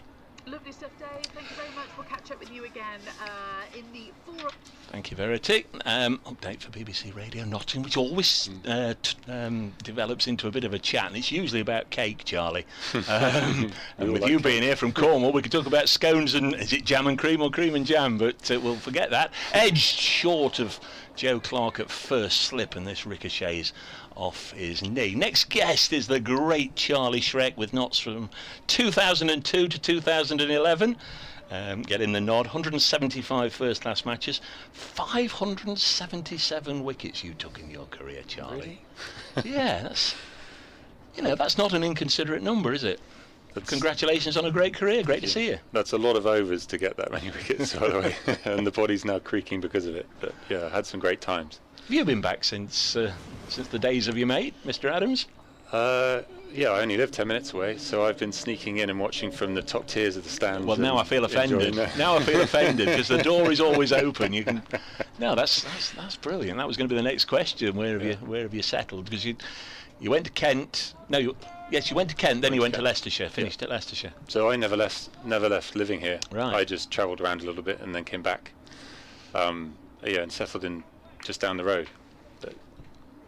Fletcher's back into the attack, and again, of course, you will have played for Fletch. Well, if you weren't aware, the door is always open. It would always be great to welcome you up here as Fletcher comes in to start a new over, and this goes through to the keeper. Kent, 33 first-class matches, 91 wickets for them.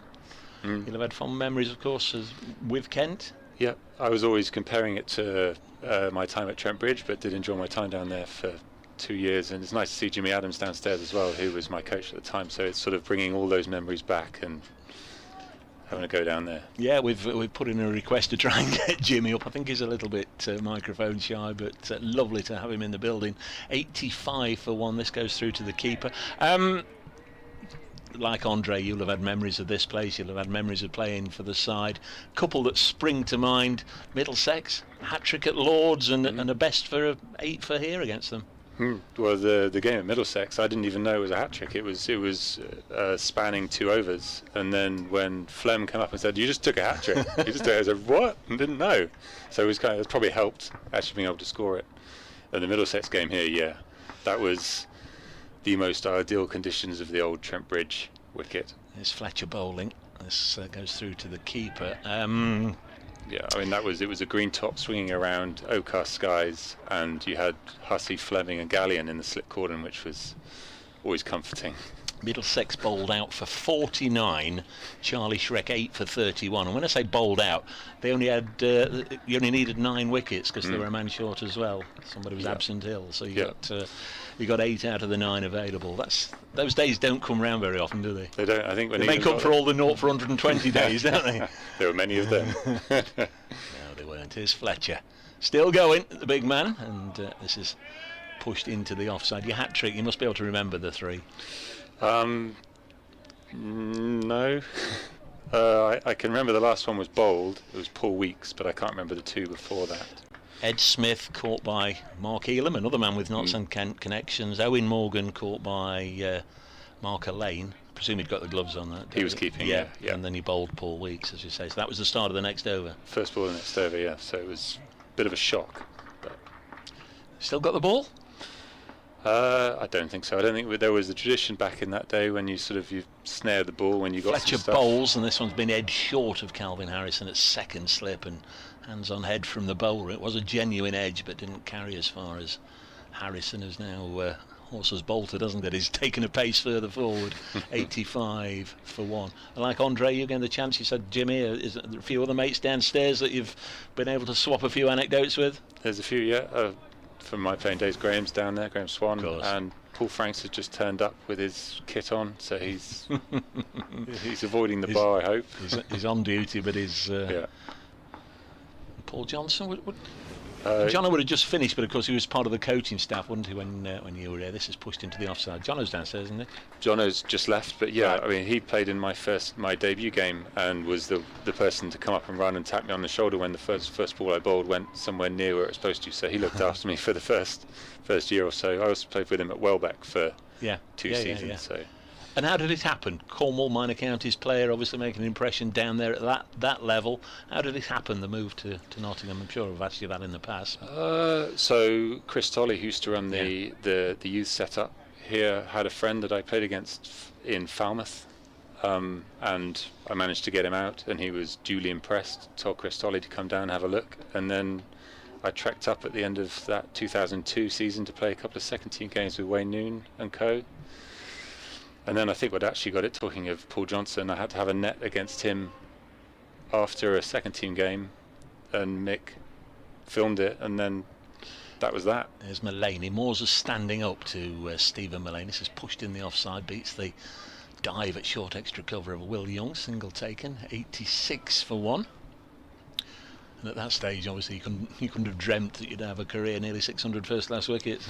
No. I mean, I still remember the first night we came up here to play my first one-day game. I was staying in a room downstairs underneath us now in the Radcliffe Road stand, and thinking, "Wow, look at this place." Yeah, so it was all good fun. Next delivery's on its way now, and this is dropped on the leg side. It was a shiny, brand new place back then. It just. last day, last week of the match was the 25th anniversary of this place opening, when Sobers opened it before the England-South Africa game, the one with Alan Donald bowling to Michael Atherton. But yeah, there was rooms for hire downstairs, weren't there, back then? 86 for 1. Next delivery on its way, and this is dropped on the leg side. So what are you up to now then? How do you get through the day? I work in cybersecurity now, so I've sort of moved away from cricket completely. Unfortunately, I still have an addiction to it and follow it as much as I can, but yeah, I'm all in the IT world. It's nice to know you still follow the cricket. You know, cricketers, when they finish the career, it's time to hang the boots up, generally they go in obviously one of three directions. They've either made enough money they can spend all the time on the golf course, they go and pursue some other line of business, as you are, as this is played down in the ground, or they stay in the game just desperate to find a coaching opportunity, or being good enough like Andre just to have lots of coaching opportunities that you can enjoy and stay in the game. Yeah, well, I don't think I have the patience to stay in the game, unfortunately. 86 for 1. Just wonder where the next Cornish player to represent Notts will be. Of course, it's a good bit of work there from Tom Moores. This next delivery through to the keeper who whipped off a bail. Of course, Neil Edwards was here the same time as you. He's from Truro, wasn't he? And then we had Jake Libby for a while. Yeah, I mean, I'm sure there will be some. There's a good churn of cricketers coming out of Cornwall. Hotbed, isn't it? I played in the Devon leagues in the 80s, and it was the same down there. Obviously, it was the rivalry between the two counties, but there were strong leagues to play in. Next delivery on its way now from Mullaney, and this goes through to the keeper, Tom Moores. End of the over. 32 overs gone in the innings. Notts made 350. Kent 86 for 1. Charlie, it's lovely to see you. It really is.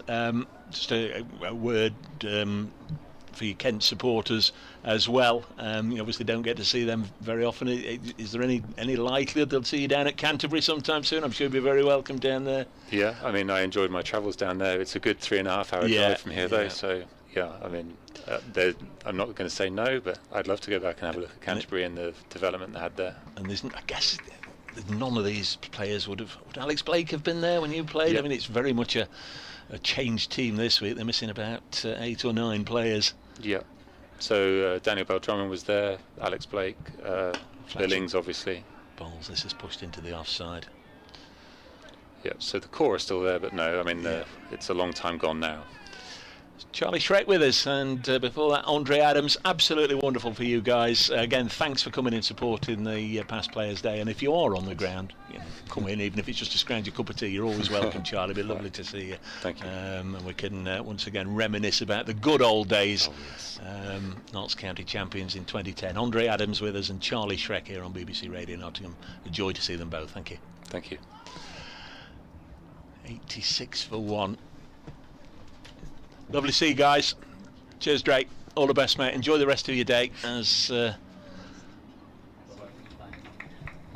we say farewell. Hope you enjoyed just a few reminiscences from Charlie and Andre.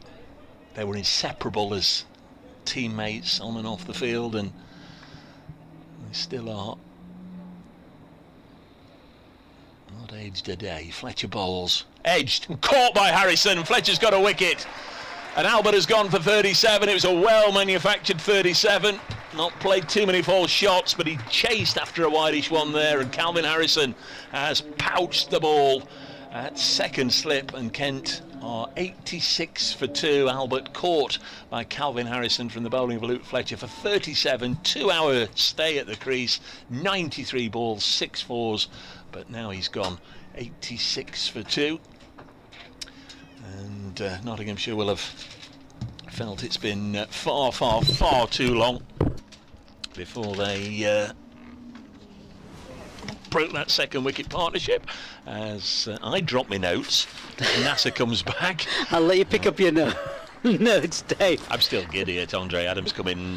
Yeah, I could tell. I could tell. It's always the way when you see one of your heroes, isn't it? Well, I saw him bowl 10,000 deliveries or whatever it was, but an outstanding player. An outstanding player and lovely to see him. Jack Leaning is going to come in at 4 as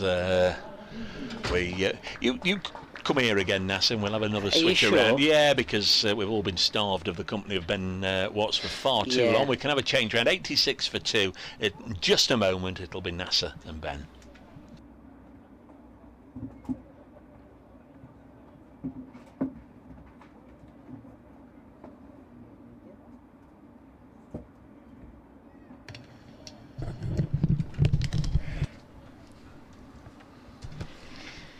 So Jack Leaning then comes out to bat at number 4, which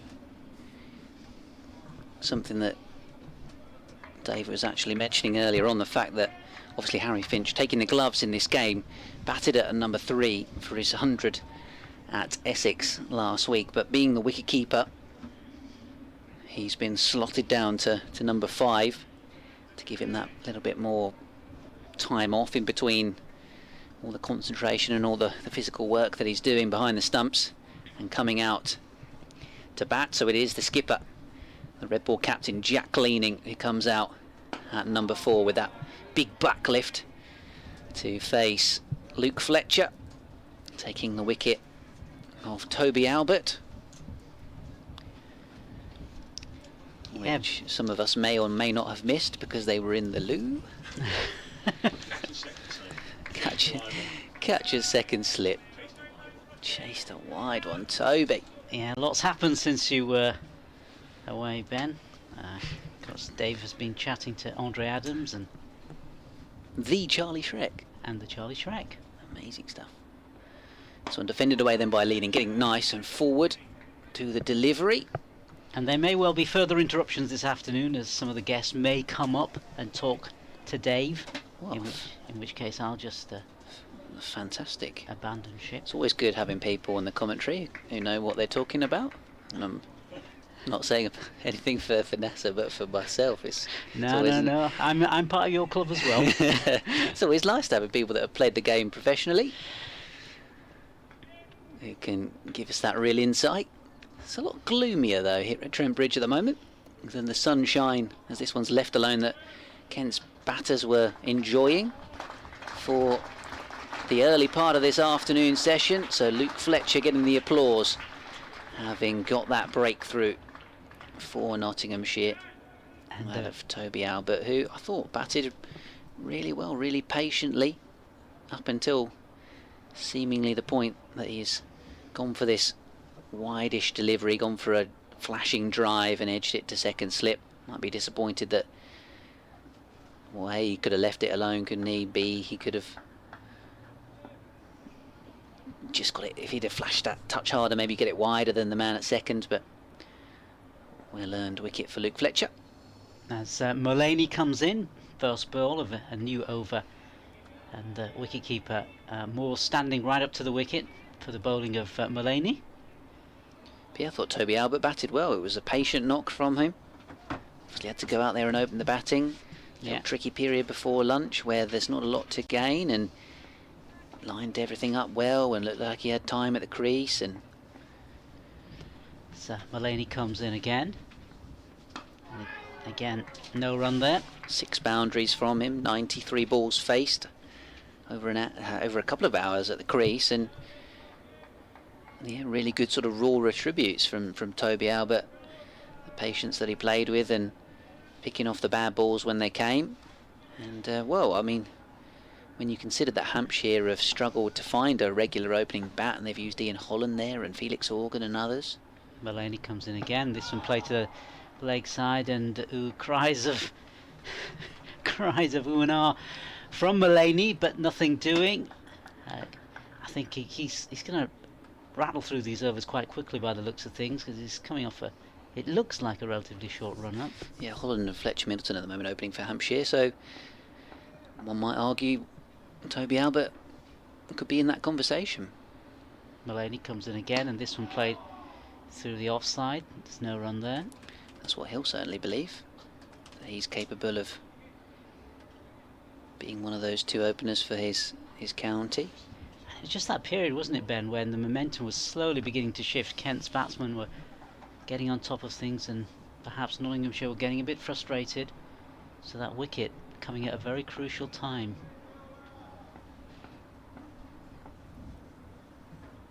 As in comes Mullaney again.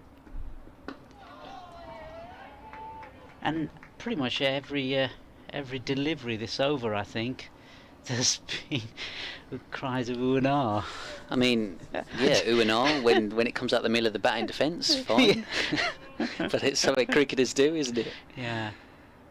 But tidy over, no runs off it so far from Mullaney.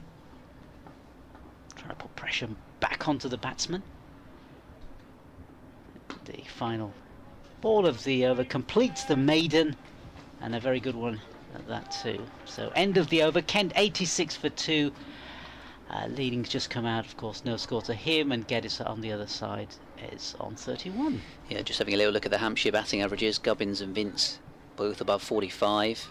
Dawson and Holland in the 30s, but then others like Fletcher Middleton, who's been backed at the top of the order all season, averaging 26. Ben Brown 22. Weatherly just 17, which surprises me actually. And then like Tom Press played a couple of games and not got any runs, so yeah, I think Toby Albert, a little audition for him perhaps in this game, and the 37 that he scored to show what he could offer his team. Now Leaning joining Ben Geddes at the crease, the Surrey man and the former Yorkshire player, and now Kent Red Ball captain for the remainder of the season.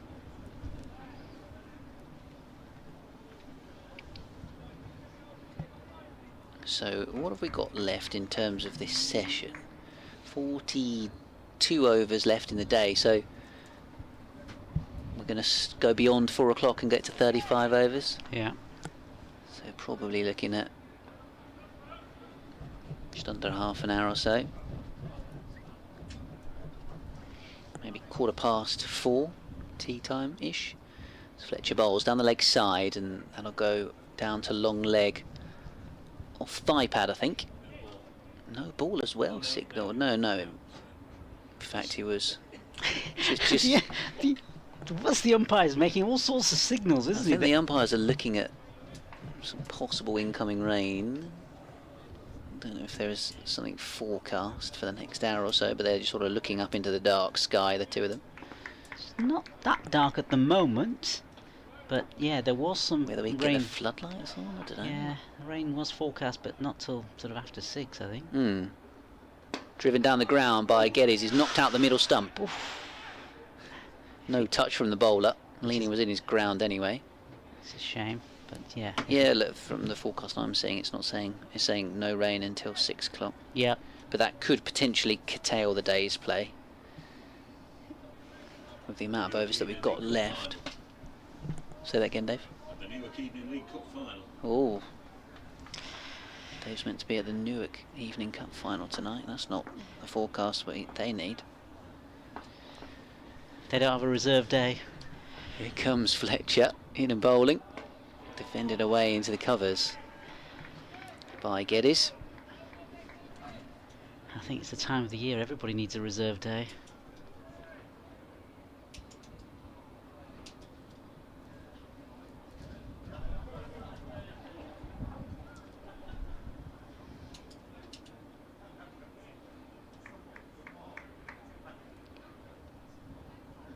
Fletcher having a conversation with Hutton.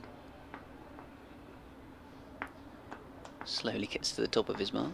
Looks hobbling a little It did bit. look like he was hobbling a little bit, but now he battles on and drives into the crease and bowls an away swinger. And again, it does look like he's limping a little bit out there. Yeah, a little bit of a limp. It's not moving smoothly. No. Maybe he's injured himself in some way. Certainly that left leg. Good news for Notts if that is the case. Here he comes and let go outside the off stump. Even that last run up, he didn't really run in with any. Yeah, he's been given his cap back off the umpire. Yeah, Then told by the umpire, no, don't pick that up, I'll get it. All sorts of shenanigans going on here. I wonder if he's going to walk straight off the field here, if he is going to. He's walking wander back to his position. Very slowly, Two gingerly. umpires having a conversation as well. Again, I don't know whether that's about light, whether they want the floodlights to come on, or whether they're a bit worried about weather or anything. I don't really know, but they are in conversation at the moment. Maybe they're reminding each other of the rules when it comes to tea. Yes. Mulaney is readying himself for this next over.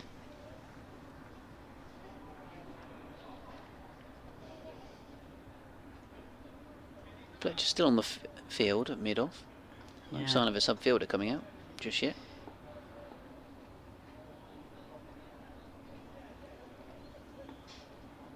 Yeah, in comes Mulaney.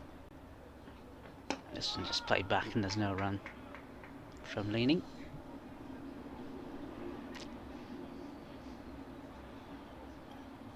Still yet to get off the mark. Geddes on the other side, he's made 31 and Kenter 87 for 2. In comes Mulaney again, and this one played out again in front of him by Leaning.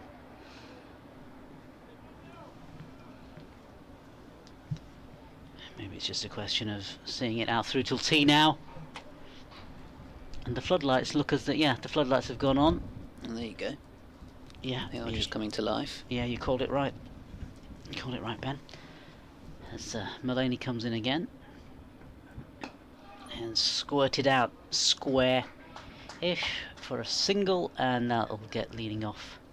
Up and running.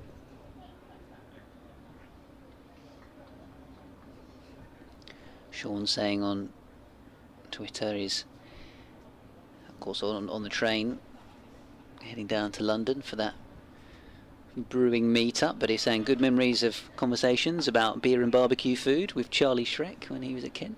In comes Mulaney again. That's just gone straight through to the wicketkeeper, no run.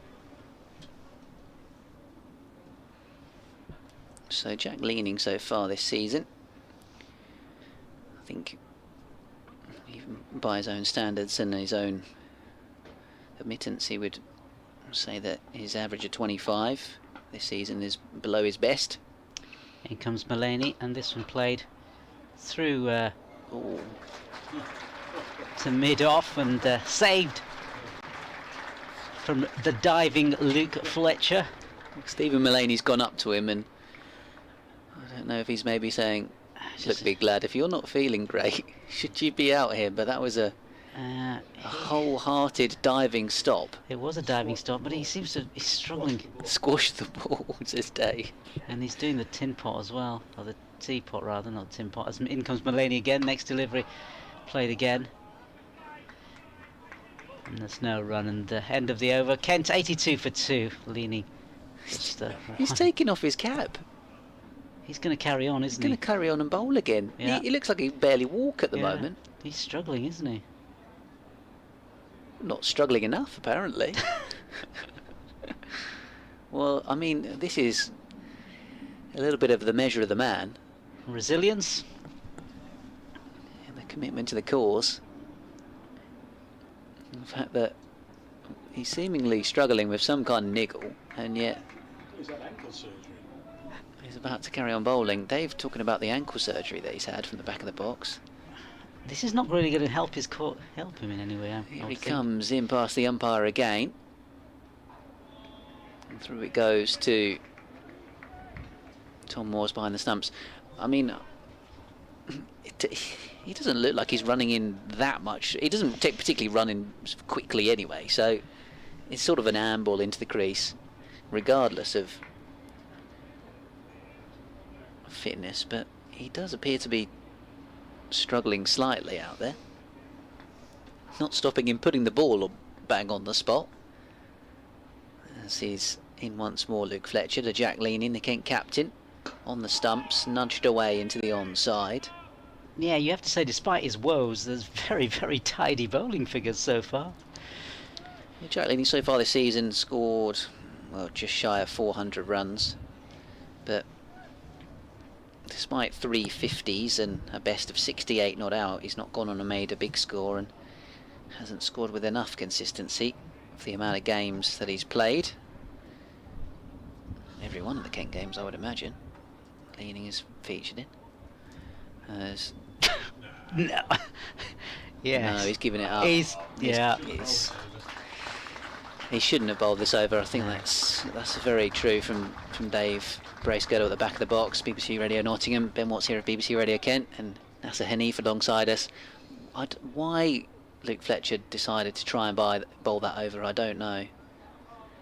Clearly, after making that diving stop, he and Stephen Mullaney would have had a conversation. But a 12th man is coming on, and Luke Fletcher is limping off the field of play. Brett Hutton's going to complete the over, but that really didn't make a lot of sense for him to try and bowl that over. He was clearly struggling with some kind of injury, possibly to that ankle. He's now slowly making his way off the field.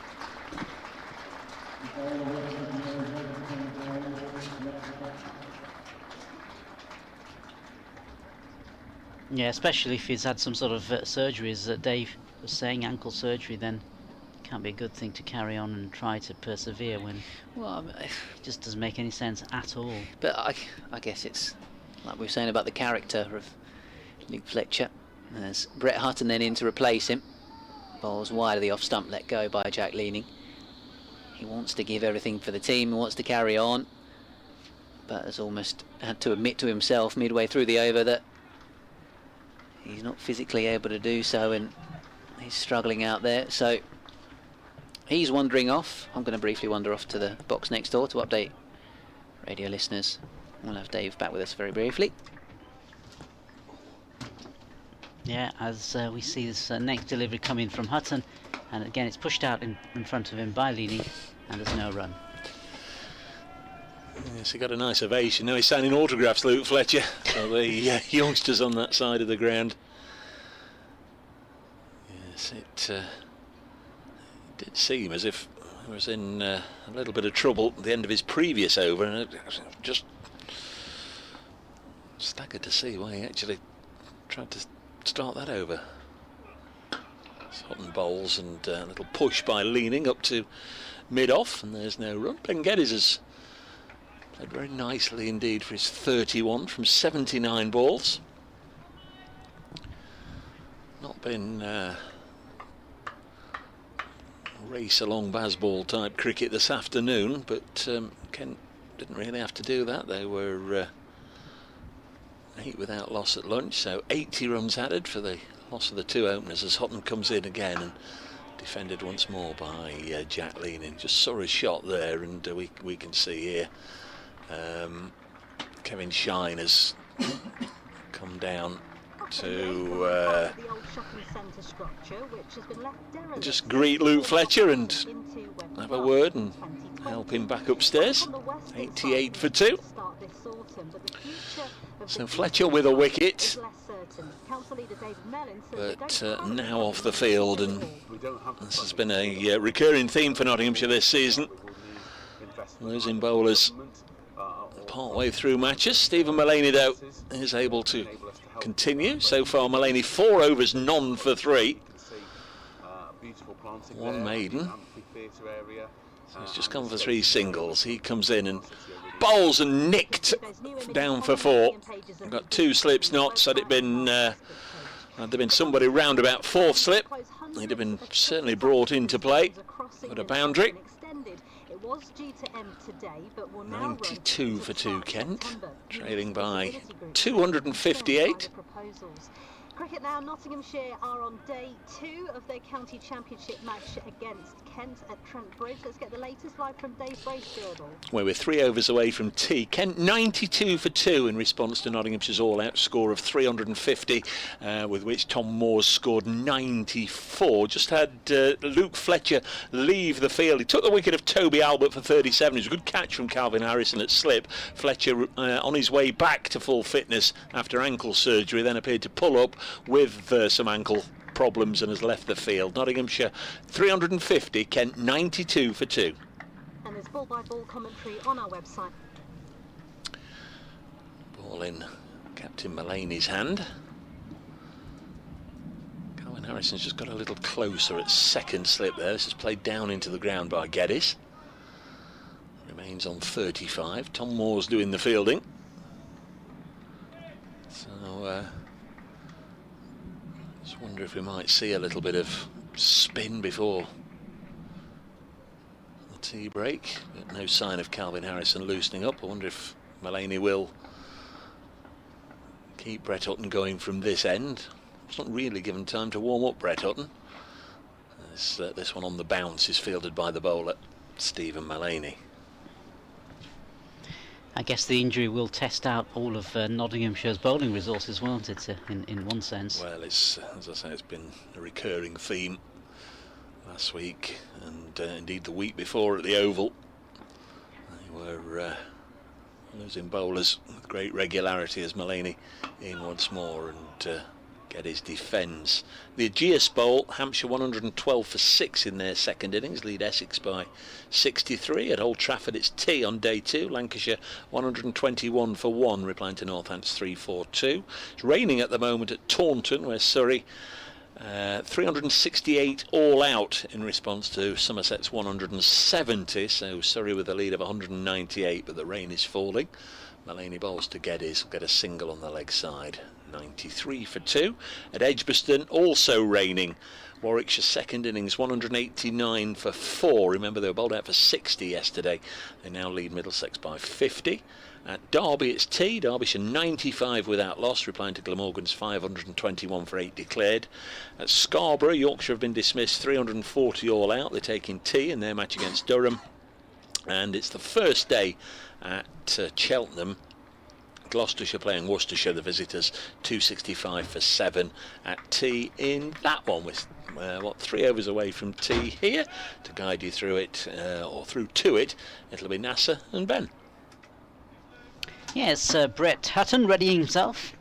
Took over the reins of the last over because of the injury to Luke Fletcher. Comes in, bowls his first delivery just outside the off stump, and there's no run. So yeah, we've just got this small period now just before tea. Brett Hutton being called into the attack, of course, leading wicket taker in terms of the county championship. And Nottinghamshire now having to rely on him more than they perhaps would have envisaged as he comes in and bowls. And this one right through the batsman. Little bit of bounce. And that went straight through. Crikey.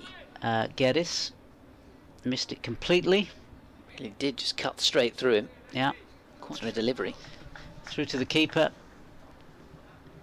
And unsurprisingly, no run.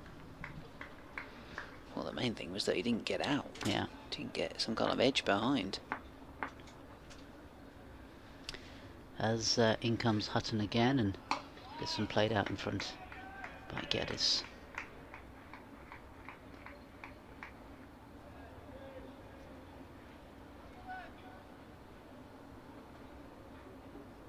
Yeah, all the floodlights now on here at Trent Bridge. Fully on as well, aren't they? Yeah, pretty much.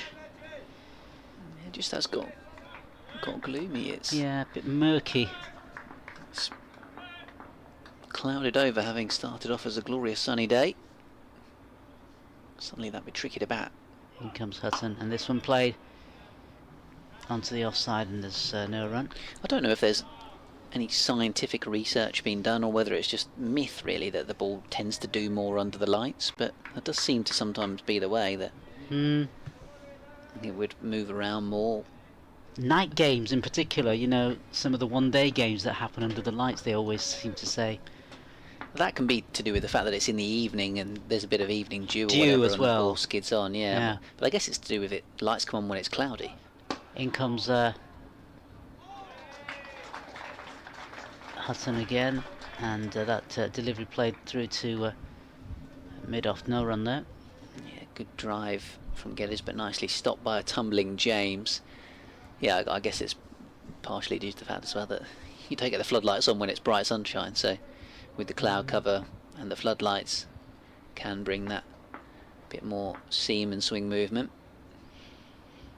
So Hutton comes in, and this one just pushed out by Geddes.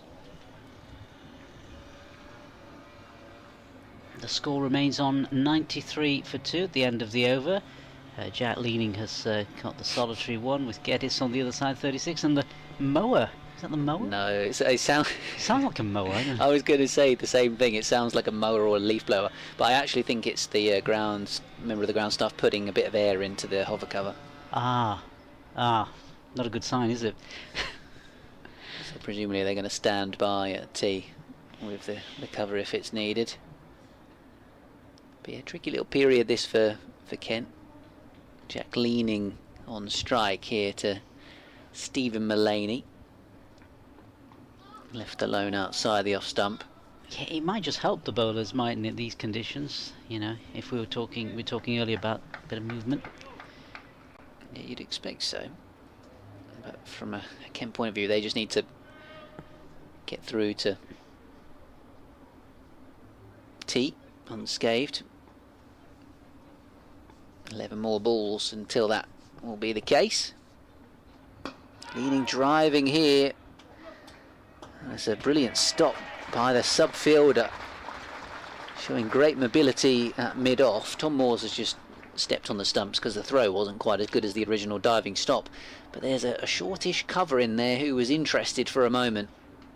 I think it's Will Young in there as Leaning drove just slightly on the up. Moves on to 2 from 16 deliveries. But he's just struggling to find a bit of rhythm at the moment, Jack Leaning out there at the crease. And just in general, as Geddes plays with soft hands, it goes down towards second slip and stopped by Calvin Harrison. Jack Leaning got a half century in the second innings at Canterbury against Warwickshire, one of his 3 half centuries in the championship this year, but making 27 and 6 last week at Essex. Just 11 against Northants at Northampton. This one's driven hard up towards mid-on by Geddes.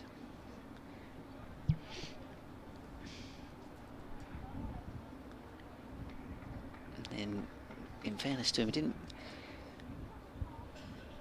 bat loads or have lots of time in the middle, particularly during the T20 latter stage of the T20 blast. So this one's into the onside again, just slightly aerially for the first instance, and then Hamid at mid-wicket being enticed into a possible catch. Yeah, got 41 at Taunton in the last T20 group game, Jack Leaning, so yeah, probably the last couple of months hasn't spent the sort of time out in the middle that he would like, and having to try and re-find a bit of form, having had a slightly lean season, no pun intended by his own standards, as Mullaney bowls, and it's defended back up the pitch by Ben Geddes, and Kent survived that over, the penultimate one before tea, so 6 more balls to go. And a increasingly gloomy Trent Bridge. 94 for 2 Kent, with just this Hutton effort before the break. Yeah, Kent will look to not lose a wicket in this final over.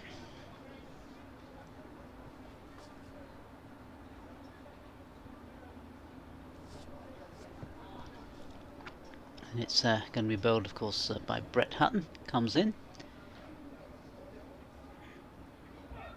First delivery left well alone by Leaning. Yeah, 3 slips in there for the away swing of Brett Hutton.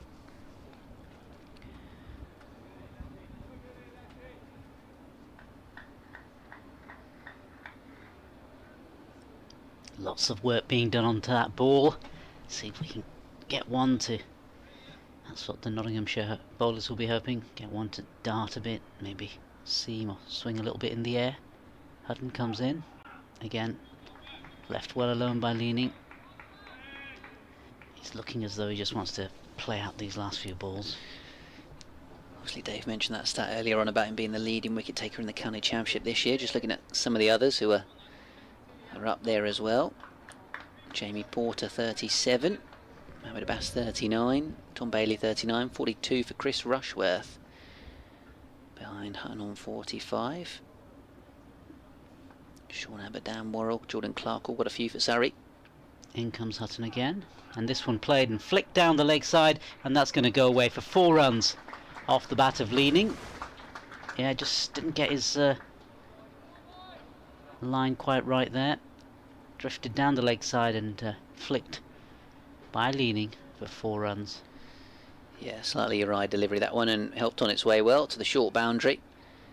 Dane Patterson, of course, of Nottinghamshire with 37 wickets right up there as well in terms of the leading wicket takers in County Championship Division 1 so far this season.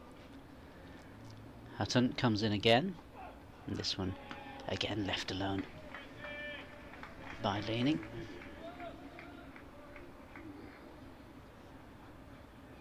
So 2 balls to go until tea. And you know what that means. Dave says rain. I was thinking scones, but you know. Marvellous scones they do here at Trent Bridge. Hutton comes in again, and this one played onto the leg sides, and in fact it's going to race along to the boundary square, and that'll be 4 more runs to Leaning. So yeah, a couple of boundaries from him. Yeah, nice. Takes Kent on to 102 and past a century for them. 102 for 2. That makes the scoreboard look that bit better at tea. Yeah, a lot Getting more through to 3 figures. A lot more respectable. Good for Jack Leaning to get one out the middle of the bat. Start to feel more like himself out there. And in comes Hutton again. And that's outside the off stump, goes through to the keeper, and the fielders and the batsmen turn, head towards the pavilion. And that's the end of this session of play, with Kent 102 for 2. Jack Leaning has made 10. On the other side is Geddes. He's made 36, Ben. It will be back in around about 20 minutes time, then online and on the stream with commentary of the evening session. And 35 more overs scheduled to be bowled. We hope to bring as much of those to you as possible, keeping an eye on the rain as well, but we'll have updates on Twitter if there are any interruptions of that sort of thing. But we'll hopefully be back in 20 minutes time with Kent to resume 102 for 2, replying to Notts 350 all out.